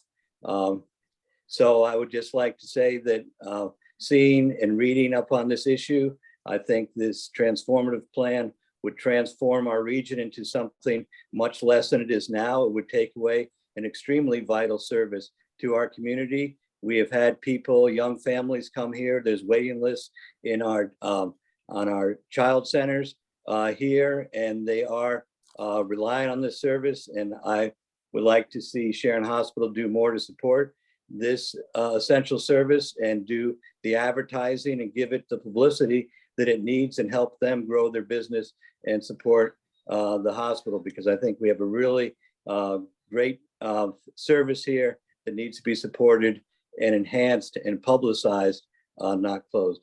Thank you. Thank you. Next on the list, I believe, was Dr. Ferreira. Is Dr. Ferreira here? I am here. Thank you so much. So my name is Dr. Cornelius Ferreira. I am New Vance Health's Chair of Primary Care. I'm here to express my support for Sharon Hospital's application as the best path forward to keep the hospital strong and maintain access to care in the community. With my years of experience in healthcare, particularly in primary care with a board certification in family medicine, I recognize the importance of supporting women throughout the duration of their lifespan. However, we must also recognize that a rural community hospital like Sharon Hospital needs to adapt to best meet the needs of our community as healthcare evolves. Prior to joining New Vance Health, I worked in rural Iowa, where labor and delivery patients were always referred to tertiary care centers. These patients were safely and successfully transferred to hospitals within driving distance, where mothers and babies were still guaranteed high-quality care. Sharon Hospital's proposed transformation plan is focused on strengthening the services that data shows are needed most across the region. Closing labor and delivery is a difficult but necessary part of this plan. As the Sharon community changes and healthcare delivery evolves, we need to expand access to primary and specialty care across the region for our patients. For example, as my team works to support the transformation plan and focus on growing primary care in a rural market, we must be creative so we can attract new talent to build and maintain a strong primary care infrastructure for the future. We have made progress in partnership with our local volunteer-based recruitment committee. Recent additions of new skilled clinicians to our primary care team are proof of our commitment to growth-based aspects of the transformation plan. Sharon Hospital's transformation plan will allow us to devote more time and resources to this important work to expand our area's highest demand services. Sharon Hospital must adapt to remain sustainable. Beyond that, we need resources to invest in expanding access to care. This plan will allow us to achieve both these important goals so we can keep Sharon Hospital strong and ultimately create a healthier region. I urge you to approve this application and thank you for your consideration. Thank you, Dr. Ferreira. Maida, who would be the next three? Okay, so Dr. Thomas Kobachian, Dr. Mark Marshall, and Bob Schooner, clinical. Okay. So we'll start with Dr. Kubadian. Good afternoon. Okay. Hi, my name's Dr. Thomas Kubatian. I've been an emergency physician at New Milford Hospital in New Milford, Connecticut for the past 25 years. I also serve as the hospital's executive director and chief of staff. I'm speaking today because I've experienced the challenges of Sharon Hospital and the difficult decision that needs to be made to continue serving its community. In 2013, New Milford Hospital was facing similar problems as Sharon faces today. With a declining delivery volume, we struggled to maintain financial stability while managing staffing challenges. These obstacles prevented our non-for-profit hospital from making needed investments to maintain and expand crucial services for our community. After a thorough review process, we made the difficult decision to close our labor and delivery unit. While this path was no one's first choice, it was undoubtedly the best decision to serve the community's needs and the hospital's future. It's been 9 years since New Milford Hospital closed its maternity unit, and we are thriving. We built a new primary care office that serves thousands of patients a year. We recently opened a new multidisciplinary office staffed with the most needed medical specialists. And seeing is believing, so I'd like to invite OHS committee members to visit New Milford Hospital and see firsthand this amazing transformation. Our emergency department remains trained and ready for OB emergencies. However, thanks to exhaustive planning precautions among physicians, EMS providers, and the community, we have not had a single emergency birth in our emergency department. If granted approval to close labor and delivery, Sharon Hospital can replicate New Milford's success. No one enters healthcare intending to cut services, and I know how difficult it was to reach this decision. However, by reallocating resources from this underused service and investing them to improve and expand access elsewhere, Sharon Hospital can better serve its community. Ultimately, Sharon Hospital's transformation plan is the best decision for the hospital and its community. Thank you for your time. Thank you, Dr. Kubation, and I apologize for pronouncing your name incorrect. No worries. Next on the list is Dr. Marshall, Mark Marshall. Yes, hi, good afternoon, and thank you. I'm Dr. Mark Marshall, the Vice President of Medical Affairs at Sharon Hospital and the New Vance Health System Chair in Palliative Medicine. I've practiced at Sharon Hospital and lived in the Sharon community for approximately 24 years. I wish to express my support for Sharon Hospital and its preservation. Economic stresses have placed Sharon Hospital in jeopardy. This essential community hospital cannot be allowed to fail. Speaking for myself and many of my neighbors, we are heartbroken about the prospect of losing a beloved and high-quality service. If we don't act, we are at risk of losing our hospital. I'm saddened by the prospect of losing labor and delivery, but the loss of the hospital would be an irreparable blow to the community. Thank you. Thank you, Dr. Marshall. And then we have Dr. Bob Schnur. Thank you for letting me speak. My sartorial choices are not a reflection of my lack of respect for the organization. It's just that, as Mark Anthony said to Cleopatra, I didn't come here to talk, but I feel right now, having listened to all this, I feel like I should say something. I'm a retired board certified OBGYN. In addition to that, I served for 3 years on the Connecticut maternal mortality. So every time a mother died, I was there to review the cases. In addition, I served for 3 years as a consultant to the state of Connecticut to review any physicians who were being brought up, any OBGYN physicians that were being brought up for sort of practice violations. In addition to that, I was one of the founders of Women's Healthcare Connecticut, which then became Women's Healthcare USA, and we currently deliver about 1 out of every 18 babies born in the United States is born to somebody in our practice. So even though Dr. Mortman and Schweitzer look like they're a tiny little practice, they are supervised by a huge, very high quality organization that reviews the templates, reviews the standard procedures. So they're not just a rural little community hospital, they're getting the utmost in care. My major concern is that you're not looking at maternity, you're closing women's services. I have been involved for years in recruitment. I recruited Dr. Jaffe, Morton, Schweitzer. I recruited many doctors along with many doctors to join my big group. It is not easy. There is no plan that I've seen about retaining women's services here. All of a sudden, they're going to find 3 GYN doctors to be on call 1 every 3 nights to cover the emergency room. Drs. Mortman and Schweitzer, they're not going to be able to cover 2 hospitals.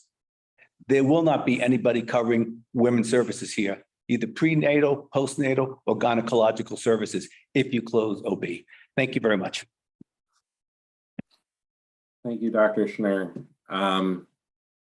Before we move on to the next commenter, I did want to point out that it appears that people are leaving comments in the chat other than just their names. I don't know whether that is also being recorded. So I would suggest that if you do have public comment that you wish to submit, you submit it in written form after the fact, or even during the hearing if you want. But just don't put it in the chat function because it may get lost. And it also serves to confuse what is going on during the hearing. We're really just using that for people to sign up so that we are able to keep some sense of order to the people who are providing comment. So Ms. Capozzi, who do we have next on the list?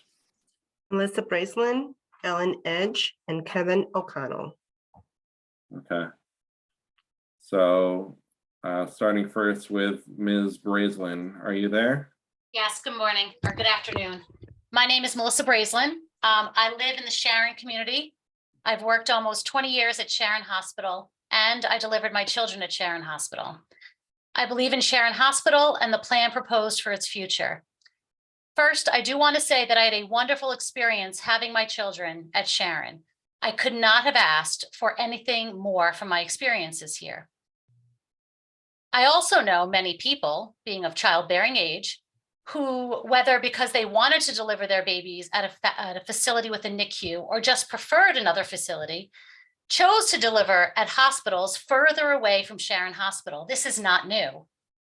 It is not new for mothers in our area to travel farther to deliver.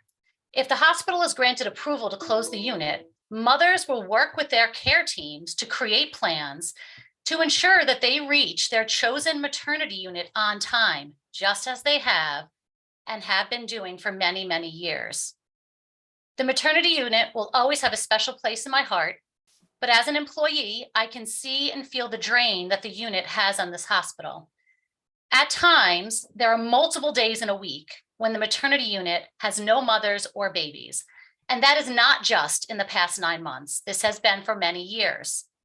This low volume has led to challenging staff on the maternity unit, especially in nursing positions. As some of the longtime nurses have retired or left the hospital, there has been trouble filling those positions. Unfortunately, even when the unit is left empty, Sharon Hospital, even when it is left empty and there's no babies to deliver, there is still a core base of staff, maternity nurses, OB physicians, pediatricians who need to be on call 24/7. This is a financial drain that presents challenges to the future of Sharon Hospital. And unfortunately, with the unit often empty, Sharon is not a top choice for many maternity nurses looking to start or make a change in their career, and because they want to frequently work their craft. I love Sharon Hospital as a patient, as a neighbor, and as an employee. I wish the hospital could remain unchanged, but I know that we cannot have a future unless we adapt. And for that reason, I ask that the Office of Health Strategy approve this application. Thanks for your time. Thank you. And then next we have Ms. Edge. Yes, thank you. And thank you for allowing me to speak today. My name is Ellen Edge, and I am a registered nurse here at Sharon Hospital and a proud member of this community. I am also a mother and a grandmother. I wanted to share with you today my confidence in Sharon Hospital's leadership and my support for the tough decision to close our labor and delivery unit and to preserve our hospital. I have been here for more than 20 years at Sharon Hospital. I started here as a single mother, and this hospital provided me with the resources I needed to care for my family. This hospital has also given me the opportunity to go to nursing school and become a registered nurse and to help this community. This is also where my family has received care for my entire time here. It is truly a special place. It is filled with talented and caring people, especially this leadership team. This community needs Sharon Hospital. Outside of the exceptional care that it provides, it is also a leader employer in our region. Although it breaks my heart that this unit where my grandchildren were born may have to close, it would be far more devastating to me personally and for this entire region if this hospital were forced to close. I wish the hospital could remain unchanged, but I've also watched for 2 decades as many different leadership teams have struggled to make this hospital sustainable and without making any cuts. And I've not seen any other strategies work. I know this leadership team, they do not take this their hospital's future lightly, and I have full trust in the path that they have charted for our future. I do feel the best decision to keep this hospital running is the one that they have laid out so that we can continue serving this community that we love. I do find comfort in knowing that although labor and delivery may close, the overall transformation plan prioritizes growth to ensure the vibrant future for Sharon Hospital. I respectfully request that your office approve Sharon Hospital's application for the sustained future of Sharon Hospital and the overall health of the patients in this community. Thank you for your time and your consideration. Thank you, Ms. Edge. Next on the list is Kevin O'Connell. Hi, thank you for having us here today. My name is Kevin O'Connell. I'm the CEO for Gear Village Senior Community in North Canaan, Connecticut. We're a local nonprofit organization. We provide housing and healthcare services for seniors across the tri-state area. We employ about 250 people, and we work closely with many healthcare providers, with Sharon Hospital being one of the largest. I speak today in my capacity as a local healthcare provider, but also as an advocate for expanding access to crucial senior care services for our aging population. In this community discourse surrounding Sharon Hospital's transformation plan, there's been little said about the future Sharon Hospital leadership has envisioned for this community hospital and the critical additional support it'll provide for seniors in our region. I've had the opportunity to speak with Sharon Hospital's leadership individually and in large multiple roundtable meetings in the Gear community. And time again, they express a deep commitment to ensuring a strong future for the hospital. And they have a very forward-looking vision for caring for a changing population. During a time when healthcare organizations are facing incredible financial pressures, Sharon's transformation plan establishes a path forward to stability for the long term. Further, the investments outlined will provide a plan for seniors, an age group, and demographic trends show that continued growth will be double digits for seniors in this community over the next decade. 2 areas of proposed transformation will expand our primary and specialty care services. Expanding access to these services is crucial to helping seniors identify and treat health conditions early. And I want to highlight that many seniors in our region utilize Sharon Hospital's Senior Behavioral Health Unit. And if allowed to move forward with the plan changes, this is an opportunity to grow that unit and provide a wider range of behavioral health needs, filling a critical need of this type in the Northwest corner. I also want to recognize the difficult decision contained within Sharon's plan. I support it and its commitment to reallocating resources. And I want to share briefly as I conclude here that Gear has been faced with similar decisions as Sharon Hospital. We have had to decide which of our services is most important to the community. In a time of increasing labor costs and inflation, we've had to decide, what do we do with our limited resources? Where do we put our focus? How do we further our mission? This is the decision that Sharon Hospital makes. And recently we've closed several well-established, valuable community programs that Gear offered for decades. And yet we made the decision that we had to reallocate those resources to our core business. And I can't imagine where we would be if we weren't allowed to make those decisions. We'd be facing a very bleak future. So in conclusion, I want to thank Sharon Hospital leadership, and I urge OHS to support this application. Thank you. Thank you, Mr. O'Connell. Do we have any other elected or appointed officials here today to provide public comment?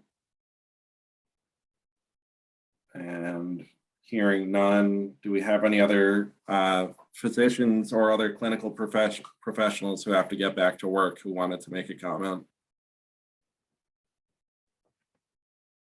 Hi, I'm Amy Lorena from Sharon Hospital Quality Department. If I could speak, I do have Sure. a. Can you say your name again? And did you, oh, you signed up. Okay, I see. Yeah, Amy Lorena. Okay, yeah, you can proceed whenever you're ready. Thank you. Hi, again, I'm Amy Lorena, and I am the Director of Quality at Sharon Hospital. Thank you to the members of the Office of Healthcare Strategy for hearing the testimonies today. I'm speaking today in support of Sharon Hospital's transformation plan, and I urge my fellow community members and the members of OHS listening to this today to understand the facts of this plan and the benefits to our community.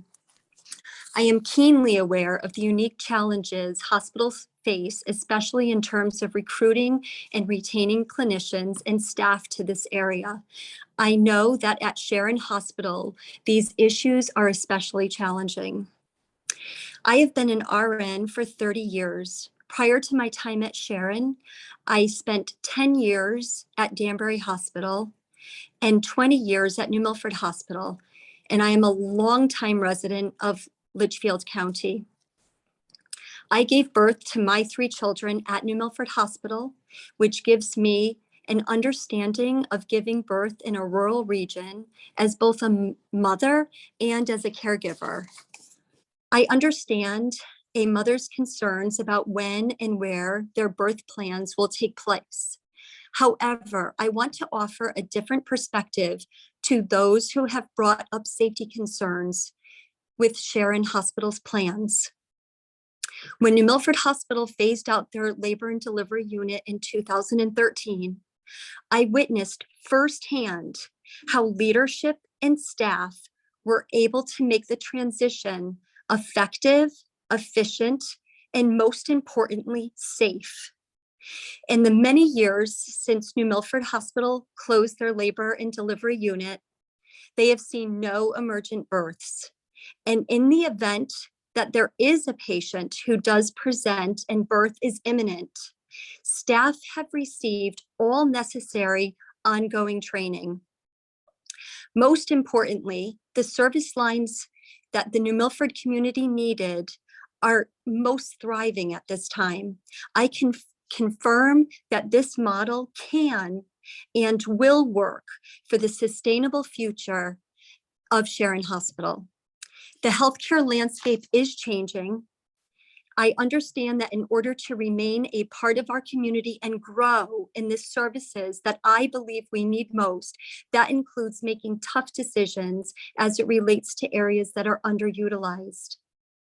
While I share in the community's sadness around losing a service, I know that Sharon Hospital's transformative plan was made in the interest of our patients and fully anticipate that it will lead to the enhancement of services that are most needed for the future of the community of Sharon. Thank you very much.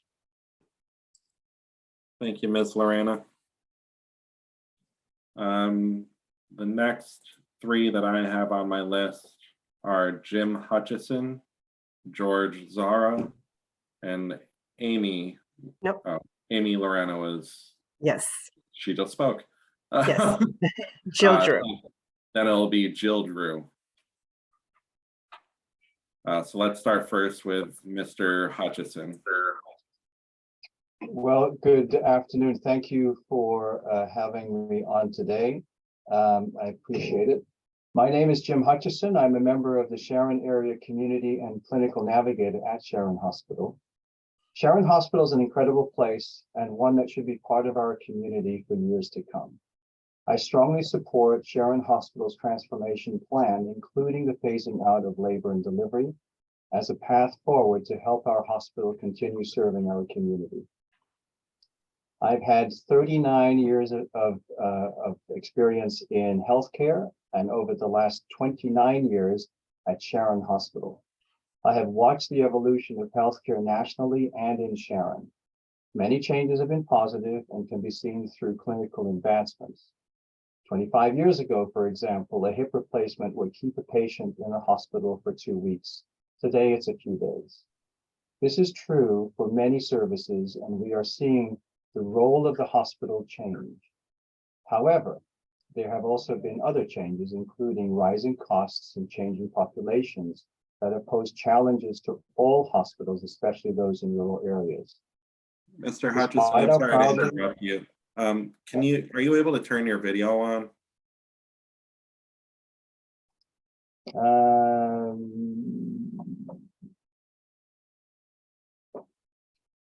No, for Okay. some reason, it's not turning on.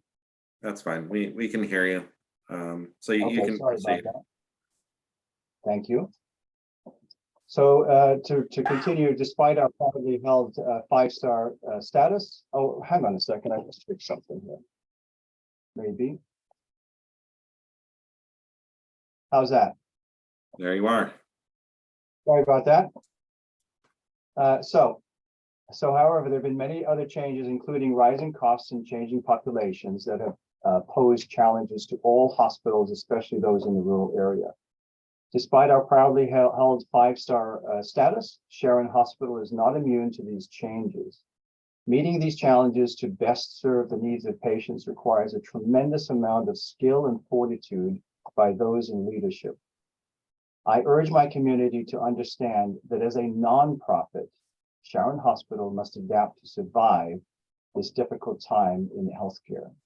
I too am sad about the proposed labor and delivery closure, but I have witnessed firsthand the underutilization of this unit, and at times, many days go by and the unit sees no patients.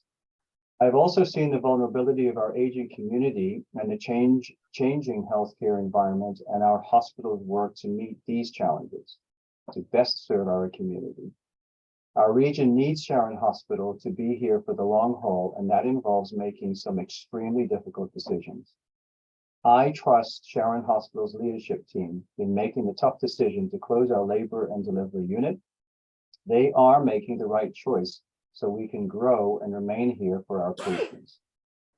I urge the Office of Health Strategy to approve Sharon Hospital's application, and I thank you for your consideration.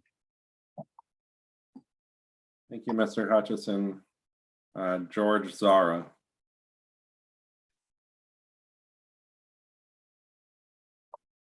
Is Mr. Zara still with us? Mr. Zuka, this is Ted Tucci. We have some information that Mr. Zara just had a conflict that came up, and so he may not be able to join. Okay. We skip him for If now? he does come back, just let me know and I'll take him whenever he becomes available. Thank you very much. So next on the list would be Jill Drew. Thank you. Thank you so much for the opportunity to testify in opposition to this application. My name is Jill Drew, and I've lived in Sharon since 2016. I am a volunteer emergency medical responder with our local ambulance squad, and I serve as board secretary of Save Sharon Hospital, Inc. The issue before you, I believe, requires an answer to this question. What constitutes a community hospital if it doesn't have a labor and delivery service, especially in the state of Connecticut, a leader in maternal health care throughout the country and a leader in women's choice? Is it enough for a facility to be a triage center where patients are stabilized in an emergency room and shipped off to other facilities, to have telehealth kiosks where people can speak with clinicians remotely, to allow a van in a parking lot 1 day a week with primary care physicians from a local health center to see their patients, to staff surgical capabilities only during regular business hours? Having read Nuvance's so-called transformation plan, I reject that the services it proposes to deliver in Sharon meet the definition of a community hospital or any kind of growth plan. Rather, it transforms our hospital into a glorified urgent care center to feed other hospitals in its systems. Despite pleas from local and federal elected officials, doctors, and our residents, Nuvance has never engaged in serious discussions of alternatives to its plan to cut maternity. It's been presented as the only option with vague threats that unless it gets its way, Sharon Hospital will close. Indeed, former Sharon Hospital President Mark Herco said in a public forum that Nuvance did look at closing Sharon Hospital, but decided that closing it would cost even more than shutting down vital services. As part of Save Sharon Hospital, I personally have attempted to engage Nuvance officials on ways to keep maternity open. We are ready to petition the state of Connecticut to increase Medicaid reimbursements and take other actions that support rural maternal care.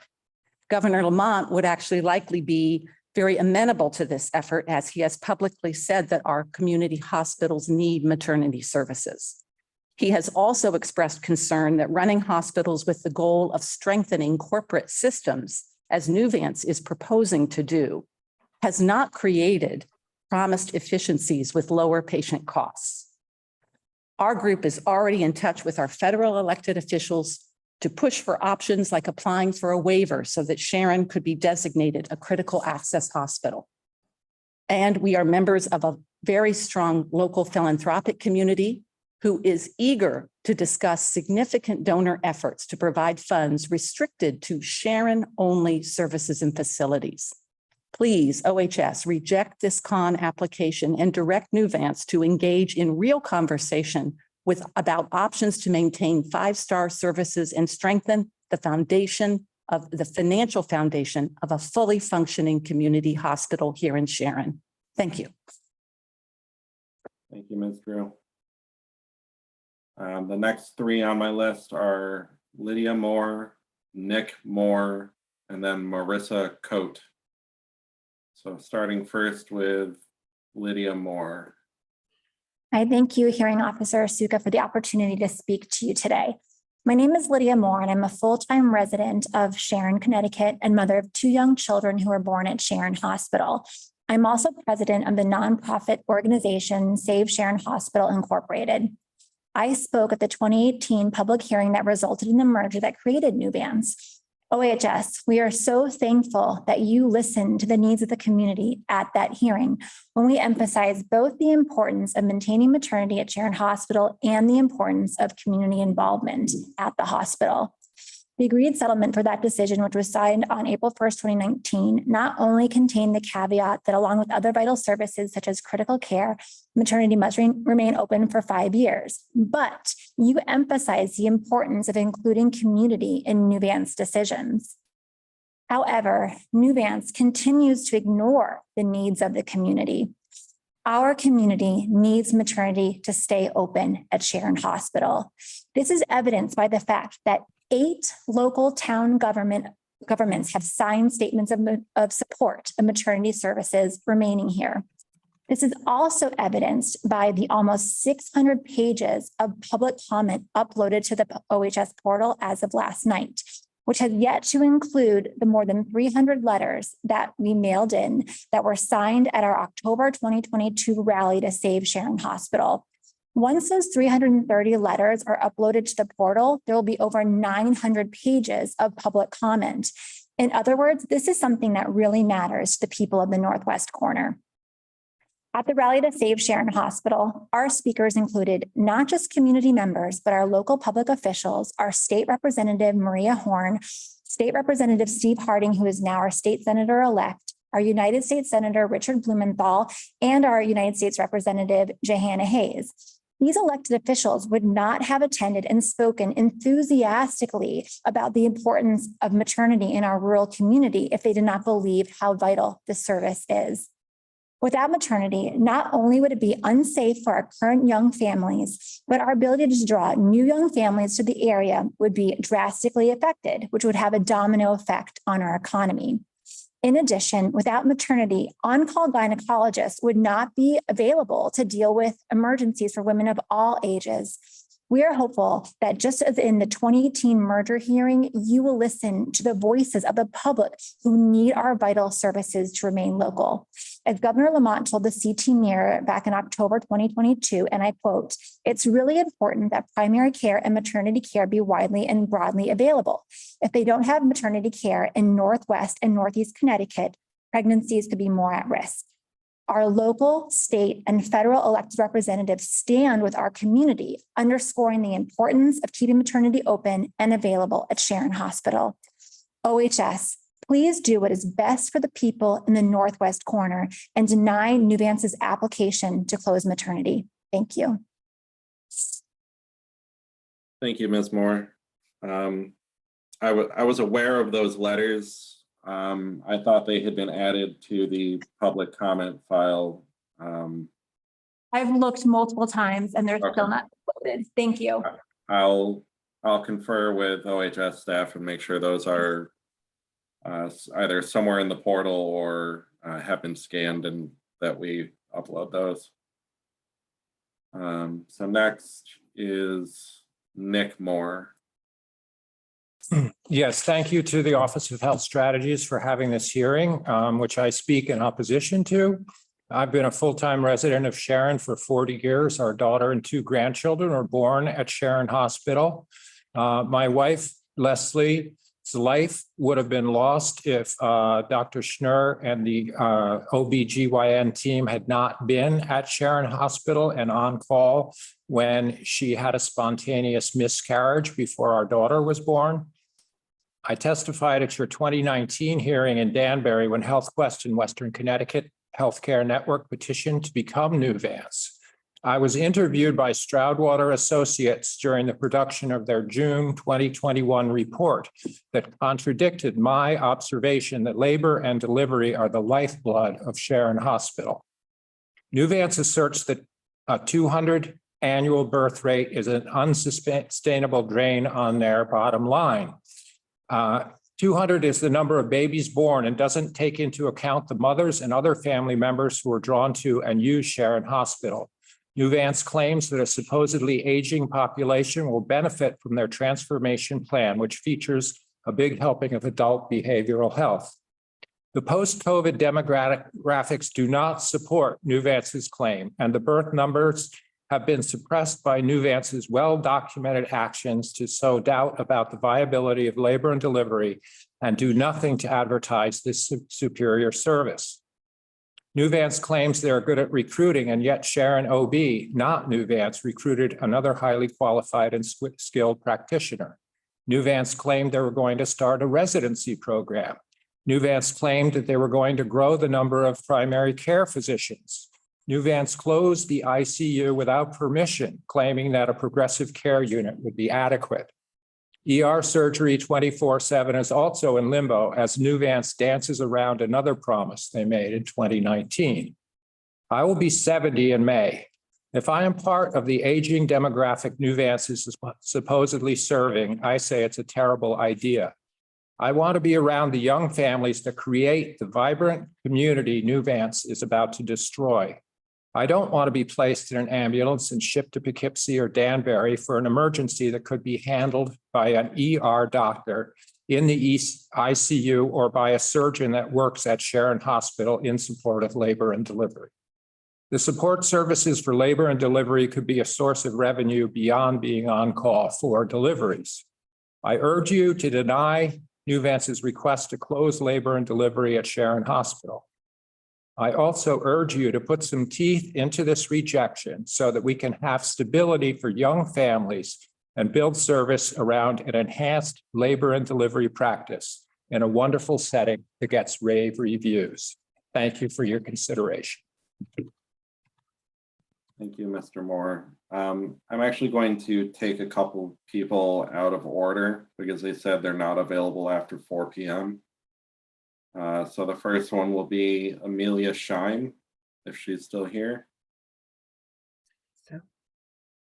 And then the one after that will be James Flaherty. Hi, I'm here. My name is Amelia Scheim, and I gave birth to my daughter at Sharon Hospital in July of 2021. And I am in firm opposition to the closure of labor and delivery at Sharon Hospital.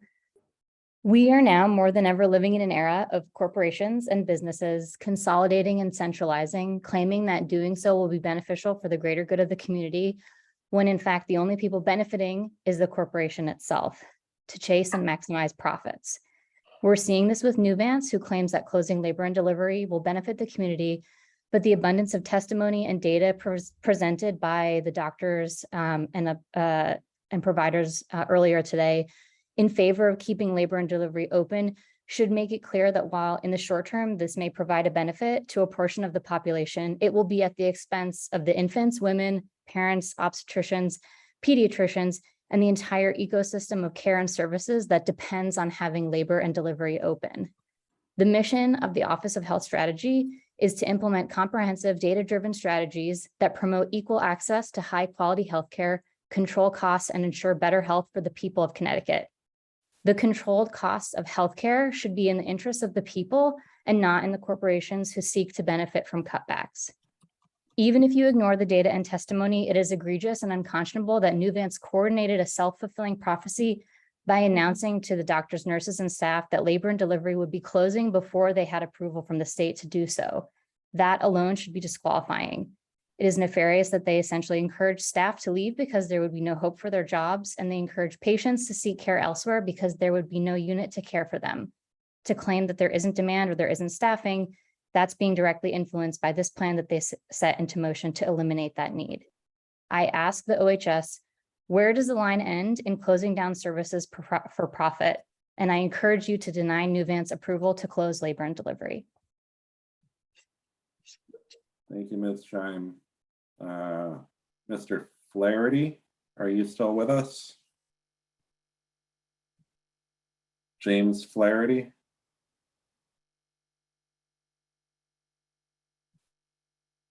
I guess he exited. So we'll go back to where we were in the list. That was Marissa Coate. Hi, my name is Marissa Cote. Thank you for allowing me to speak today. My husband and I moved to Millbrook from Brooklyn in 2017. And when I became pregnant with my daughter in 2019, I was already seeing the wonderful care team at Sharon OB for 2 years. My pregnancy was relatively easy, but due to my age, I was put in a slightly higher risk category. At a routine checkup 5 days before my due date, it was determined that I would need to be induced. Once admitted, my care team attempted a Foley bulb induction, which was unacceptable, and I was put on a Pitocin drip. My contractions began slowly, but with each contraction, my baby's heart rate would drop. After 24 hours of little progress and the continuation of my baby's heart rate dropping, my daughter was born via C-section by Dr. Mortman and the incredible team at Sharon Hospital. Upon delivery, it was determined that she had developed multiple blood clots in her umbilical cord, which was the cause of her drop in heart rate. These blood clots had developed quickly as I had a clean ultrasound 2 weeks prior to delivery. If it weren't for the vigilant, knowledgeable, and quick-acting doctors and nurses, it's very possible she could have been a stillbirth. She is now a happy, thriving 3-year-old, but not a day goes by where I don't think about the superior quality of care we both received at Sharon Hospital. During the first year of the pandemic alone, there has been an influx of almost 6,000 residents to the neighboring New York counties from New York City. Similar influxes can be felt in towns across Litchfield County, and in small towns, an 8 to 10% increase in population is huge. The pandemic has changed the workforce with more remote work ability.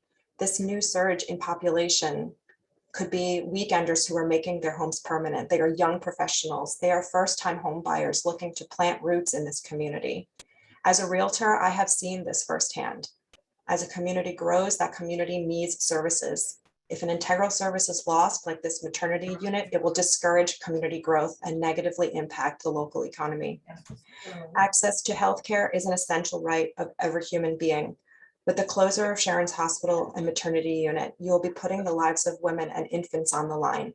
Well, when women may be forced to choose to deliver their babies at hospitals with doctors who don't know their medical history during the most vulnerable moments of their lives, or possibly travel upwards of an additional 20 miles, inclement weather notwithstanding, to give birth at the affiliated hospital of their chosen doctor, or scarier still, birth without the support of medical professionals who are experts in the field of obstetrics. Maternal deaths are already expected to rise due to the overturn of Roe v. Wade earlier this year. The women of this community deserve better. Babies deserve better. OHS, please do better for women and babies. Thank you. Thank you, Ms. Cote. Next on the next three are Phoebe Bottoms, Emily McGoldrick, and then David Singer. So, Ms. Bottoms, are you with us? Yeah, hi. Sorry, getting my microphone plugged in. All right, thanks for having me. I gave birth to my son at Sharon, and I'm in strong opposition of the closure of labor and delivery. Since having my son Moses, I found that my experience at Sharon is sadly unlike that of any of my other friends or acquaintances since then that I've met, who delivered their babies in overcrowded hospitals, and many of them delivering in triage because there weren't enough beds, and they were ushered through their births on the hospital's industrial time. My friend Maya can't imagine now having the second child she wanted because of the experience she had delivering her son at an understaffed, overcrowded hospital. In stark contrast, it's a special kind of place that you gather with 399 other people to fight tooth and nail for the ability to have your children at Sharon again. At Sharon, I was listened to, I was cared for, and my son was brought into the world by people that I now consider friends. And honestly, I'm left speechless that the availability and time and resources of the staff and maternity ward to give their patients a humane, caring experience could be its downfall. It's a symptom of how the healthcare system is failing our country in such a devastating way. A vision for a hospital that discounts the well-being of its community's women and children is looking anywhere but forward. A vision that includes selling a small hospital for parts is not looking forward. And their families deserve to be brought into the world like my son was, in a supportive, loving environment where our family's needs were not only met, but valued. Thanks. Thank you. Next on the list is Emily McGoldrick. Hi, my name is Emily McGoldrick, and I live in Sharon, Connecticut. I would just like to say that I think it's slightly shocking that current Nuvance employees should be considered public testimony during this hearing because they are paid by Nuvance and they are not unbiased voices. I delivered my first baby at Sharon Hospital in August of 2021. I would describe the birth as quick and smooth, but faced with the thought of not having Sharon Hospital during her birth, I questioned what could have been. My water broke on a Saturday evening, 2.5 weeks before my due date. My husband and I rushed out and barely drove 10 minutes. I was admitted immediately and set up in a room by wonderful nurses. My doctor arrived. The baby wouldn't be long. Suddenly, alarms were ringing. The baby's heart rate was dropping, and the nurses and doctors worked together so quickly. Within minutes, the monitor stabilized. The nurse explained that the umbilical cord had likely been wrapped around my baby's neck, and the doctor had maneuvered me to relieve that. My daughter was born at 1:01 a.m. Was this a smooth birth? Yes.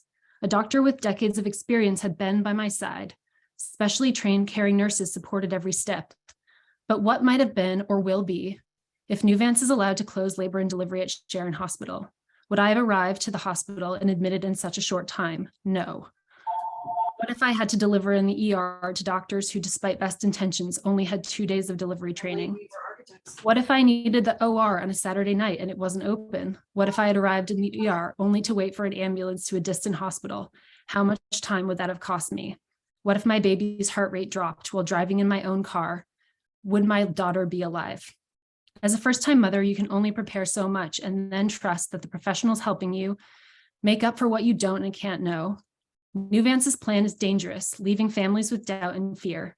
Sharon Hospital is already the gold standard for labor and delivery. Why does Nuvance want to erase this beacon from our area?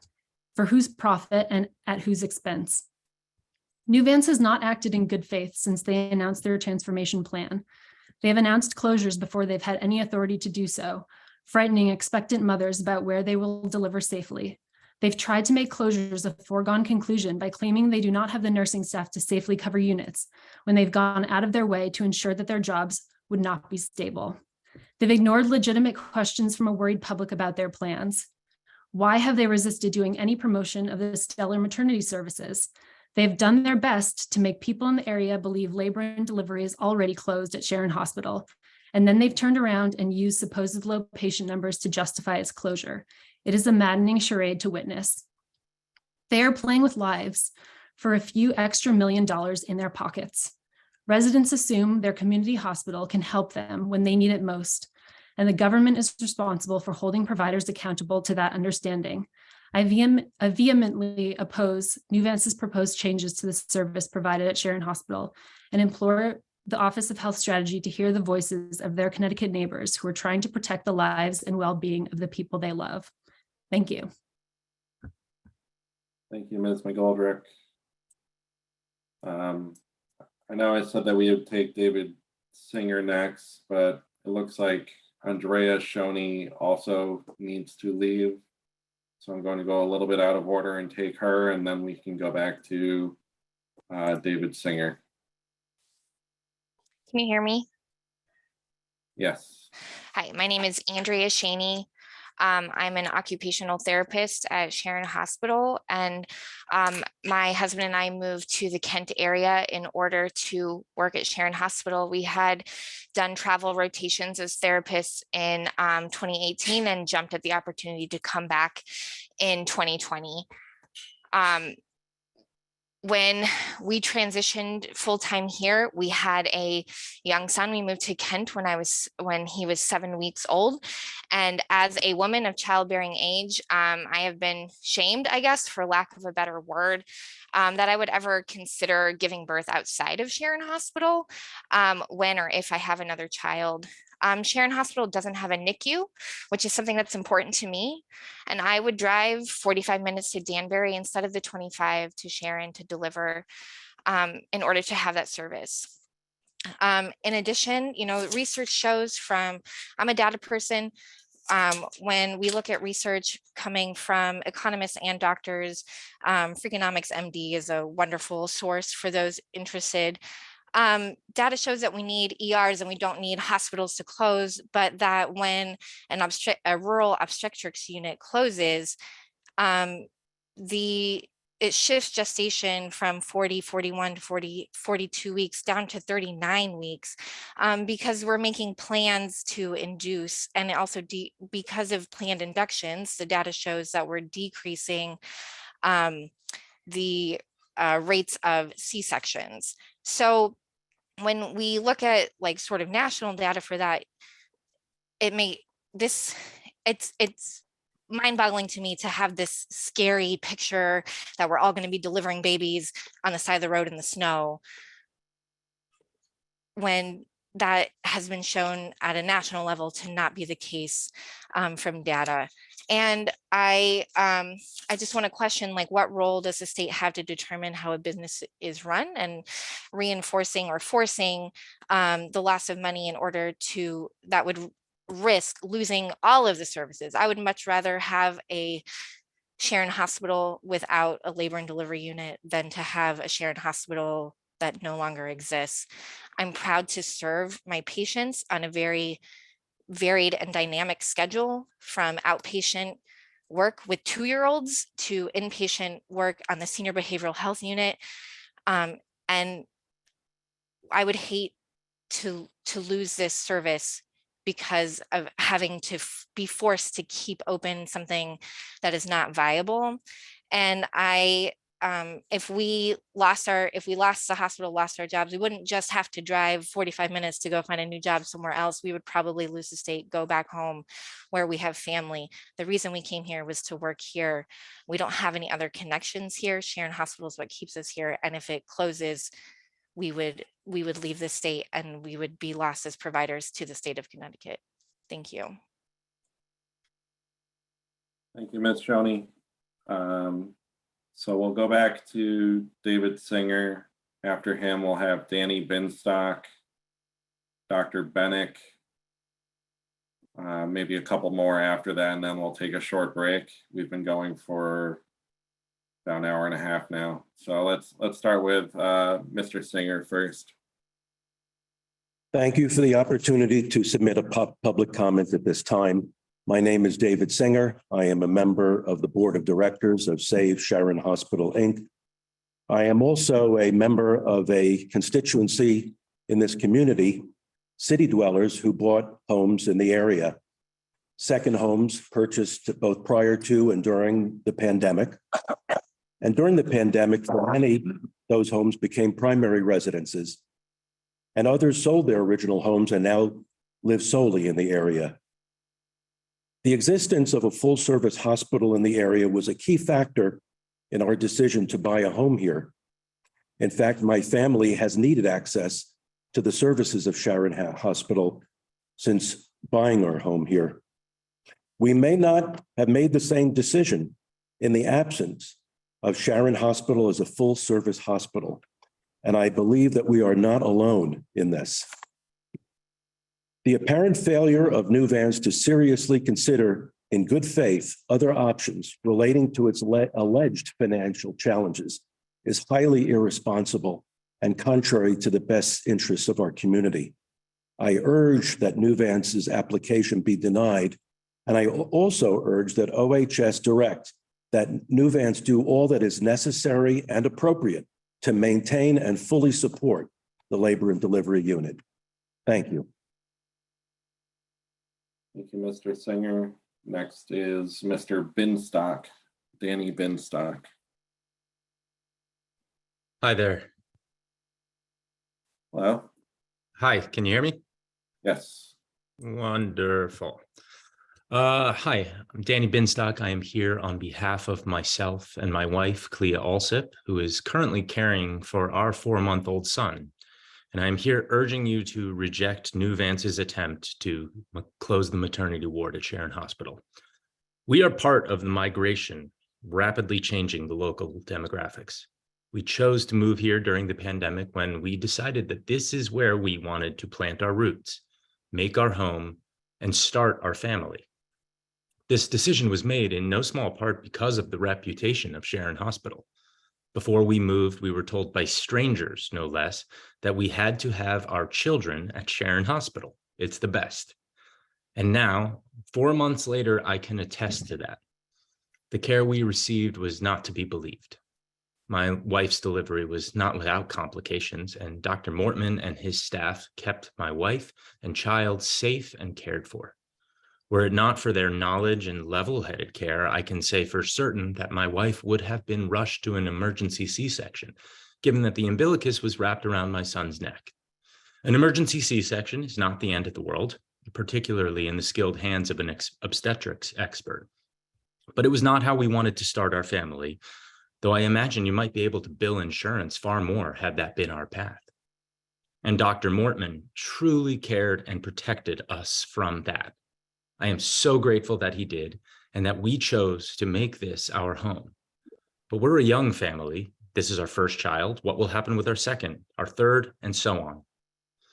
Should we plan to drive an hour plus on a dark night to get to a hospital that can care for us? That seems egregious. And I don't imagine anyone on the Nuvance board would choose that option for themselves. Or should we move? Furthermore, I look forward to the hearing when we talk about punitive damages that should be levied against Nuvance for attempting to kneecap this process, telling patients to deliver elsewhere, and forcing nurses to look for other jobs. It's frankly disgusting and should nullify their proposal. The Nuvance board includes a number of physicians among them, including the shockingly compensated CEO, physicians who took an oath to do no harm. I can assure you that this action they are attempting will harm my community, and I plead with you, OHS, please, please, please reject their claim. Thank you. Thank you, Mr. Binstock. Just reminders to the people who still have to present public comment, try to keep it civil. I instructed earlier at the start of the hearing that this is a regulatory proceeding. Let's keep the ad hominem attacks out of the hearing. Let's just try to keep it to your testimony, not your testimony, your public comment, and try not to editorialize. Next on the list is Dr. Bennick. Good evening. I'm Richard Bennick, and thank you for allowing me to speak today. I'm a retired emergency room physician, and I practiced at Sharon Hospital from 1987 to 2017. I heard the prior testimony and would like to reemphasize that obstetrical emergencies are not rare, and when they do occur, they require rapid and aggressive intervention. I have encountered some of the emergencies that were described earlier by Dr. Morton. In fact, he had been my consultant many, many times, and we care for many patients together. And I can testify that his ability to come immediately to the emergency department and take a patient rapidly to the emergency room. She can't come. I'm sorry. I'm sorry, whoever's speaking, please mute your device. So I can testify that his ability to come immediately to the emergency department and take the patient rapidly to the operating room actually saved lives of many patients and prevented long-term morbidity. And I did have the privilege of working with an outstanding team of emergency department staff. But that being said, an emergency department is not an operating room, and even the best trained emergency physician does not have the skills or experience of a trained OBGYN practitioner. As has been noted, transportation times under the best of circumstances can take 40 minutes to an hour and can be substantially longer if the weather is inclement or if an ambulance is not readily available. And that's time with a woman who's actively bleeding or an unborn baby who's in distress may not be able to afford that time. It increases the risk of their death or morbidity. I understand that Nuvance is trying to maintain or thinking about cost in terms of maintaining labor and delivery. But how many dollars do you really have to spend to justify the cost of one woman's life or having a child that's so damaged that he or she will require care for the rest of their existence? Now, Sharon Hospital has been providing maternity care for decades, many decades. No one's asking Nuvance to create a new service at Sharon Hospital. This is a case of Nuvance planning to take away necessary, essential, life-saving community services that already exists in order to achieve some savings.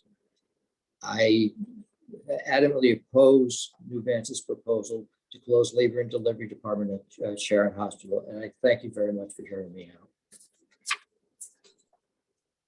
Thank you, Doctor. Jill Dunham is next. And then I think after her, we'll take a 5-minute break. Ms. Dunham, are you still here?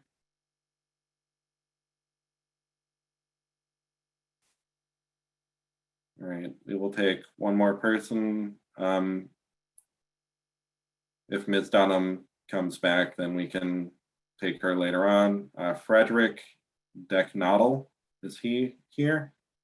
Yes, thank you. Hi, my name is Frederick Decknodel. I'm a full-time resident of Sharon. Thank you for your time.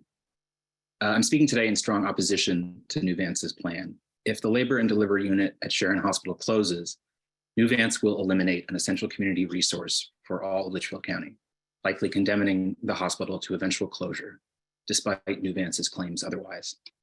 The impact on the towns that depend on Sharon Hospital's maternity care would be devastating, including here in Sharon, where my wife and I moved to live full-time in New York City when the pandemic began. We welcomed our first child at Sharon Hospital in August of 2021. While it was a smooth birth, Doubts and fears creep in when I consider the alternatives that Nuvance's so-called strategic transformation would create, from forcing us to drive an hour to Poughkeepsie or Danbury with all the related risks, to having women likely in labor in an ambulance, or delivering in an emergency room without all the necessary care available, as our own doctors at Sharon Hospital have collectively warned. Why would Nuvance put the lives of mothers and babies at such risk?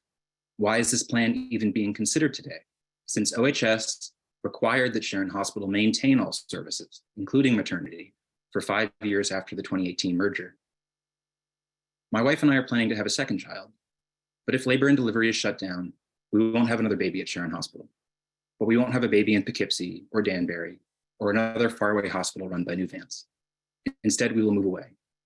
We would either return to New York City or perhaps move to another state like Massachusetts, where healthcare and especially care for women are better prioritized. When the pandemic began, more young families chose to live here in Litchfield County, and with the new realities of remote work, they have decided to stay. We're one of them, but many like us could soon be forced to make the difficult choice to leave the Northwest corner and to leave Connecticut entirely if they no longer have a full service hospital in their community. This decision is ultimately in the state's hands. Connecticut must decide what kind of state it wants to be. Is it one that prioritizes and protects healthcare, especially women's health, in every part of the state, even the most rural?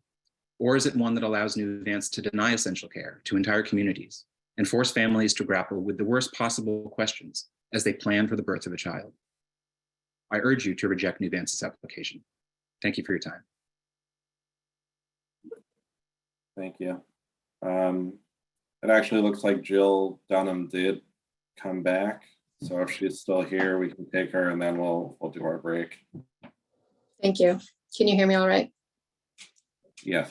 My name is Jillian Dunham and I moved to Sharon in 2014. My daughter was born at Sharon Hospital in 2020 and I am testifying in strong opposition to the plan to close labor and delivery. As soon as I became a member of this community, I was encouraged to give birth at Sharon Hospital. My peers had all had exceptional experiences there. And indeed, when I gave birth at one of the top ranked hospitals in New York, I was rushed into emergency surgery due to overcrowding and given compromised care that resulted in my contracting a life-threatening drug-resistant infection. My friends were right, and I chose to give birth to my second child in Sharon, where I had a dramatically better experience. We have subsequently chosen to see the exceptional pediatricians we met at Sharon Hospital, so we are dependent not only on the OB care, but also on related care like pediatrics. This is another sentiment echoed by friends who have moved up here since COVID. We all prefer the maternity care and the pediatric care here in Sharon.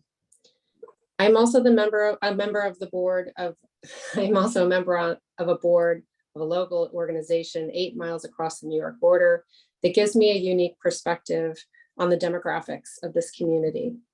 In recent years, I have seen a rise in younger people and families who are moving here in increasing numbers, many of them highly skilled in needed sectors such as science and technology. I have also seen programming and development data that echoes this change, data collected by stakeholders who are dependent on its accuracy. In other words, data that was collected without regard to a particular outcome shows a more complex story than the one articulated by Nuvance in its application to close Sharon Hospital. It is true that there is a growing older population in the community that is currently served by the hospital, but a community needs everyone in it. And the closure of Sharon Hospital's labor and delivery unit will discourage these young people from putting down roots here and investing their time, their expertise, and their energies in this community. In recent years, the Sharon community has worked hard to provide services that are hard to come by because of our rural location. Education and housing services, support for local businesses, including in sectors like tech and science, sustainable power, and accessible internet. Individuals and communities in Sharon and the surrounding area are growing and are committed to building a secure future, but we cannot do that without access to healthcare for all to which we are entitled. Nuvance Health enjoys nonprofit status. That means that they receive funds from charitable foundations and other sources that for-profit hospitals cannot access, and enjoy generous tax exemptions at the expense of us, the taxpayers. As Senator Blumenthal stated in his letter strongly opposing the closure, Nuvance is bound by the state's requirements of certificates of need. Quote, ending a con service cannot be justified solely because the holder cannot make a profit on a discrete health service. Instead, he noticed the key word in con is need. The healthcare needs of Sharon and the surrounding area are not limited to its aging population. A community means everyone in it, young and old and in between. By taking away services utilized by its younger members, it threatens the security of the community as a whole. The right to healthcare is not limited to the demographics chosen by hospital administrators. I am grateful for the existence of OHS and its mandate to ensure that our community's needs continue to be met. Thank you. Thank you. So we're going to take a brief break now. It is 4:28. Let's come back at 4:35 and we can finish up with the public comment. Can you add me to your list, Dan?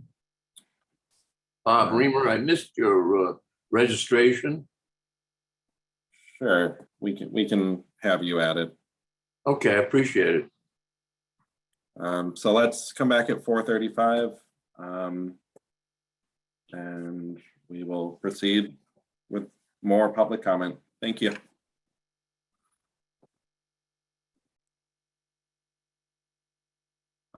I did want to point one thing out.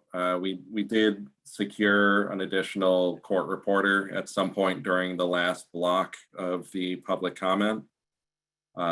So he or she picked up with transcription at some point during that, but they will refer to the recording of this proceeding for purposes of preparing the earlier portion of the transcript that was missed. We're going to proceed with the public comment portion.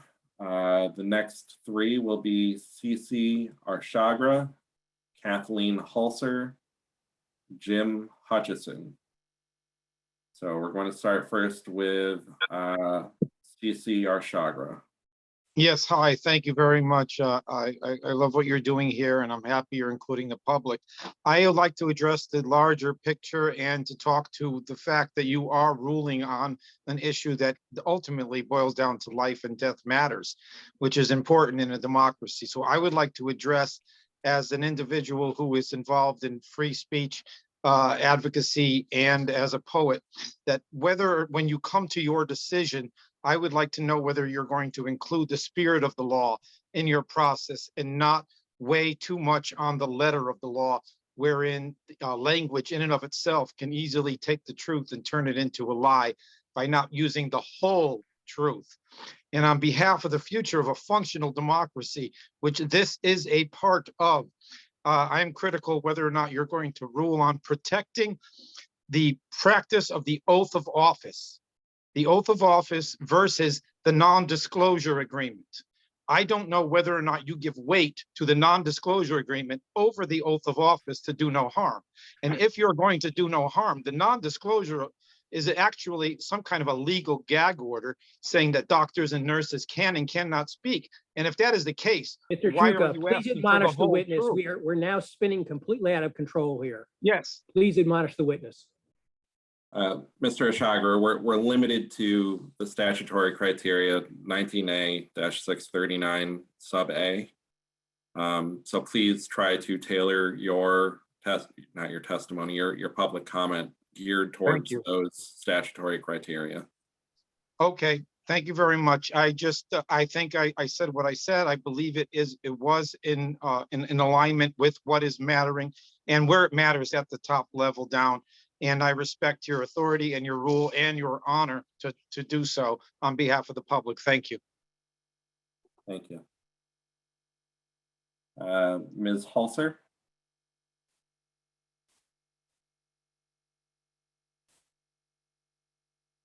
Kathleen Hulser?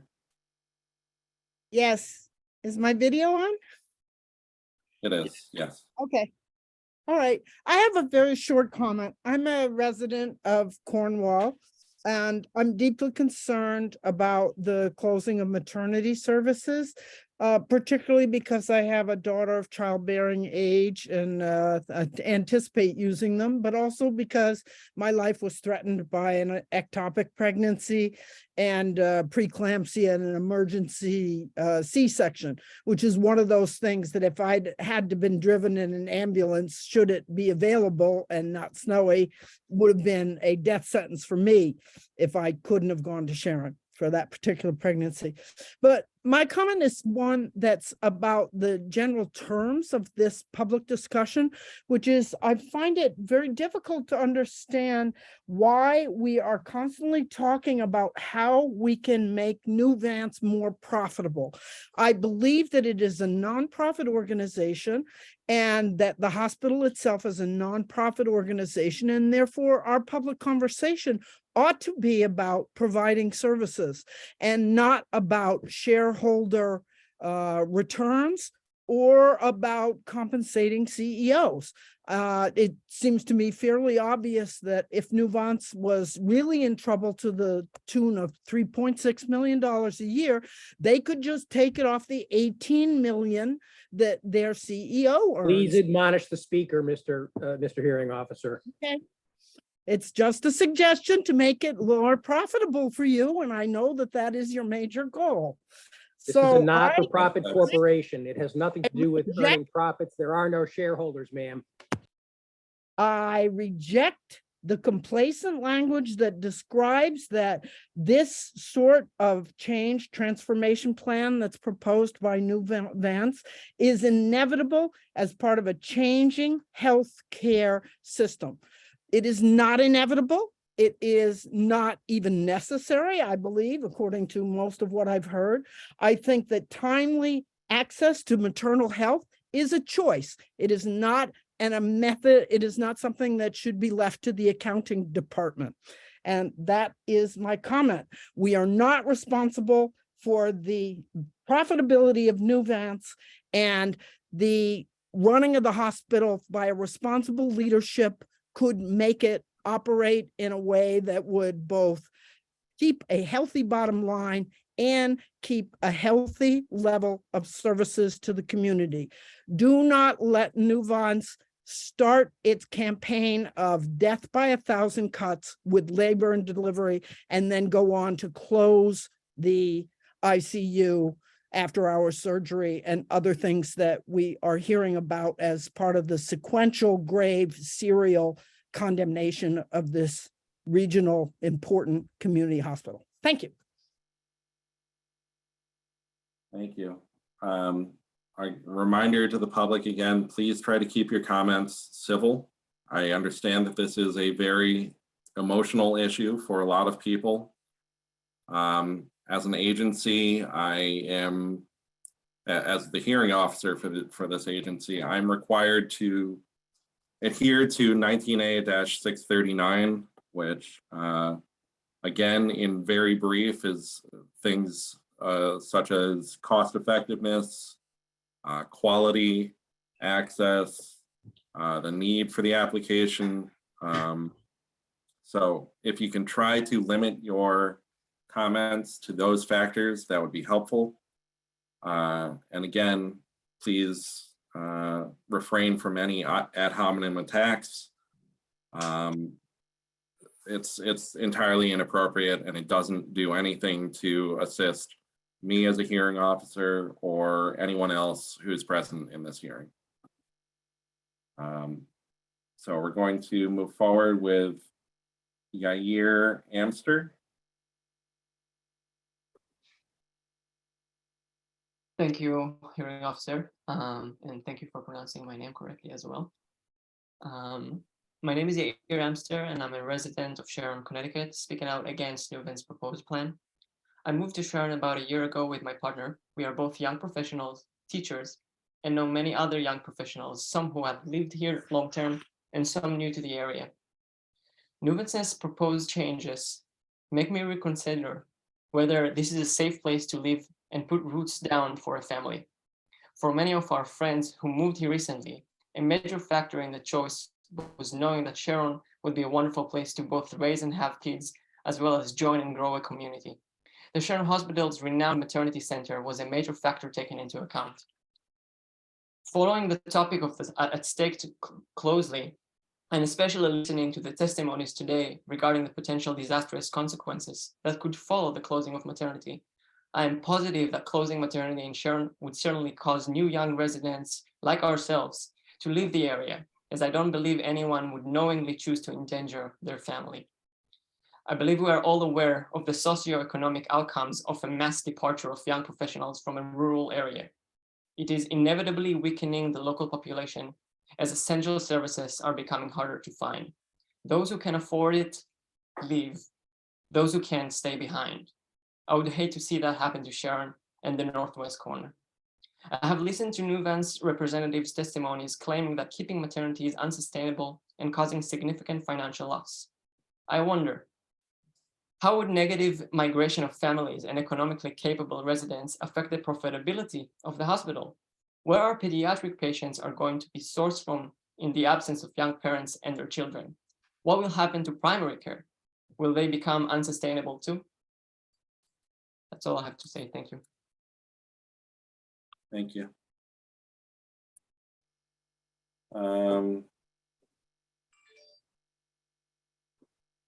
Next will be Jane Carlin. Is Jane here? I am, yeah, can you hear me? Yes.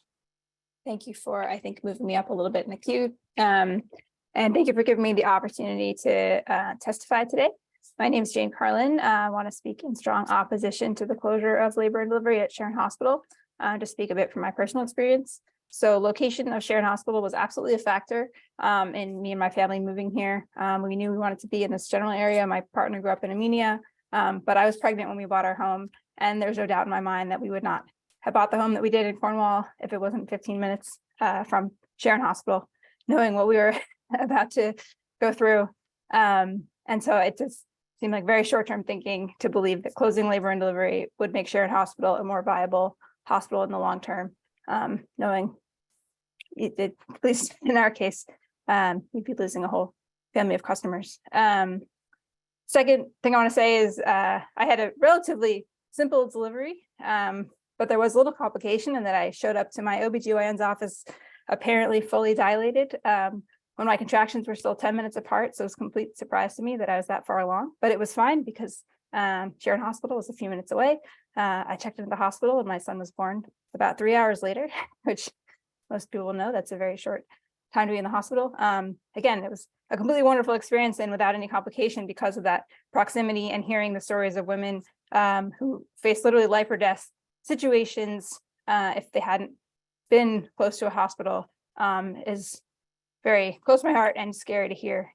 And then also, even after my son was born, the community of the hospital was an extremely important resource for me, supporting me as a new mother, first-time mother, and that just can't exist if the hospital is in a completely other community, 45 minutes away from my house. And the last thing I want to say is that I am very fearful of what is potentially a bait and switch of closed labor and delivery to expand other services.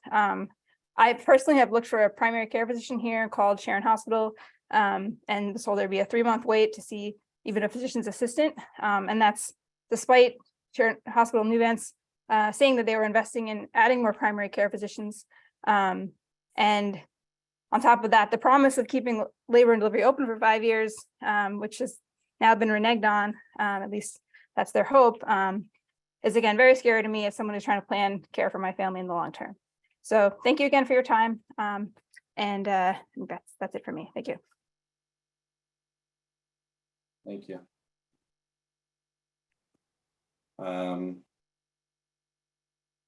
Hannah Carlin. Hi. Hannah Carlin. One second. Oh my goodness. Hi, I'm so sorry you had to hear that. I'm getting over my daughter's cold. Thank you for giving me the opportunity to speak. My name is Hannah Carlin. You actually just heard from my sister who moved here 2 years ago. My spouse and I relocated from Brooklyn to Armenia just a few weeks ago with our young daughter. We joined our sister my sister, who just spoke, her family, and both our parents, as we make this region our new shared home. I'm new here, but I love it here. I would say first respectfully to Nuvance, to Sharon Hospital, and to OHS, you work with doctors and medical professionals, but you work for patients and community. The state hospital and nonprofit mission obligation is to patients first, full stop. Accepting those who have or used to carry a Sharon Hospital or Nuvance company ID. We are 201, every single person, on the order of dozens of comments here and hundreds of pages of testimony telling you that maternity, labor, and delivery comprise a vital service that we want to see continued, supported, and restabilized in this community. We are sharing care data, not administrative assessments, but direct data on health and patient outcomes. We're outlining many ripple effects, not just acute healthcare needs, but community vitality, professional recruitment for local schools, staffing broader women's health professionals and expertise, and on and on. I think to hear a community's desires is to care for your patients and that you are duty bound to do it.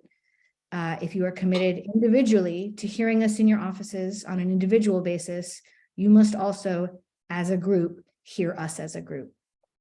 As it happens, I actually dealt with the closure of an OBGYN care office of mine in 2019 in New York City, and I know firsthand how disruptive and destabilizing that can be.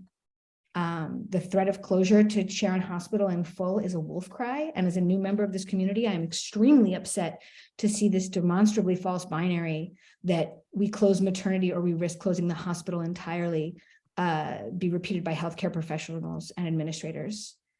It's simply not real. But the damaged faith that I would feel in this, my new home and community at the loss of this care is immediate and is very real. I've been listening to testimony of so many people all afternoon that I don't know, but that I now feel very closely connected to. I jotted just two names of Marissa Coate and Jillian Dunham, both perfect strangers to me, talking about incoming families exactly like mine, like this abstract family moving to the area. It's me. And I know that I've joined a community of shared priorities. It would be devastating to me if OHS affirmed Nuvance's rejection of those priorities. So I reiterate the many calls in opposition to the closure of labor and delivery. Thank you. All right. Thank you. It's been brought to my attention that Curtis Rand, first selectman from Salisbury, is here. So I'm going to take him if he is available. He is. Okay. Thank you.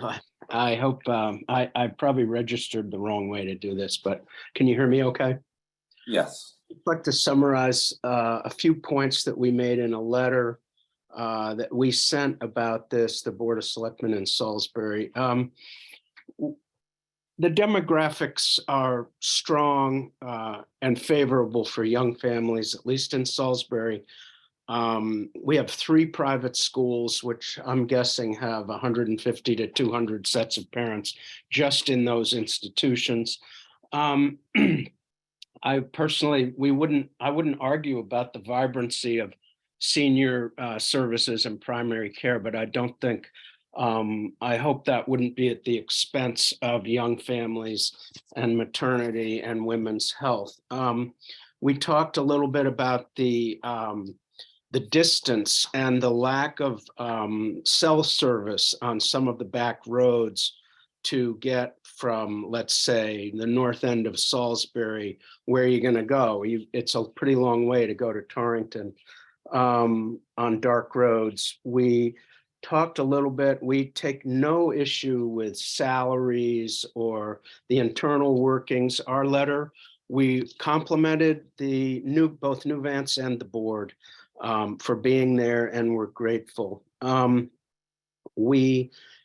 I do wonder personally why Rhinebeck can have so many births and Sharon so few, apparently. And so the question we brought up at the end, which is really for OHS or the legislators, we are caught in between New York and Massachusetts and Connecticut? And might there be a way to examine the reimbursables or whatever formula that we don't understand really, to find ways to make those more equitable so that people from New York State can come over here and deliver and have babies?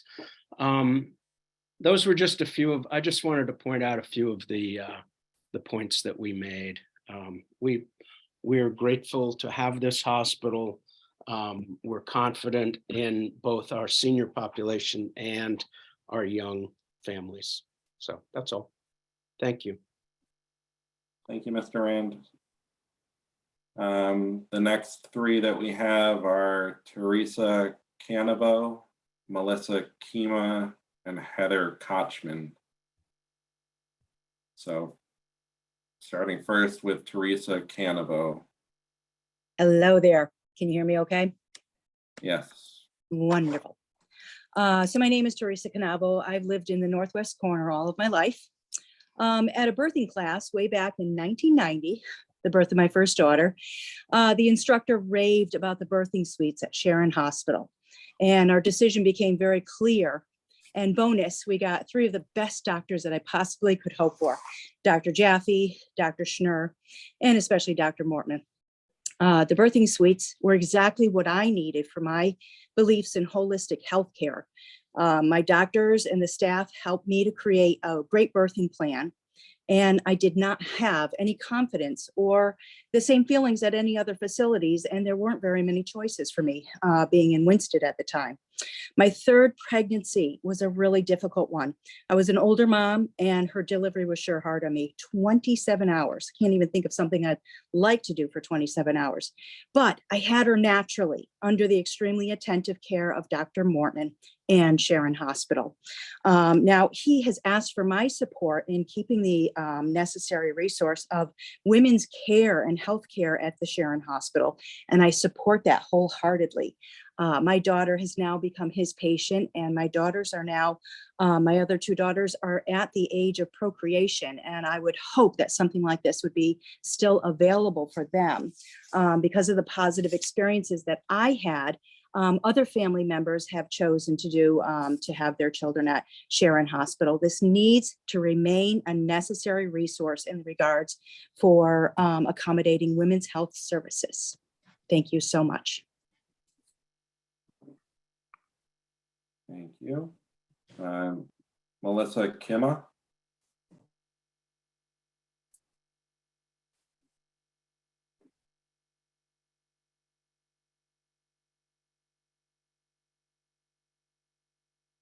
Is Melissa Kima here? All right, we will move on. Heather Kochman. Yes, hi. Can you hear me? Yes. Hi. Hi, my name is Heather Coachman. Thank you for letting me speak today. So I have had two daughters at Sharon Hospital. My first daughter was born in 2007 after the dedication, after the new wing opened. She was one of the first babies born there. As a single mother who decided to have a baby on her own, I couldn't have been more pleased with how everything went. The staff at Sharon Hospital, Dr. Jaffe, at the time, my midwife, Megan Cordulo, made me feel so comfortable. And I was in my 30s and an older person to be having a baby at the time, but it was so comfortable. I had no problems. It was a natural birth. I also had my second daughter there. I was considered high risk because I was in my 40s. I am still also a single mother. The reason why I decided to have a second child, because Sharon Hospital was still there. And I feel so comfortable with my OBGYN and all of everybody who is there. I live in Norfolk. I can't imagine driving down to Danbury to go and have a baby down there. I do not even consider Torrington as an option. So my only other option would have been to go to Connecticut Children's Medical Center or Hartford Hospital, which is equally as far. And I can't even imagine driving that far on my own. So having Sharon Hospital there is pretty much a godsend for me as a single mother. And not only that, but because I'm a single mother, I also own my own business. And as a single woman and a woman in a business in a very male dominated, construction, it's allowed me to stay in this area. And I can't imagine having that go away, because if that goes away for me, I would want to decide to really consider not staying. My daughter is 15 now. My other daughter is 7. I want her to go to Sharon, and I want her to stay in the area.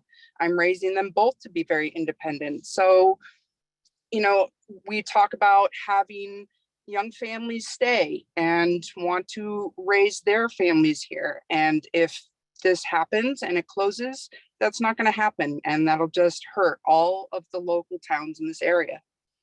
Thank you. Thank you. Just briefly, Attorney Tucci, does Dr. Murphy have a hard cut? What is his hard cutoff?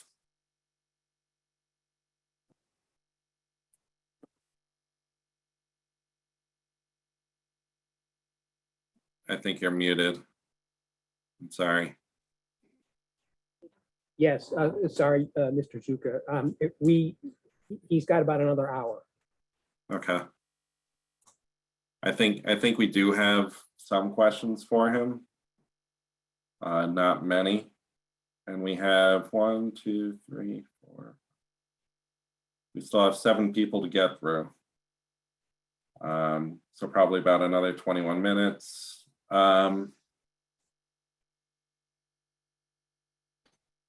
Let's get through a few more of these, and I think we'll be able to fit him in before 6 o'clock. So we're going to go to, so the next 3 are Marco Balasone, James Flaherty, and Janie Yan. So starting with Marco Balasone first. Hi, Dan. My name is Marco Bellasone. Thank you for your time today.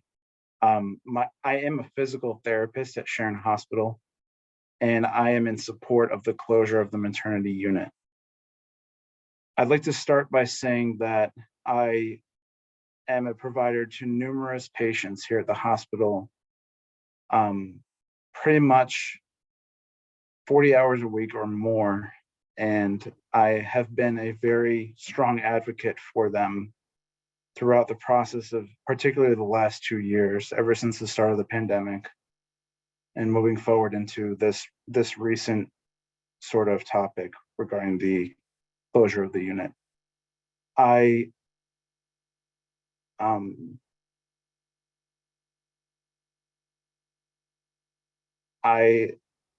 just want to say that to all the patients that come to see me 2 to 3 times a week, or go to other departments for the same sort of frequency, I would hate to see the loss of this hospital for those patients. I understand that having a child is quite a hardship and also a big change in life status for many of us have experienced that, even including myself. I would like to say that I'm not willing to let this hospital face bankruptcy for loss of all services to all patients in this area. Thank you for your time. Thank you. Mr. Flaherty?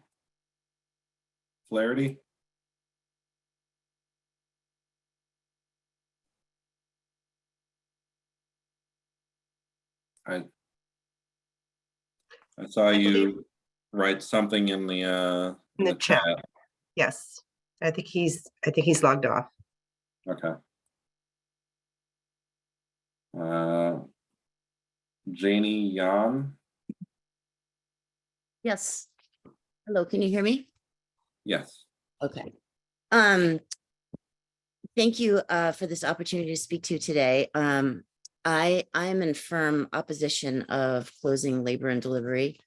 I was actually born at Sharon Hospital in 1965, and much like the young parents that were speaking earlier, my parents moved here in the 60s from Caracas, Venezuela to find a wonderful place to raise their kids, and they did.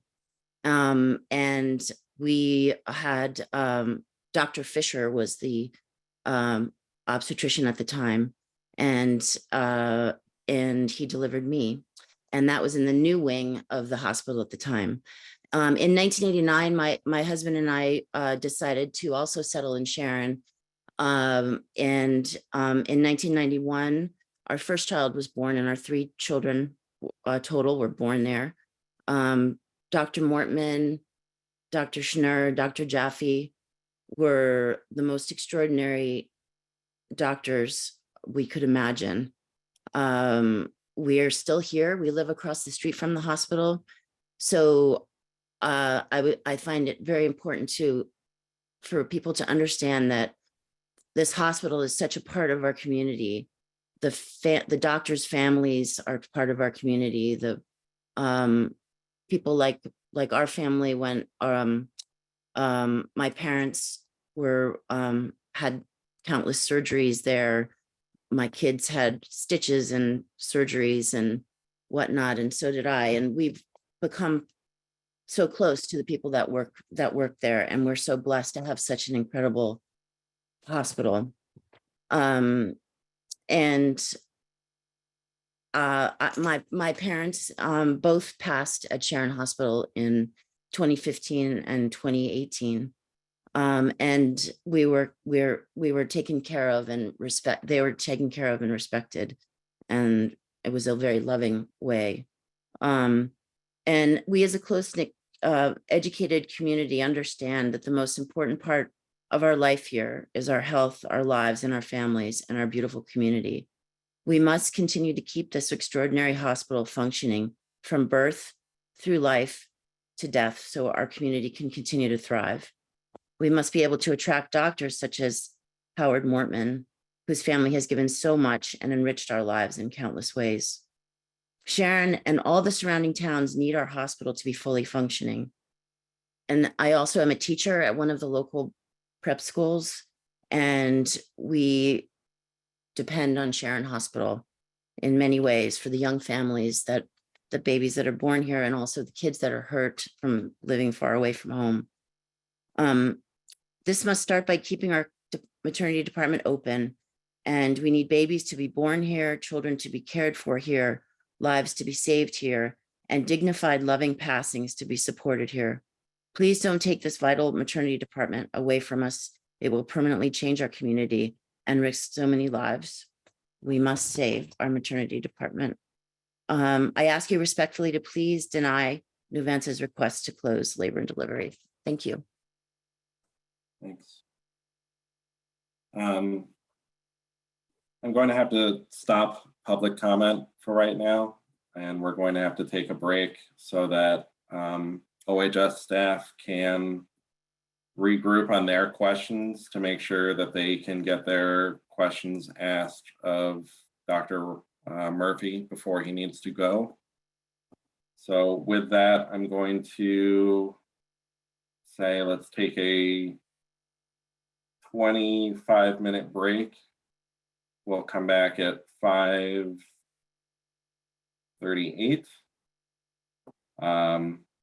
We will ask Dr. Murphy his questions, and then we still have a couple more people who continue to sign up for public comment, so we'll take them at the end, like the very end. Let's do Dr. Murphy, and then we can do some cross-examination of the interveners, witnesses, and then we'll do the public comment at the end. So let's break until 5:38.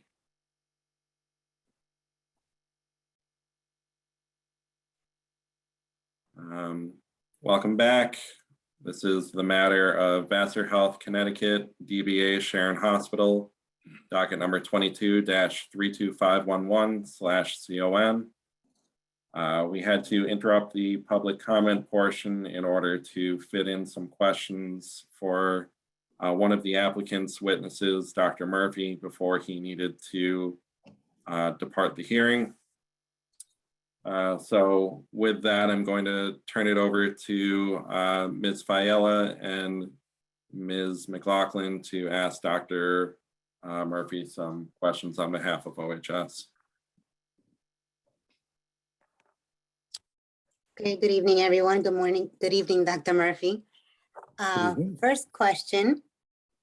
The applicant named multiple hospitals, Danbury Hospital, Northern Dutchess Hospital, Vassar Brother Medical Center, Charlotte Hungerford Hospital, and Fairview Hospital that could absorb the volume of deliveries. What is the total capacity at each of these hospitals at present? What is the total capacity for OV patients at those hospitals? Yes. Is that the question? Yeah, I don't know the specific answer to that. I don't know who does. I don't know the answer, but I've been in You conversations want with to some of move- those okay, hospitals. I'm just so going to I invite can speak Christina to that. McCullough, if that's okay to help answer that. Sure.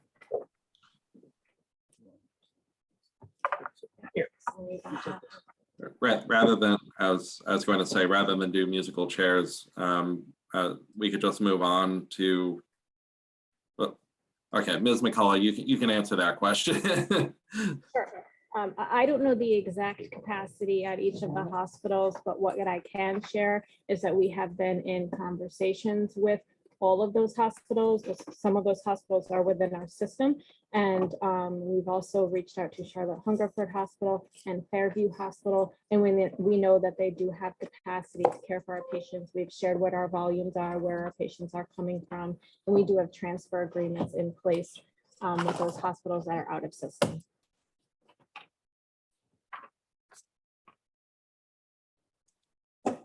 Okay, thank you. And if I may, I can just refer OHS staff to Table A, which is in our CON application at page SH0065, and you could comment on that. Yeah, this table does list those 5 hospitals and their total capacity, and then what their available capacity is at this point when this data was collected. Okay, thank you. Is there evidence to support the inpatient? Wait. Sorry, let's get Dr. Murphy back. So going forward, if there's a question that Dr. Murphy can't answer, we'll just reserve that until. Okay. Sounds good. Okay, is there evidence to support the inpatient obstetric capacity at these hospitals and the number of deliveries for the most recent completed fiscal year? I do not have the number of deliveries at those hospitals for 22. I don't know who does, if they're even available yet. I don't see anybody raising a hand here who might be able to provide you with a specific answer to that question. We have data through 21, but not through 22.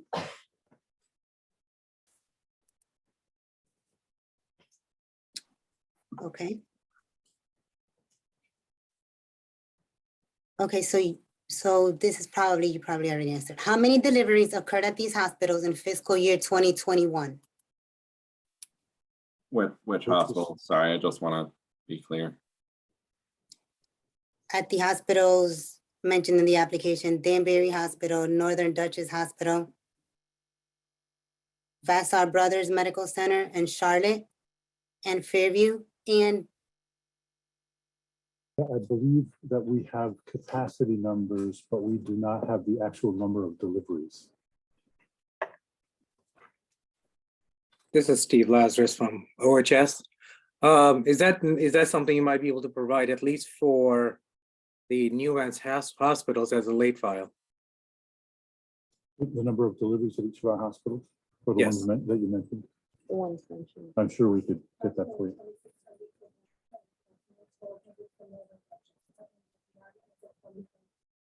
Would you just give me 1 second, Steve, if you wouldn't mind? Would you Sure. mind restating this? Yeah, come on. It's not exact, but approximately 2,600 deliveries for Vassar Brothers Medical Center and approximately 1,100 to 1,200 for Northern Dutchess as of 2021 and 2022. All right, but you don't know the numbers for Danbury Hospital and the other.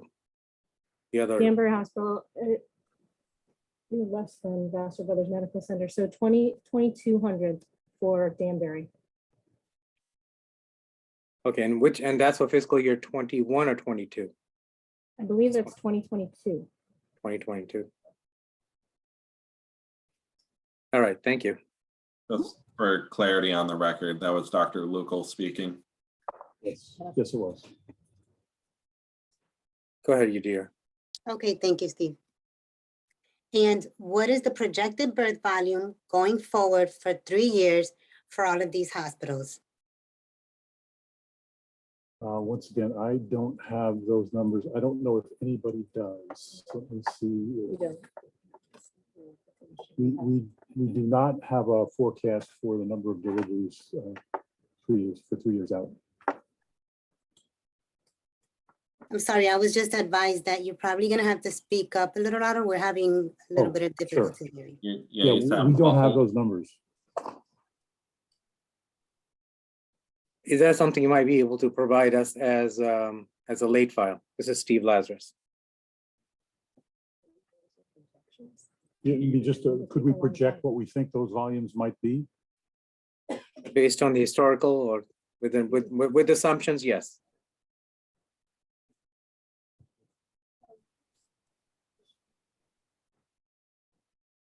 I'm just checking. Just hang on a second. Sure.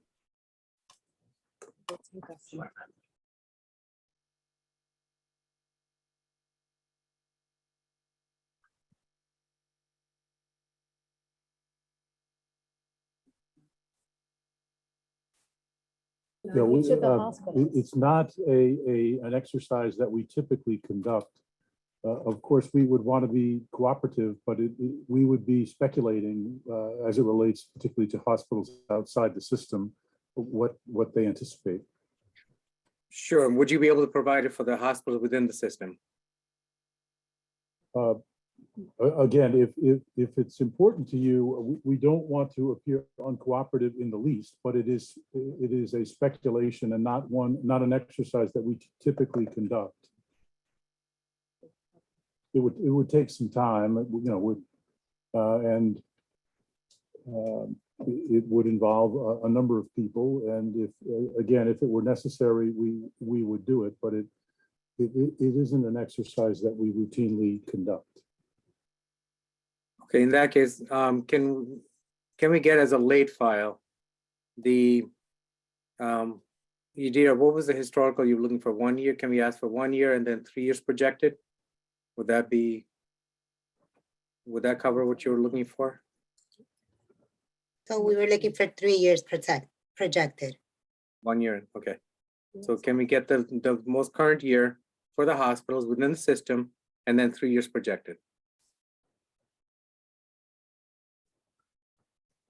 We can make that a late file request. And if they're not, they can provide whatever it is that they're able to provide within their powers, if anything. And they can provide whatever caveats they need to, or whatever assumptions or. Yep, with assumptions, yes. Yeah, just so the record is clear, this is Ted Tucci. The witness has testified that is not a projection that the hospital does in the normal course of its business. It is not something we have historically done. It is not done on a system-wide basis. But in light of the request from OHS staff, we will certainly make every reasonable good faith effort to endeavor to provide our best historical information and our most reasoned projection going forward. What we can't guarantee is how long it might take to do that and if that effort will be successful. So I just want that to be clear on the record. All right, thank you. Thank you. And that is, I am going to turn it over to Annalise Ayala. Good afternoon or evening, rather. So my first question is Sharon Hospital considered at risk of closure?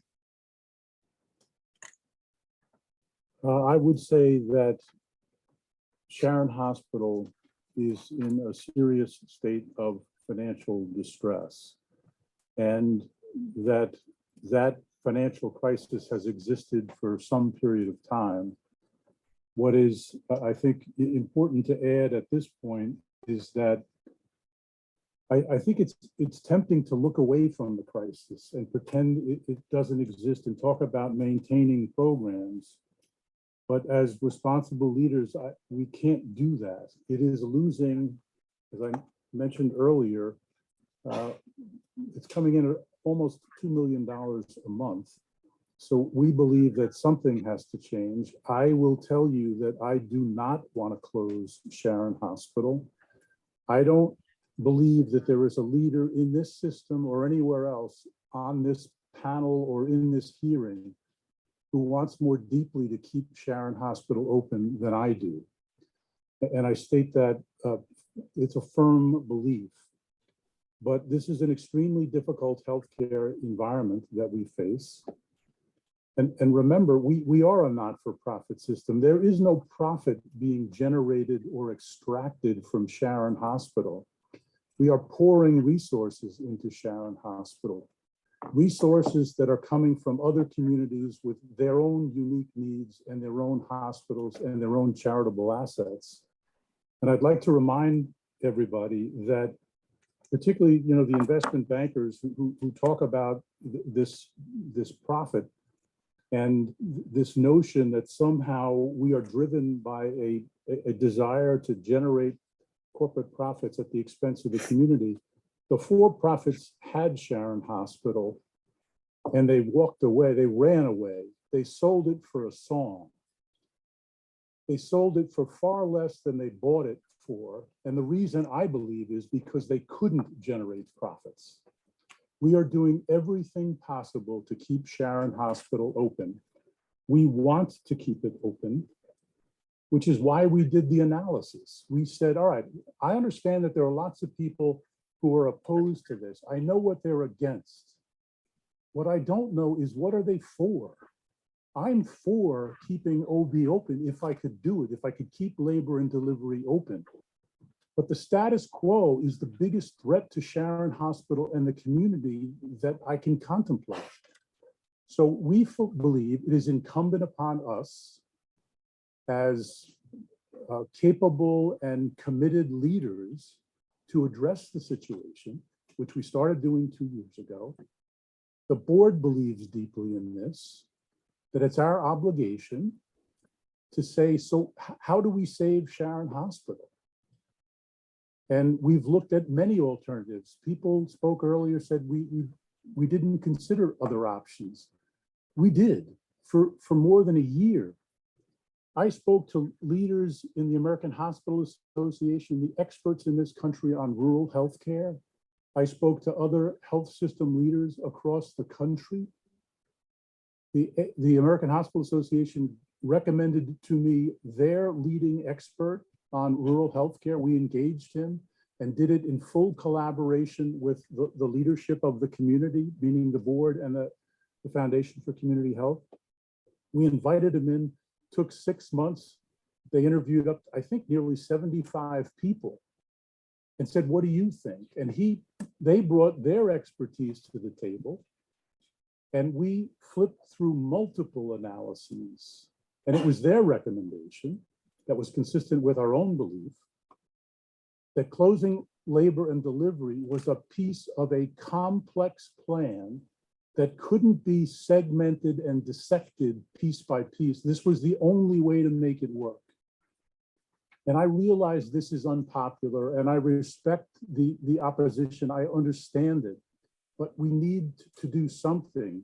And the system believes deeply in the Sharon community, as we showed during the COVID pandemic.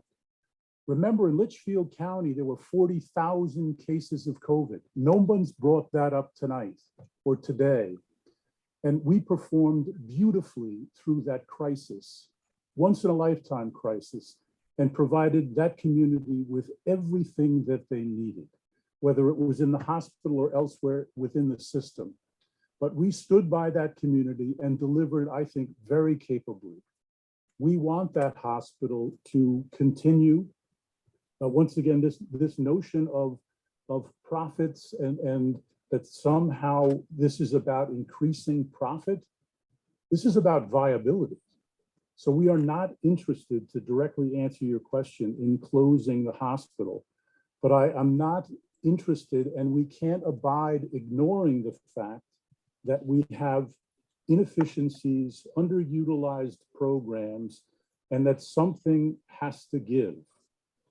And I believe that providing access to Sharon Hospital and the quality services that it does provide is our highest priority. What I would caution us to avoid is a Pyrrhic victory, where we win this battle and lose the war. Sharon can't afford that. We don't want it. And we're doing everything possible to save Sharon Hospital.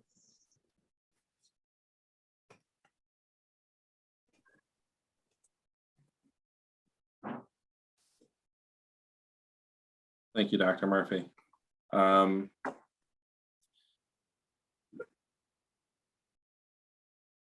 think I'm strongly considering, I mean, it's looking like this is going to go much longer than I anticipated, given the amount of OHS questions that still need to be asked. We still have some members of the public. Attorney Tucci has his cross. We have closing arguments. We have additional questions that OHS needs to ask of people other than Mr. Murphy, Dr. Murphy, excuse me. So I am leaning strongly towards adjourning the hearing for now, setting another date at some point in the near future. I'm mindful of the fact that Attorney Tucci has and Nuvance for Norwalk Hospital has another hearing next week, so we wouldn't be able to reschedule for next week. But I'm curious to hear what Attorney Tucci's and Attorney Knogg's opinions are on that. Attorney Tucci, do you have any thoughts on it? Yes, Mr. Chuka, we have a room full of over a dozen people. We've invested an enormous amount of time, energy, and resources. We're prepared to conclude the hearing this evening. Obviously, it's your decision to make in the final capacity, but I believe we've been more than accommodating in this process. And we have listened to extensive public commentary that could have been saved until later, could have been submitted in writing, and at the expense of the technical portion of the hearing. We want OHS to have all the information it needs to make a decision here. We're prepared to give you that information tonight and in the coming days through late files, if that's what you want, if that's what OHS needs. But I just appeal to you that this is, as I think, to state the obvious, extremely important. And if at all possible, we would like to complete the process tonight, and if not tonight, as absolutely quickly as possible. We agree. We agree. Ms. Fiala, Ms. McLaughlin, you have additional questions for Dr. Murphy, correct? You're not? Correct, I do.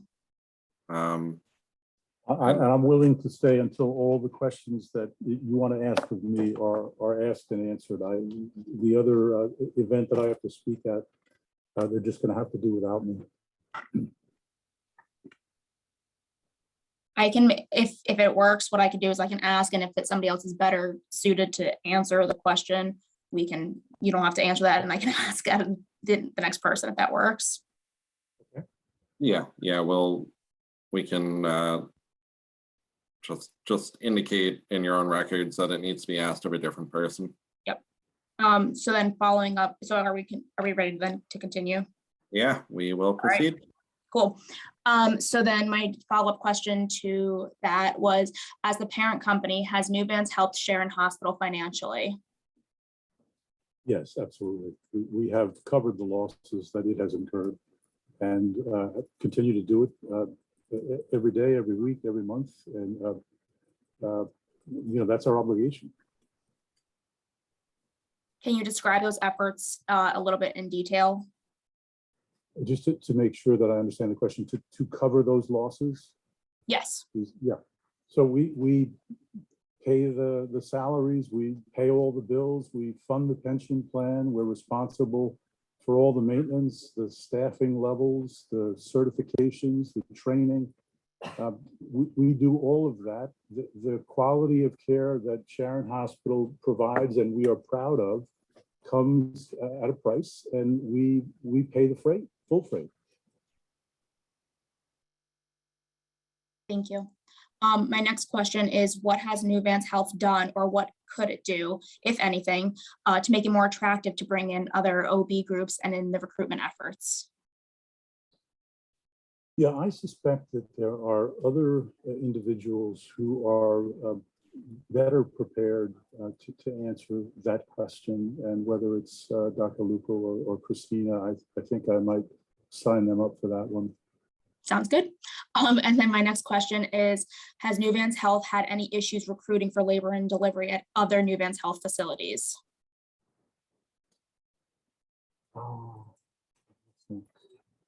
We've had difficulties in New York State, if you'd like me to speak to that. Sure, yeah. We did have one OB group pull out of Putnam Hospital, and they did so rather precipitously. And that posed a difficulty in terms of recruiting obstetricians there. We are dealing with that as we speak. So considering that you're not necessarily having any other issues with any other Connecticut state New Vance Health facilities, can you explain why New Vance Health is having issues with recruitment efforts at Sharon Hospital then? As it relates to OB specifically? Yes, yes. Again, I think it's a little outside of my area of expertise. We typically, I don't recruit OBs directly, so perhaps Dr. Luco or Christina McCullough will be happy to answer that question for you. Sounds good. And so that's the ending of my questions for you, Dan. Okay.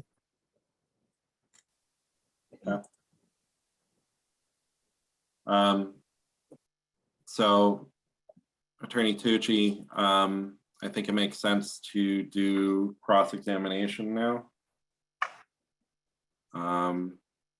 Assuming, are the rest of your witnesses available? You indicated they are available for the rest of the evening, is that correct? They remain here and are available. Okay, thank you. So if you're prepared, I think we can start with cross-examination of the interveners. Yes, Mr. Jermak, please.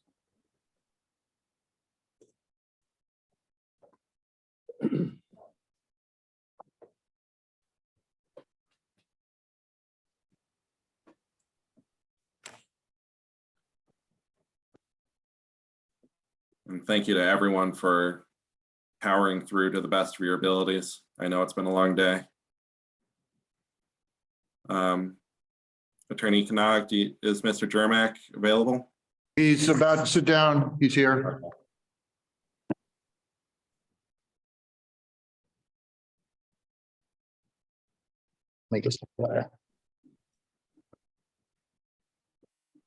Give us just another few seconds to get organized here.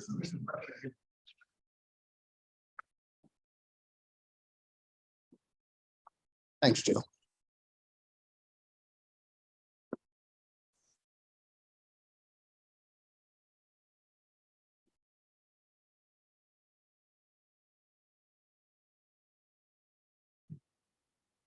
Good evening, Mr. Jermak. Can you hear me? Yes, I can, and good evening to you, sir. Thank you. do you have your pre-filed testimony available to you?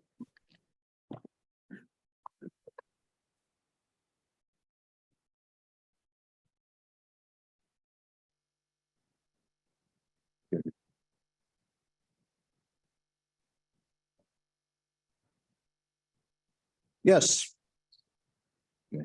All right. Am I correct that one of the major